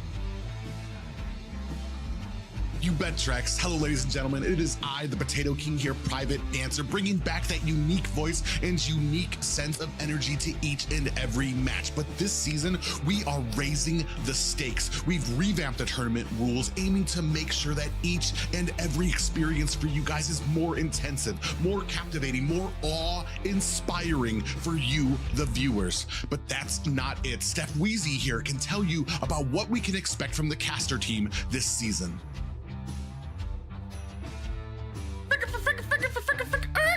Private, thank you so much for that. I'd love to share. For the NACT fall season, we are elevating things to newer heights. Steph Weezy here. I can't wait to see you guys on the desk. But speaking of the desk, we also have some brand new faces. Ben, why don't you go ahead and introduce us to our new colleagues? With pleasure, Steph Weezy. Hey, I'm Ben, and we're delighted to welcome outstanding new talent to the team this season, Yue. He'll be joining us and providing exciting commentary and breaking out all the intense matches that are to come. Yue, I believe you have some insight about how this season is about more than just gameplay, right? Absolutely, Ben. Hi, this is Yue, and the NACT 2023 fall season is not only about showcasing the talent and the dedication of North America's top teams, but also about creating a vibrant community. Eunice, as the final voice in our lineup, would you like to share some of your thoughts on the upcoming season? Absolutely, Yue. Hi, everyone. This is Eunice. This season is set to be our most exciting yet, with fresh faces, an updated rule set, and a restructured prize pool that's more inclusive than ever. But at the heart of it all, we're building a community. Isn't that right, Cena? That's right, Eunice. We are making an amazing... Ladies and gentlemen, welcome back to the Nighthorde Mobile Saiyans tournament. Currently, we are on the top 16 teams battling it out for position in the top 8. We are now on match 7. 2 amazing teams ready to fight it out in the land of dawn. Some famous names sneaking up on us. We've got the Ohio brothers going up against the Sacred Cardinals, who will be able to prevail in this amazing best of 1. That's right, it is a best of 1 to be able to move forward. We have 2 amazing casters to paint the picture on all of these engagements. That's right, all the way across in Trinidad, we have Master Rim, and all the way inside of India, we have Scared Yet. Let's go ahead and stop by the caster's desk and see how they're doing. You know, considering we're both on like opposite sides of the world, one thing we can both agree on is that we are equally allowed to meet in the land of dawn. And how are you, Scared? You know, we're going to a fire-packed match here. And that's basically a midpoint for us at this point. And yes, I'm excited for this matchup because POB, they've just won a great best of 3, and that too was the finals in another tournament, and now they're back for this one to show their skills in this land of dawn. So we're gonna have Salamanca, Zia, Benny, best player, and ML player. I believe ML player is whom I have no idea, but we'll just have to find out and figure it out as the first ban the cards are away, while TSC, who are on the red side, are now going to ban. So, in regards to Hoon, he's actually Salamanca. Oh, I see. All right. Yeah, it's really strong bans. I feel like these 2 bans right now, they kind of counter each other. You know, well, one of them counters the other, but both of them are going to be banned out, which I think is a pretty smart ban coming in from the side of Survey Corps. The name just tripped me off. It's Sacred Cardinals. My bad. I'm blaming Weezy, y'all. This is Weezy's fault. He confused me before this match started. But I like the ban so far. I think it's really safe, right? It's not like 100% in the meta, but once you know there's potential for a Fanny to be slotted out, I do think it's a pretty safe ban for your first ban there. That is true, because a good Fanny player can ruin things for your gold laner, and we know how dependent teams are on towards that gold lane. Unless you're playing a 1-3-1 setup, and with a Fanny, you can actually go for that. You know that the Fanny will just jump and dive towards that back lane, so you would rather get 2 of those offlaners to provide that opening to a Fanny. But nonetheless, pretty solid bans coming in, Beatrix as well as the Arlet. So this shows that it is possible TUB might actually decide to lean towards the carry if in case they want to, because Beatrix is dealing an insane amount of damage at this point. Absolutely right. And speaking of things that would deal an insane amount of damage, TSC does have second pick right now, so they would have an advantage in terms of the heroes, the first 2 heroes that they're going to be able to slot in for their draft composition. And it's interesting that the Valentina was banned out, because I was going to say it's one of the comfort picks for TOB, right? But I'm not going to discredit them as well, because they do have a pretty versatile hero pool. Depending on what's banned here, the Novaria could be open, which is also a comfort for them. There's also the Faramis, and now that Valentina's gone, it would also be a very strong pickup for their initial prioritization here. So I do think there's a lot of options that they can go, and knowing TOB, they like to prioritize that mid lane. Indeed, you can go for the Eve, you can go for the Novaria. One of those 2 is definitely going out and open. Now, it is possible that TSC might just ban away Joy and leave everything open, but they're going to respect Hoon. They will first take care of the Eve. Novaria is still up for grabs though, so it is possible for the Ohio brothers to actually pick that up. But Nonetheless, there's also Ling who is available, and we know how easily a Ling can counter the Novaria, especially now that the Assassins can deal a lot more damage. The Novaria in that backline is not at all safe whenever there's a Ling or a Hayabusa or a Lancelot up for grabs, and I don't think so. All three of them are going to go in for a Freya though. Yeah, they're 100% trolling. They know better. Yeah, definitely. It would have been interesting. Yeah, it would have been interesting to see a hero from the Northern Vale, but no, we're actually gonna keep it in the ocean, and lock in this Kadita. And again, I think even though it's not like 100% up there in terms of prioritization, just like a Fanny ban, a Kadita first pick, especially when the enemies have 2 picks that could potentially just counter out your mage, like I mentioned, right? They like to prioritize that mid lane. True. She's a very solid pick, and going up against these 2 responses, I do think she'll still be able to have a relatively easy time going up against them. Indeed, highly possible. They basically went on the other side of the world, literally from Northern Vale down to the Southern Seas. So the Southern Seas, yeah. Yeah, I still remember the data. The Southern Seas are my domain, and I get creepiness out of the way that she says, and I'm not stepping in those waters. It's no threatening, you know. It's definitely giving siren song. Yeah, just try to step in those waters and you'll see. I'm happy on the land. I'm not going there, but nonetheless, we're gonna see the Ohio brothers leaning towards the Uranus for now. So they directly pick a god in their composition up against the Minsada as well as the Fridrin. So I feel that they are going in for some solid draft TOB.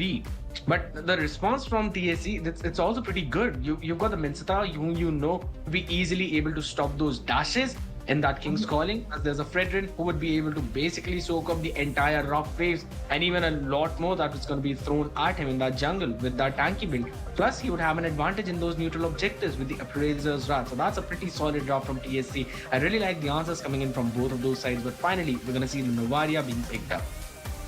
And as of right now, it's a pretty solid pick, right? Yes, there is some dive coming in from the side of Ohio brothers, but unlike the Assassins, which we mentioned before, the Ling, the Hayabusa, the Lancelot, the Chow and the Kadita, their mobility is only so limited, right? Kadita, she doesn't have the potential to use the flicker to really get there. However, Sir Benny on this Chow, he's going to have to use a lot of his resources to really take this Novaria off of the board, right? So, and when you look at what he's up against, he has to go through a Minstathar that can kind of cancel him out. So he's not going to be able to use the flicker or his mobility at his disposal as they count his dashes. And then you also have a Fredrin, who's basically just a wall of CC of his own. So I do like that comfortability in terms of the draft for TSC right now. But looking at some of the bans, they are prioritizing on that Claude, which I really think is a good ban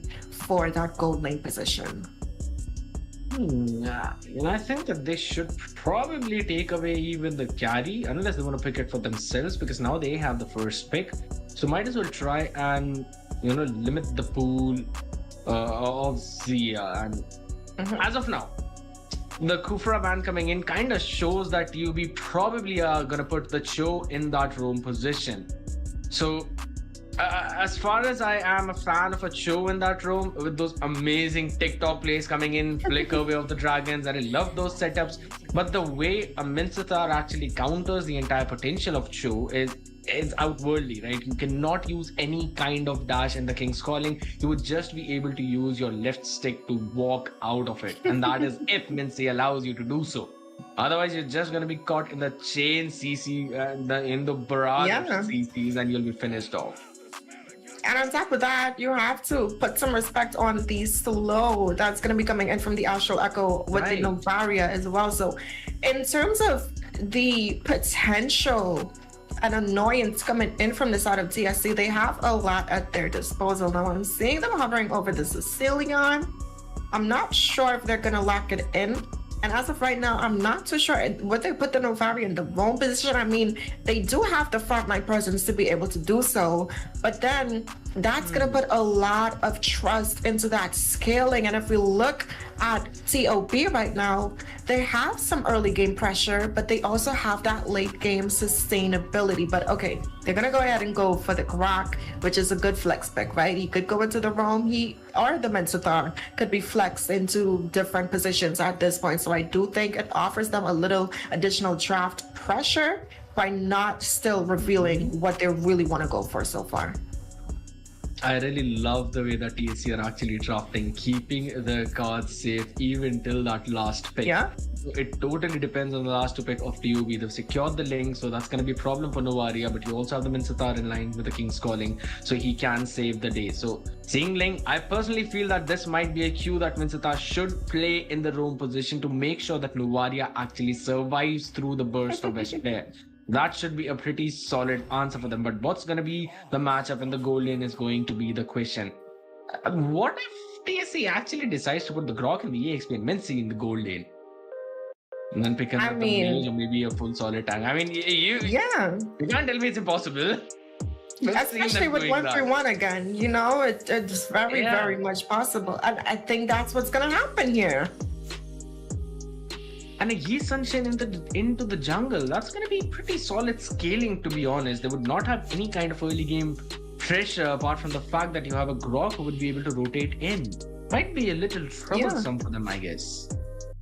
Absolutely right, but I want to touch on this Brody pick. I feel like I really like the security of this Brody in that gold lane, right? He's one of those marksmen. He has so much routes he can do. The Yusanshin did get locked in, so we're potentially going to see a 1-3-1 composition for TSC. But with the Brody in particular, right? He's a really safe pick to go up against, whether that's squishies or tankies, right? We've seen all he really needs to do is build into that Malefic Roar. He can get the Blade of Death to seize for the additional penetration as well as the Hunter Strike, right? And we've seen in one of the M series matches where they even went for the Endless Battle to abuse some of that true damage, right? So you have the penetration and you have the true damage. So I do think Brody is a really smart choice for that gold laner, and he can also get some defense, which is also great. But we're heading into this game here scared.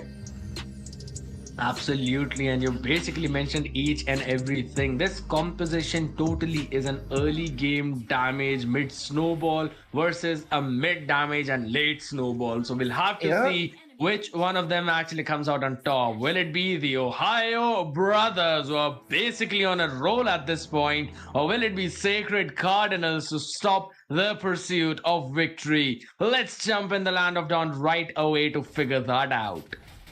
Absolutely right. If we look at what's happening right now, a lot of damage being exchanged. Yeah, and wait, are we seeing a Minsathar in the mid lane? All right.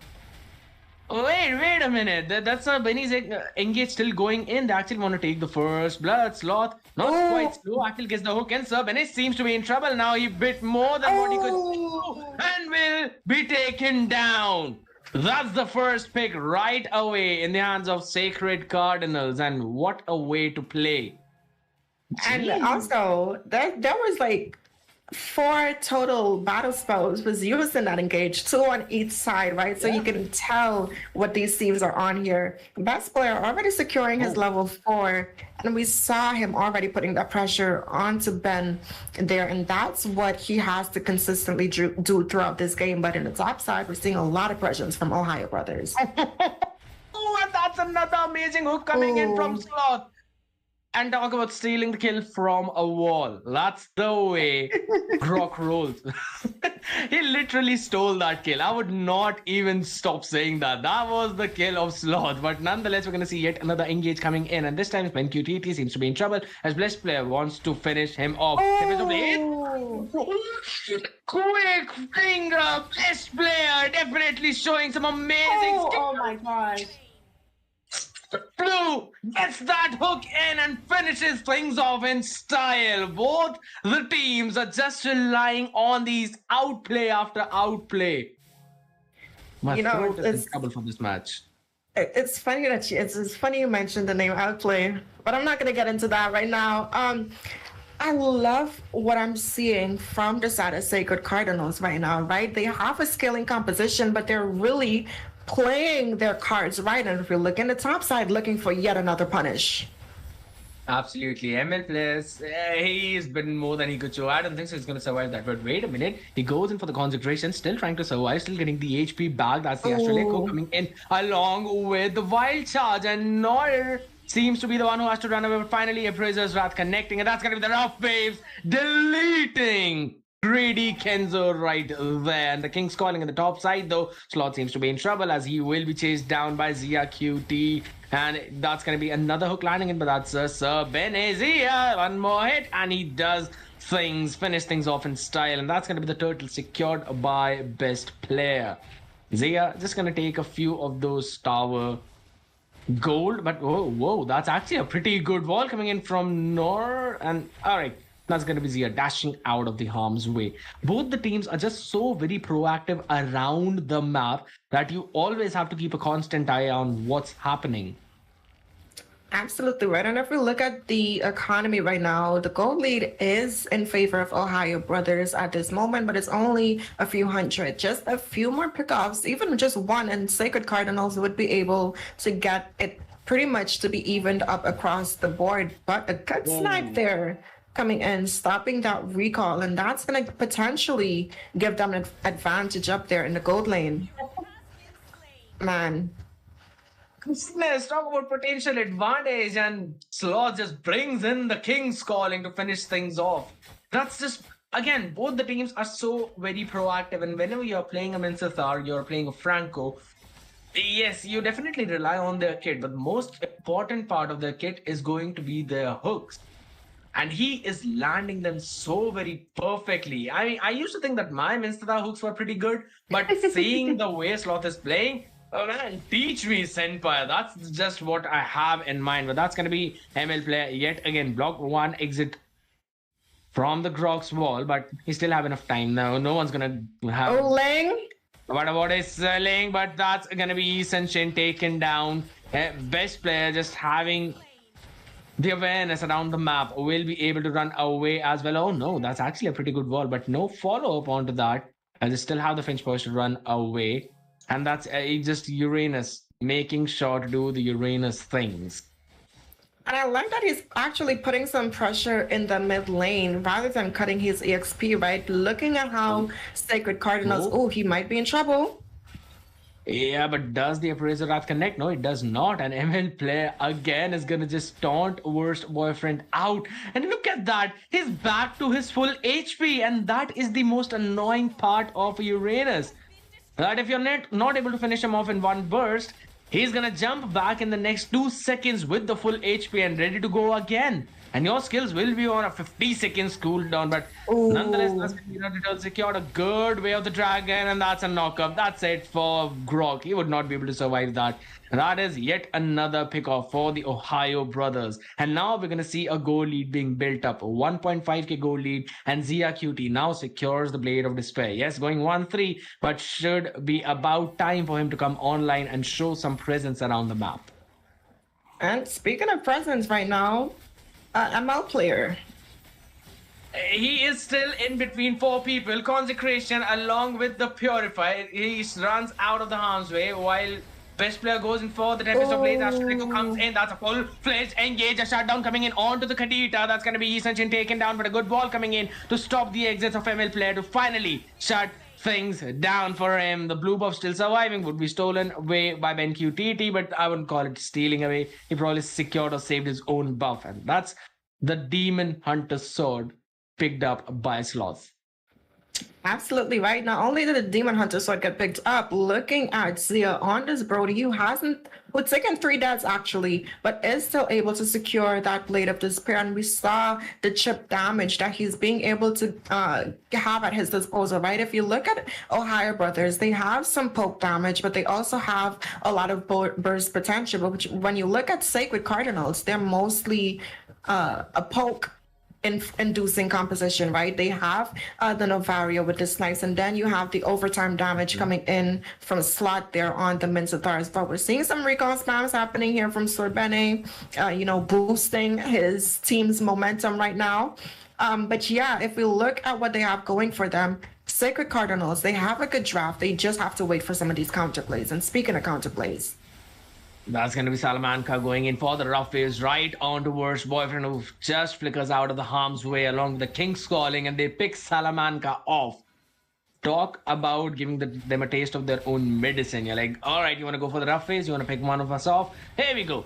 Back in the King's Calling. You cannot dash out of that, mermaid. We're going to drown you in your own water. And they actually managed to do that. But for now, it's going to be Sir Bene who will be taken down. So that is the proactiveness of Sacred Cardinals. Just making sure that they're going to pick those people off. But before they could turn it into any kind of advantage, both the side outer two turrets are taken down. And that's going to be best player going in for the Tempest of Play is going to pick off Yi Sunshine Greedy Kenzo.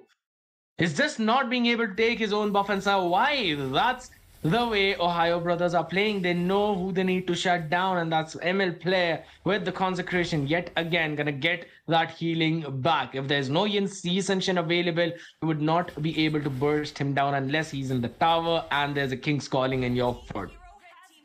and not only in terms of getting some burst potential, shutting down Kenzo also removes Sacred Cardinal's ability to push these towers a little bit more. But an engage here.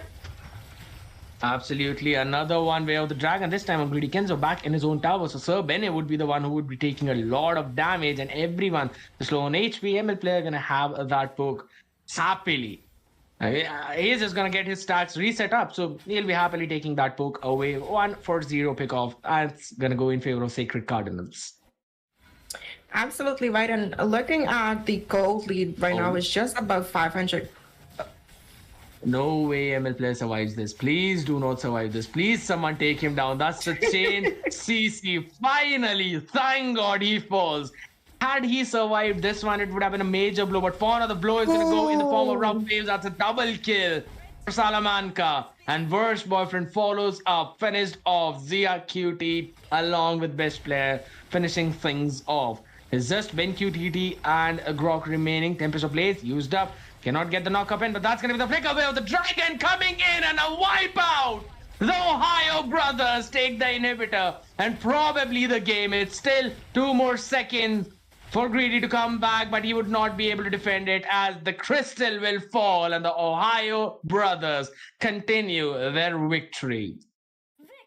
Man, what combos we saw coming in from Salamanca as well as Sir Benny there on this show. Yes, he did end up getting that unfortunate medal there. I really don't think that he deserved it, right? There was a lot of pressure being applied just by having this show. And if we look at some of the items right now, Salamanca opted to go in for that magical penetration route. You get some additional magic damage as well as sustainability from the Clock of Destiny, but pairing that up with that penetration, giving you more damage early game, it forced Norris there to get that Athena shield relatively earlier on. And if we look at the rest of the team, no one else was able to slot in any of that magic defense. Yes, a lot of them picked up that tough boots, but it really was not enough to sustain the damage that's coming in. And we're looking at Zia and best players well, already securing 2 of their core items, even best player with 3, right? So if you look at some of the statistics right now, I'm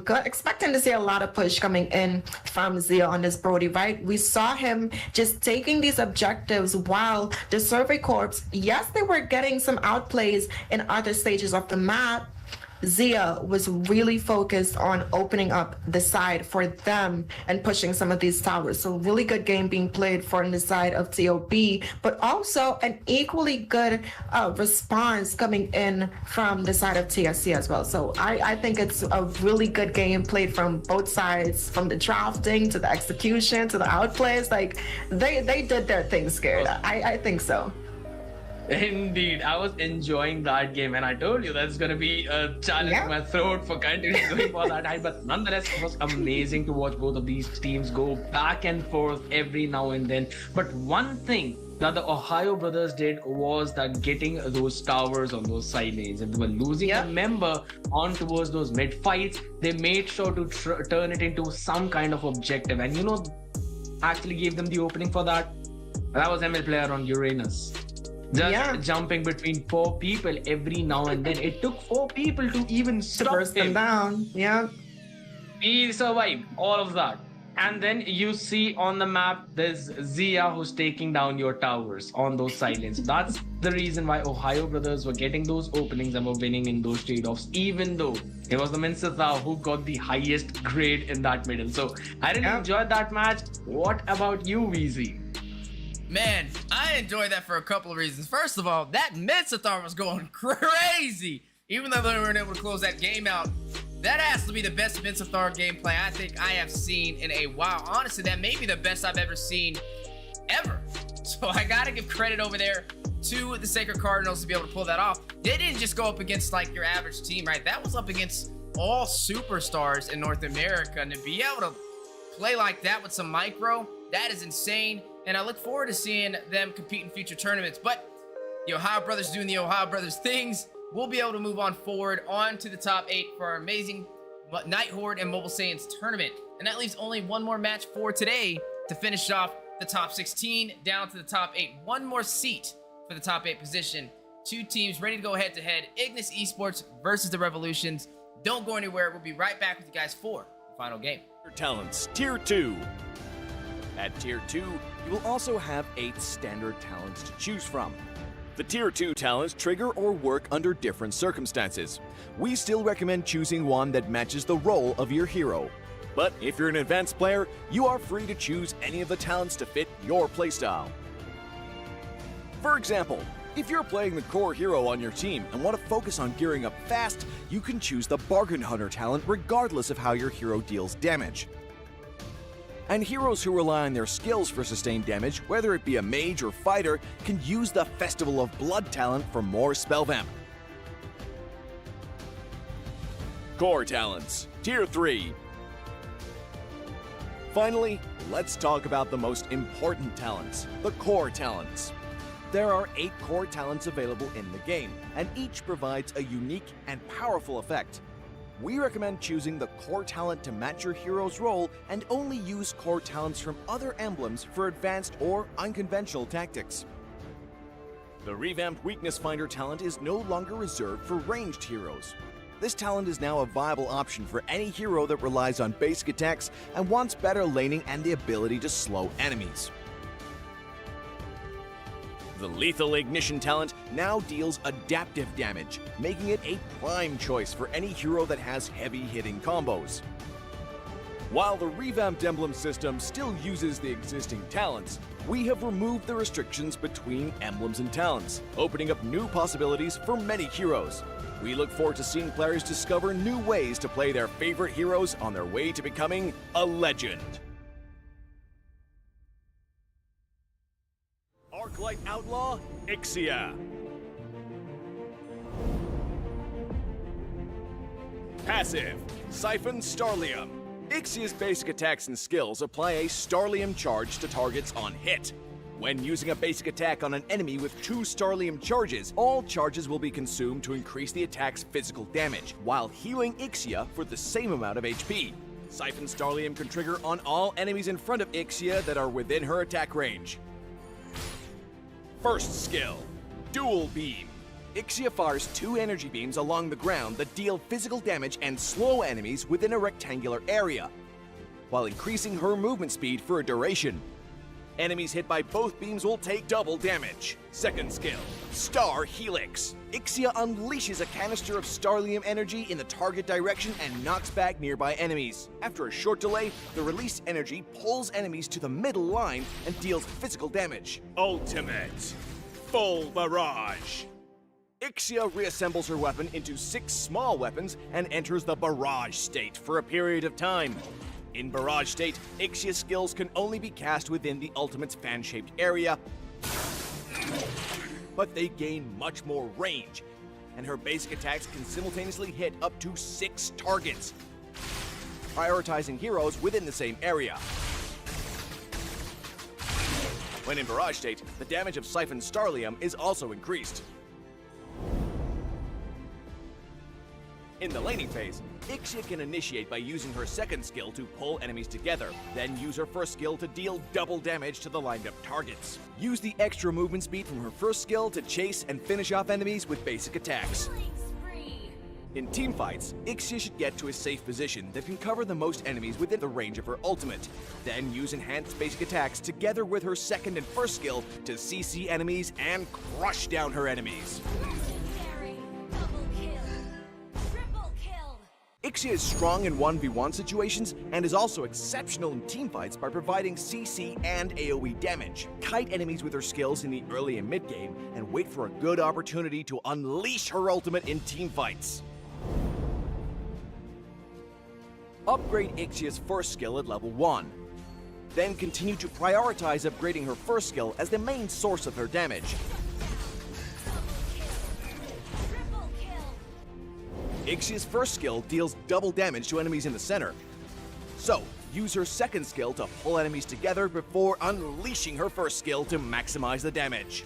Ixia's second skill can knock back nearby enemies, so use it when the enemies try to dive in to keep them at bay.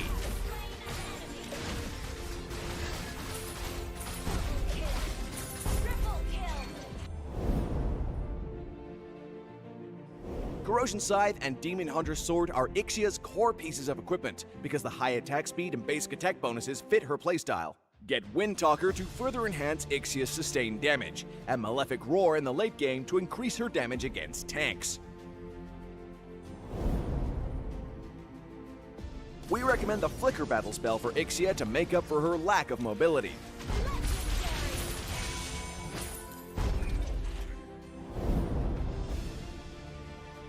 Ixia's skills allow her to easily kite enemies, making her a great counter to close-range heroes and heroes with no CC skills, such as Fredrin and Bane. Ixia is countered by heroes with burst damage or CC skills, such as Saber and Aemon, due to her poor survivability. Ixia's ultimate can deal a lot of continuous AoE damage, so heroes with CC skills are her ideal teammates, such as Atlas and Vexana.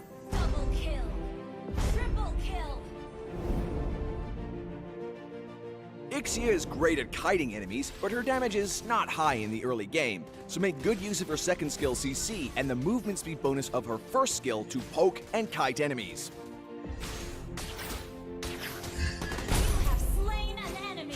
In the late game, and fully geared, Ixia should find a safe position that can cover most enemy heroes in her ultimate and melt them with her endless barrage of attacks. Don't forget that her high HP lifesteal from her passive can keep her alive long enough to finish off her enemies.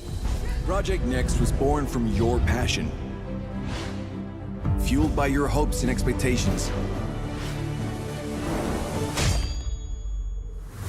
At times, we stumbled, but you were there to support us. And when we succeeded, you were there to cheer us on. Now it's time to start the next chapter together.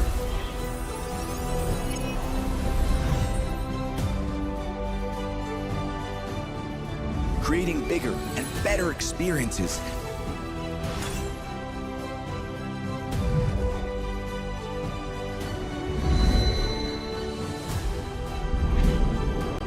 Telling new stories and legends.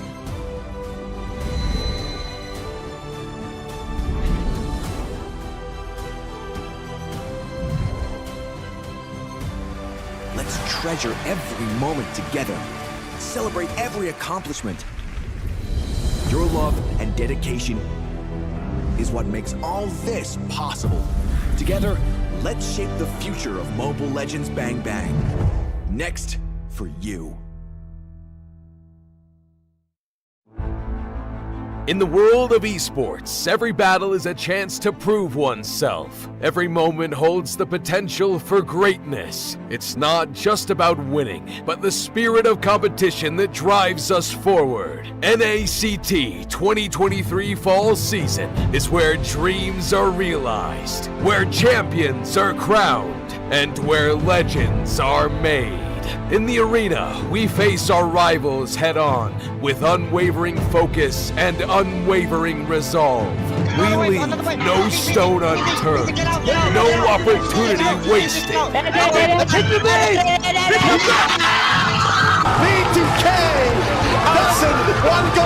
Together, we create moments that will be etched in history. We inspire, we innovate, and we forge new paths towards glory. NACT 2023 Fall Season. My fight, my moment.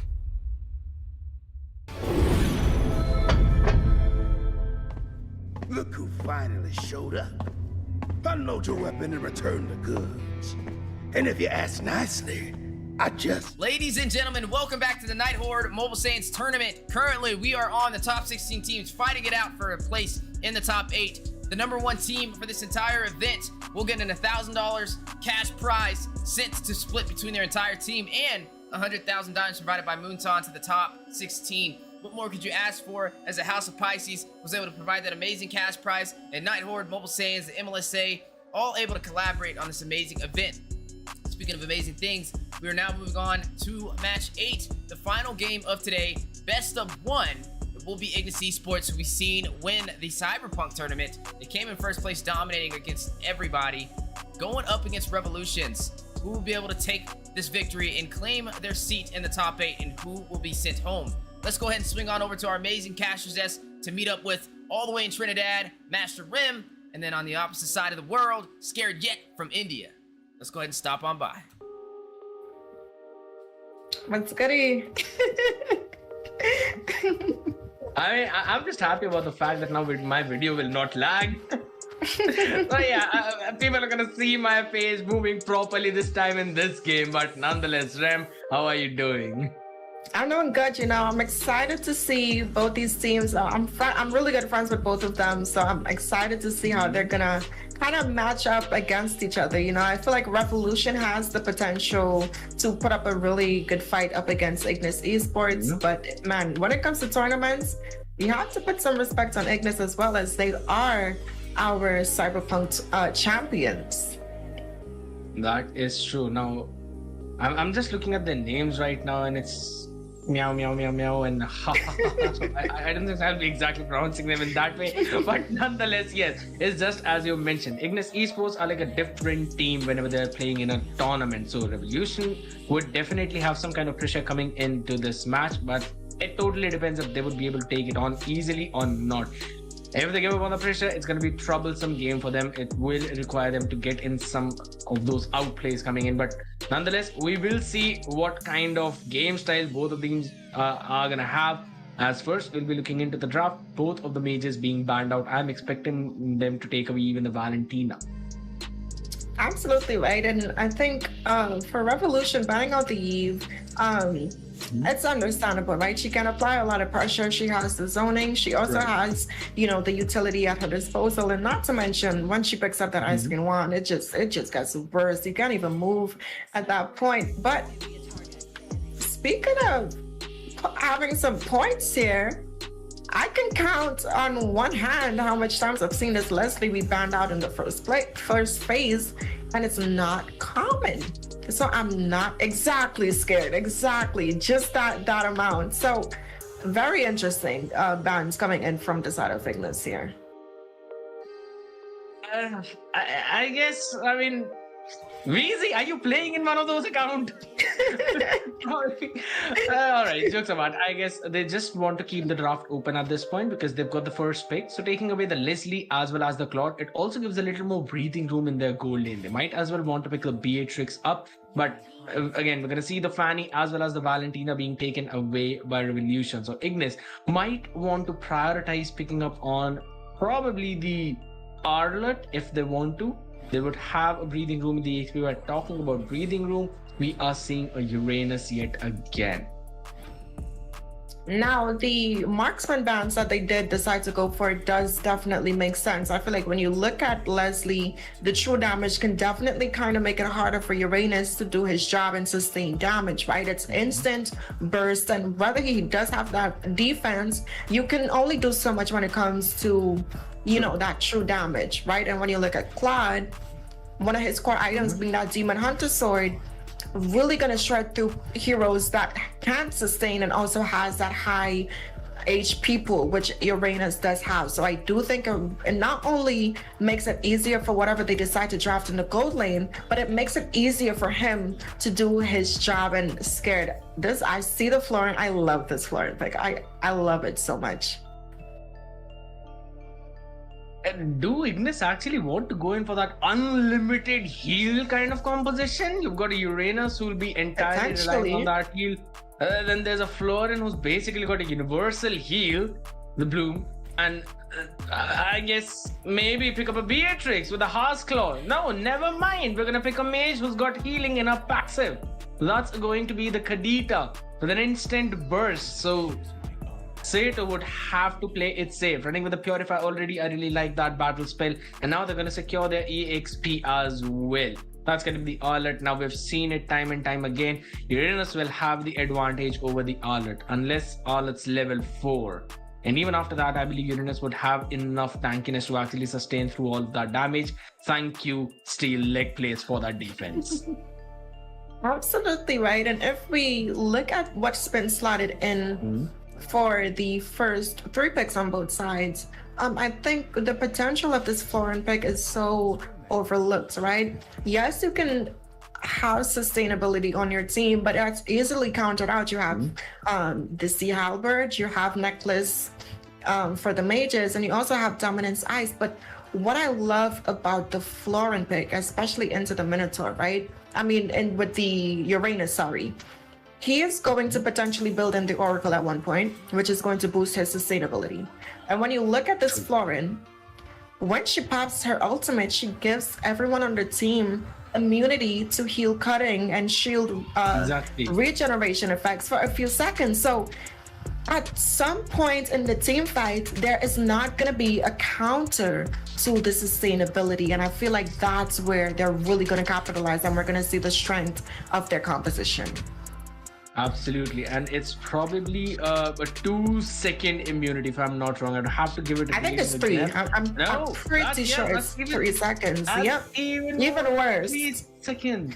That's even worse. Exactly. So again, both of these teams not focusing down on the bands of assassins. I mean, all 4 of them assassins: Helkut, Lancelot, Karina, even Ling. There's just Hayabusa who's remaining on the table. So no way are we gonna see a Layla in this composition. Please don't take a Layla. I mean, who's gonna get to her? Not a Layla. The question is absolutely correct. Who's going to catch her? Definitely no one, but not a Layla. Come on. I know that the damage is actually insane at this point, and a lot of people would definitely prefer a Layla, but still the jungler for the side of Revolution is missing. They are going to log that in the last place. So if that's a Hayabusa, you already know that Layla is more or less dead, because I've seen it time and time again. Even if you go and press the Wind of Nature, the immunity, if in case the situation allows and there are a couple of people around you, it is possible that the shadow kill would bounce onto the other people, and then once your immunity is over, it's gonna bounce back onto you. And then you're just one shuriken away from being finished off, and that's the way our Hayabusa rolls. But for now, we're gonna see the Granger into the jungle and probably up against the Bane.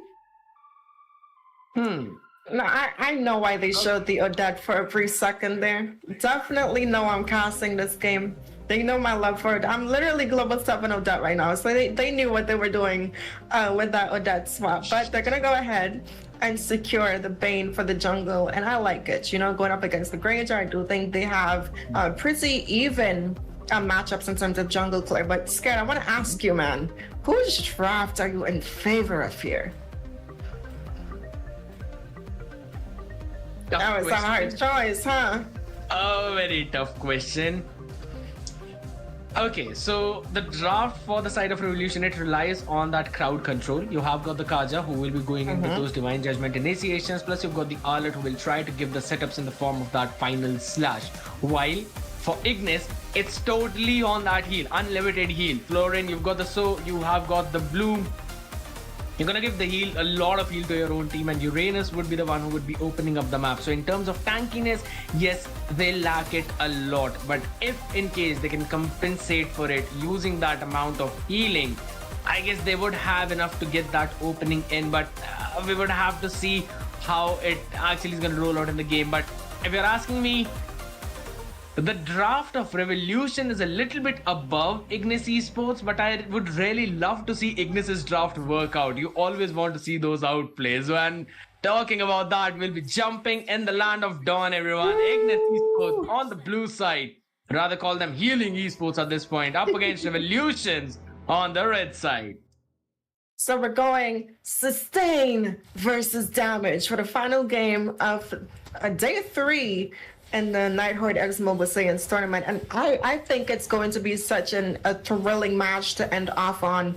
And I actually noticed the emblem that the Uranus is running. We mentioned that they've been running the basic common emblem, and people overlook it, right? Yes, the assassin emblem and the mage emblems, they are the ones that really got some of the hype this season with the recent changes, but the sustainability in terms of that mana side of things for heroes like the Uranus, the Alice, that has to spam their skills to really be beneficial, especially since he does stacking damage, right? It's really a really good emblem there for him. But speaking of things being good here, he might be in a bad position. Nah, he's not. That's the Uranus. You're right. Yeah, that's Uranus. You think that maybe he's gonna get picked off, and then boom, there's a purifier, there's a consecration, and this time you'll also see the bloom coming in from Doctor. So nah, he's not dying. No way I'm gonna always focus on a Uranus who would be caught in between 4 people, as we know he will survive. But nonetheless, talking about the mid lane pressure, we know that there's a Faramis, there's also Poseidon on the Kaja, so they would have the priority in the mid lane. They would be able to clear it quickly and should be able to transition it onto those side lanes. But for now, Ignis are the ones who have that control, and it's just as we expected. Before level 4, Zed is gonna face a lot of trouble on the alert, especially when he's up against the Uranus. Now, there's one thing that I noticed, that Meow is actually missing quite a few of those minions, since Zed is the one who has that EXP advantage. Absolutely right, but the Uranus, right, his ultimate really isn't, but before I get into that, oh, that's the ultimate you're gonna catch with that low HP in. The rough waves connects, and that's gonna be the turtle secured, but Zed will fall in that fight. Poseidon goes in for the divine judgment, but there's absolutely no damage whatsoever, and even Frizz was retreating back to safety. Sato seems to be in trouble, gets Meow back in the tower and gets the pick off. We're gonna see the flicker coming in from Tamal, wants to go in for the soul, and will be able to take care with the skill too. And that's yet another pick off coming. That is going back and forth. Beatleski as well as Tamal, both of them fall. And Revolution come on top with 3 finishes. Now, it's really a good response there, being able to take some kills of their own. And Ignis Esports has to be careful, right? They have a sustaining composition. Their damage is really instant, especially when you have Seto there on this Faramis with the Cult Altar. They really have to play into their win condition. And if they lose the lead in the early game, it could smell trouble. But speaking of trouble, that's the divine judgment connecting, but Tamal with the bloom gets in for that universal heal, still surviving as he goes for the slow, but will be taken down. Contact 4 people. That's an amazing deadly catch to stop Bitoski in his tracks. He almost got that form in rough ways, but a brilliant use of the deadly catch from Fizz.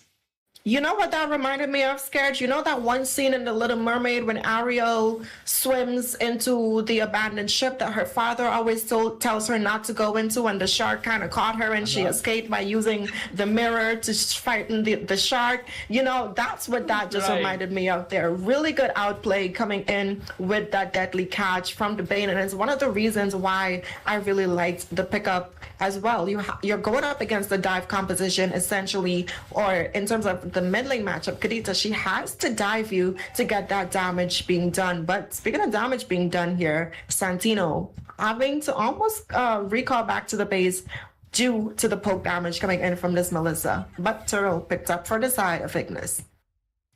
Now, there's the thing, right? You have got a double marksman composition for Ignis Esports. For the early game, Granger will control the pace in that early game damage department, while for the late game, they do have the Melissa. And even Granger hits if you're a squishy hero. That Rhapsody can take you down, but for now, we're gonna catch Beatleski in the Divine Judgment along with the Deadly Cat, but he still survives. The rough face does not connect on anyone. Poseidon with the Cult Altar still trying to survive, as that's going to be the Melissa dealing a ton of damage to everyone. And in the backline, we're gonna see the Death Sonata! And the Rhapsody connects onto, that's 3!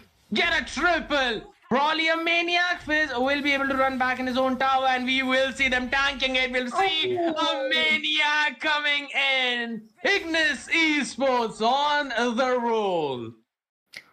You know, it's insane. When you have something like the Granger in that jungle position, you really want them to snowball, and him picking up that maniac is just going to spike the potential. A fed Granger is so hard to shut down because he's going to build that Hunter Strike. He's going to get that brute force, and that's just going to give him some additional mobility. We did see the final slash not being able to connect. It would have been great if it did, but something that's also great for the side of Ignis, them being able to steal the blue buff from right under Revolution's nose. Absolutely. And here's the thing about Frizz. You are on the Bane. He went in for that tanky route, so it's going to require him a lot of farm to actually build up for that damage. He does not have a damage item. So you are totally relying on your carry for that damage, because even Arlet is going in for the Thunderbelt. Apart from the Fury Hammer, yes, and deal a decent amount of damage, but not enough to take them down. So there's basically no early game damage coming in from the side of Revolution. So that's one of the reasons why Ignis basically have a free reign at this point, as he would not be able to take me out down whatsoever. Tamal, no way you're going to take that tower just for the basic attack. He actually did. I mean, and he can afford to do so, right? It is a floor, and he's just going to be able to get the heal off of those minions. And if we look at some of the items that's being picked up, Uranus does have the Dominance Ice, and I'm pretty sure he's building into the Oracle right now. So I like how they're optimizing, right? They're trying to get as much sustainability in that early game as possible. Kadita, she is looking for that Genius Wand to increase the overall damage that she's dealt. But speaking of damage being dealt here, that's the rough waves, but it's actually rough for Vitoski, but no way! Oh! And dog there between everyone along. There was no Tamal right there, otherwise he would have definitely survived. He did not get the heal on time, but nonetheless, that's still two people taken down as the Rhapsody did the trick. And that's going to be the blue buff stolen yet away. I cannot even fathom the fact that Vitoski provided the opening for Doctor to actually jump in and take them down. And that's going to be the deadly catch used up, but they cannot defend their tower whatsoever. That's a fed Granger you're up against. Is basically laughing at this point because he is having a day of his life. That's going to be the spinning light wheels coming in as the final slash did connect. We will see them going in for the chase. Tamal actually brought back in along with he is still surviving as the Rhapsody did not connect, but he will get some HP back with that creep. And look at the back line. That's Meow trying to jump in and brought back into the inhibitor to finish things off. Man, what a clash they're coming in. And I like that Revolutions is having an answer for what is being thrown at them right now. So I do think it's pretty good responses that's coming in from them. Indeed. And again, it's basically the early to mid game that has been controlled by Granger. And now we will see Doctor on the MLSA as well.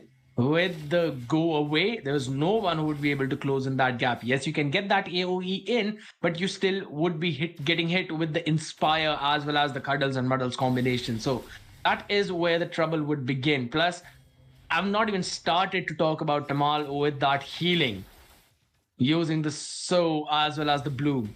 Plus, you would also have that Immobilize and I believe a split-second stun coming in with the Sprout. So you've got a ton of things that you're facing on right now, and the only escape that you probably have is the Cult Vault. But for now, we're going to see an amazing Divine Chat where the Blooms comes in to save his life along with the Deadly Cat. In between four people, yet again, Doctor with the go away, keeps them all out of harm's way, but Zed wants to jump back in towards that backline, will be knocked up, will finally be shut down. Tamal steals away the kill, but nonetheless, he deserved that. But where is this Granger hanging?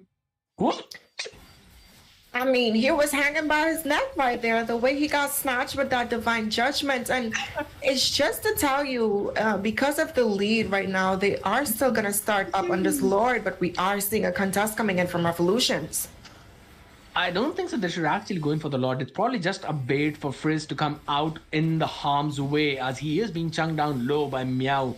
And he's just a Uranus. You do not have the spinning light wheels of carry at this point to actually burst him down right away. That's going to be another go away to keep them all at bay. Between trouble will be taken down. That's the pick that they needed. And now they will take down the Lord. And it's really smart optimizations coming in from Ignis Esports, right? They're bidding up resources. And then, again, they don't even have to use much of their own just because of how sustainable they are. We're seeing the impacts coming in from this Florin. And again, the impact coming in from Uranus here, right? He can just continue to apply pressure across the lane. And it's just kind of reminiscent of when him and Esmeralda, if you saw Uranus, you saw the Esmeralda, right? And speaking of what he does have, I mentioned he was going to pick up that Oracle, which is just going to boost some of his own sustainability. The Melissa, she is also running that Inspire as her battle spell. She has her core items, and two of those items actually give some physical lifesteal as well. So when you pair that, oh my gosh, they're just being really absurd and obnoxious with the sustainability here. Scared, that is a Queen's Wings being picked up from this Uranus here, and they are just rubbing salt on the wound at this point. Indeed, I thought it was actually going to be a brute force breastplate because of the items that he was bringing. Never did I even imagine it's going to be a Queen's Wings. That's literally just what you said. Salt on the wounds, as if he's going to get low, he's going to get a lot more heal. Imagine getting full HP when you're down to 10% HP with just a bloom, as there's no more anti heal coming in. But for now, we're going to see the Divine Judgment on the perfect target, but that's another bloom. For the outplay, gets every one of them low in such an HP that they would be executed even in a second. But they just land in one pick onto Zed, and even Sato survives. But my goodness, Poseidon is doing everything that he can. He's getting the right target every single time. But that's just the bloom. At the perfect moment, at this point, Revolution need to realize that it's not the Melissa, it's not the Granger, it's not Bitoski, it is Tamal who they need to bring between their own lineup. They need to get this Florin out of the harm's way. Oh, but a final slash. Indeed, that's finally Meow taken down. He went way too deep. Purify was there, but I don't think he even had a time to react onto that play.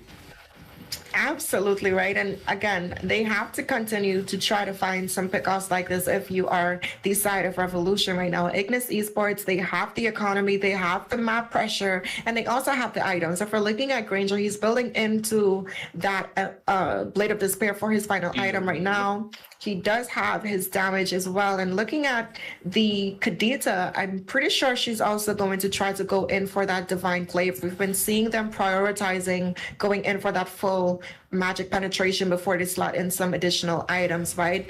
This Florin, she's actually about to pick up that Oracle, which is just going to boost the sustainability coming in for Ignis as well. But in terms of what Revolutions has going for them, I would have still liked to see the Faramis pick up the necklace a little bit earlier. He is building into it now, but I feel like at this point he should have secured that earlier. But speaking of things to be secured, there's Lord here potentially being used as another bait.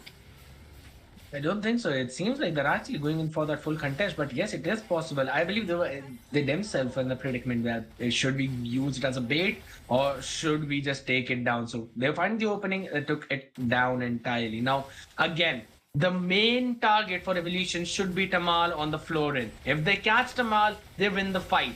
That is done and dusted, 100%.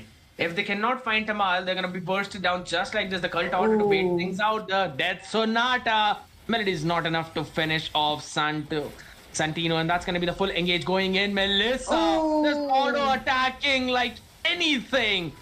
And that's Bloom for the pick-off. That's yet another finish coming in their own way. 3-for-0 trade, and this lot seems to be it for Revolutions, as just two people, Santino, not even two, just one, Santino. Now Sato comes in with that. They do not even need the Lord, as the minions are enough to take down the Crystal. That was just so very quick. And Ignis Esports, what a comp to bring in and what a way to win. Absolutely right. And I've been seeing people kind of discredit the power of this flooring. And if we look at the items that's being picked up, we see a lot of sustainability from the side of Ignis Esports, right?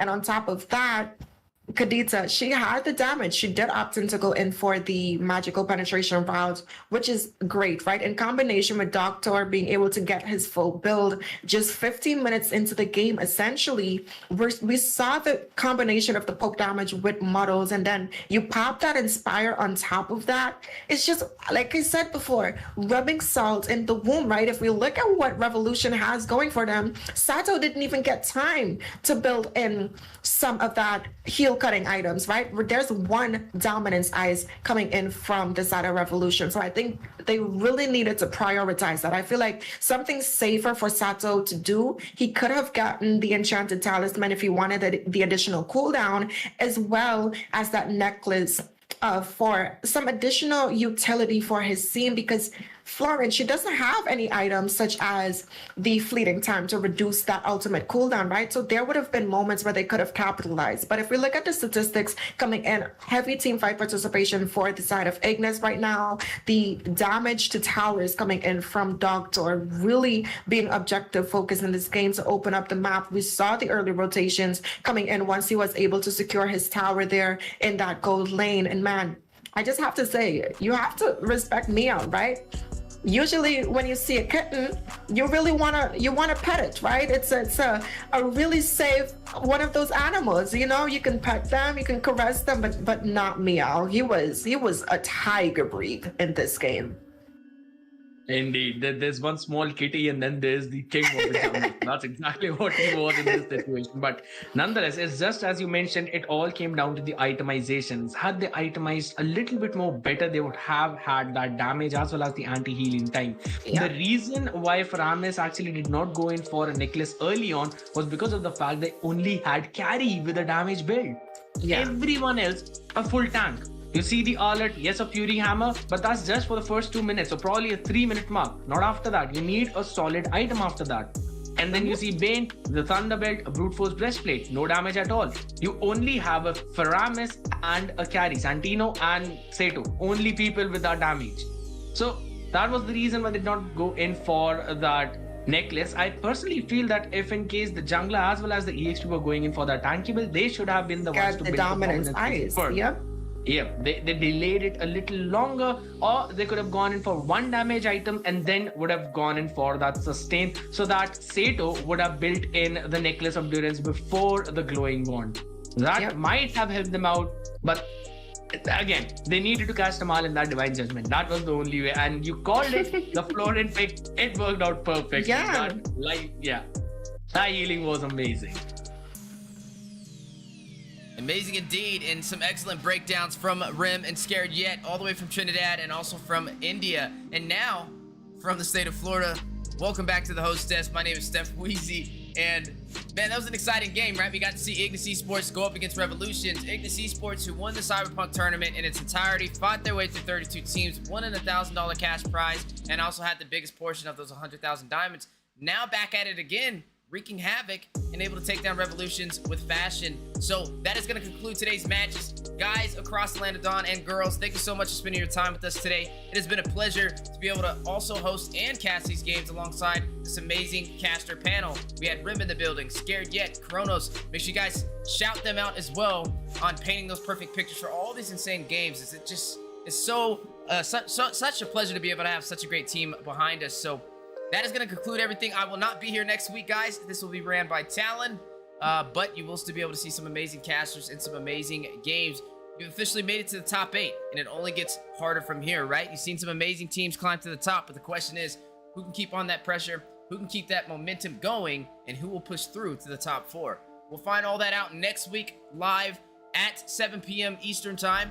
You guys will be able to find out more information on the Nighthorde Discord server, though. So, guys, make sure you guys stop over there. It's in the pinned comment for today's stream and also in the description as well. That way you can be up to date where the live stream will be and also where the competition is. As always, it's been a pleasure. Take care of yourself. Take care of each other. We'll see you guys on the next one. Appreciate y'all tuning in on the amazing Nighthorde and Mobile Saiyans tournament for the top 16.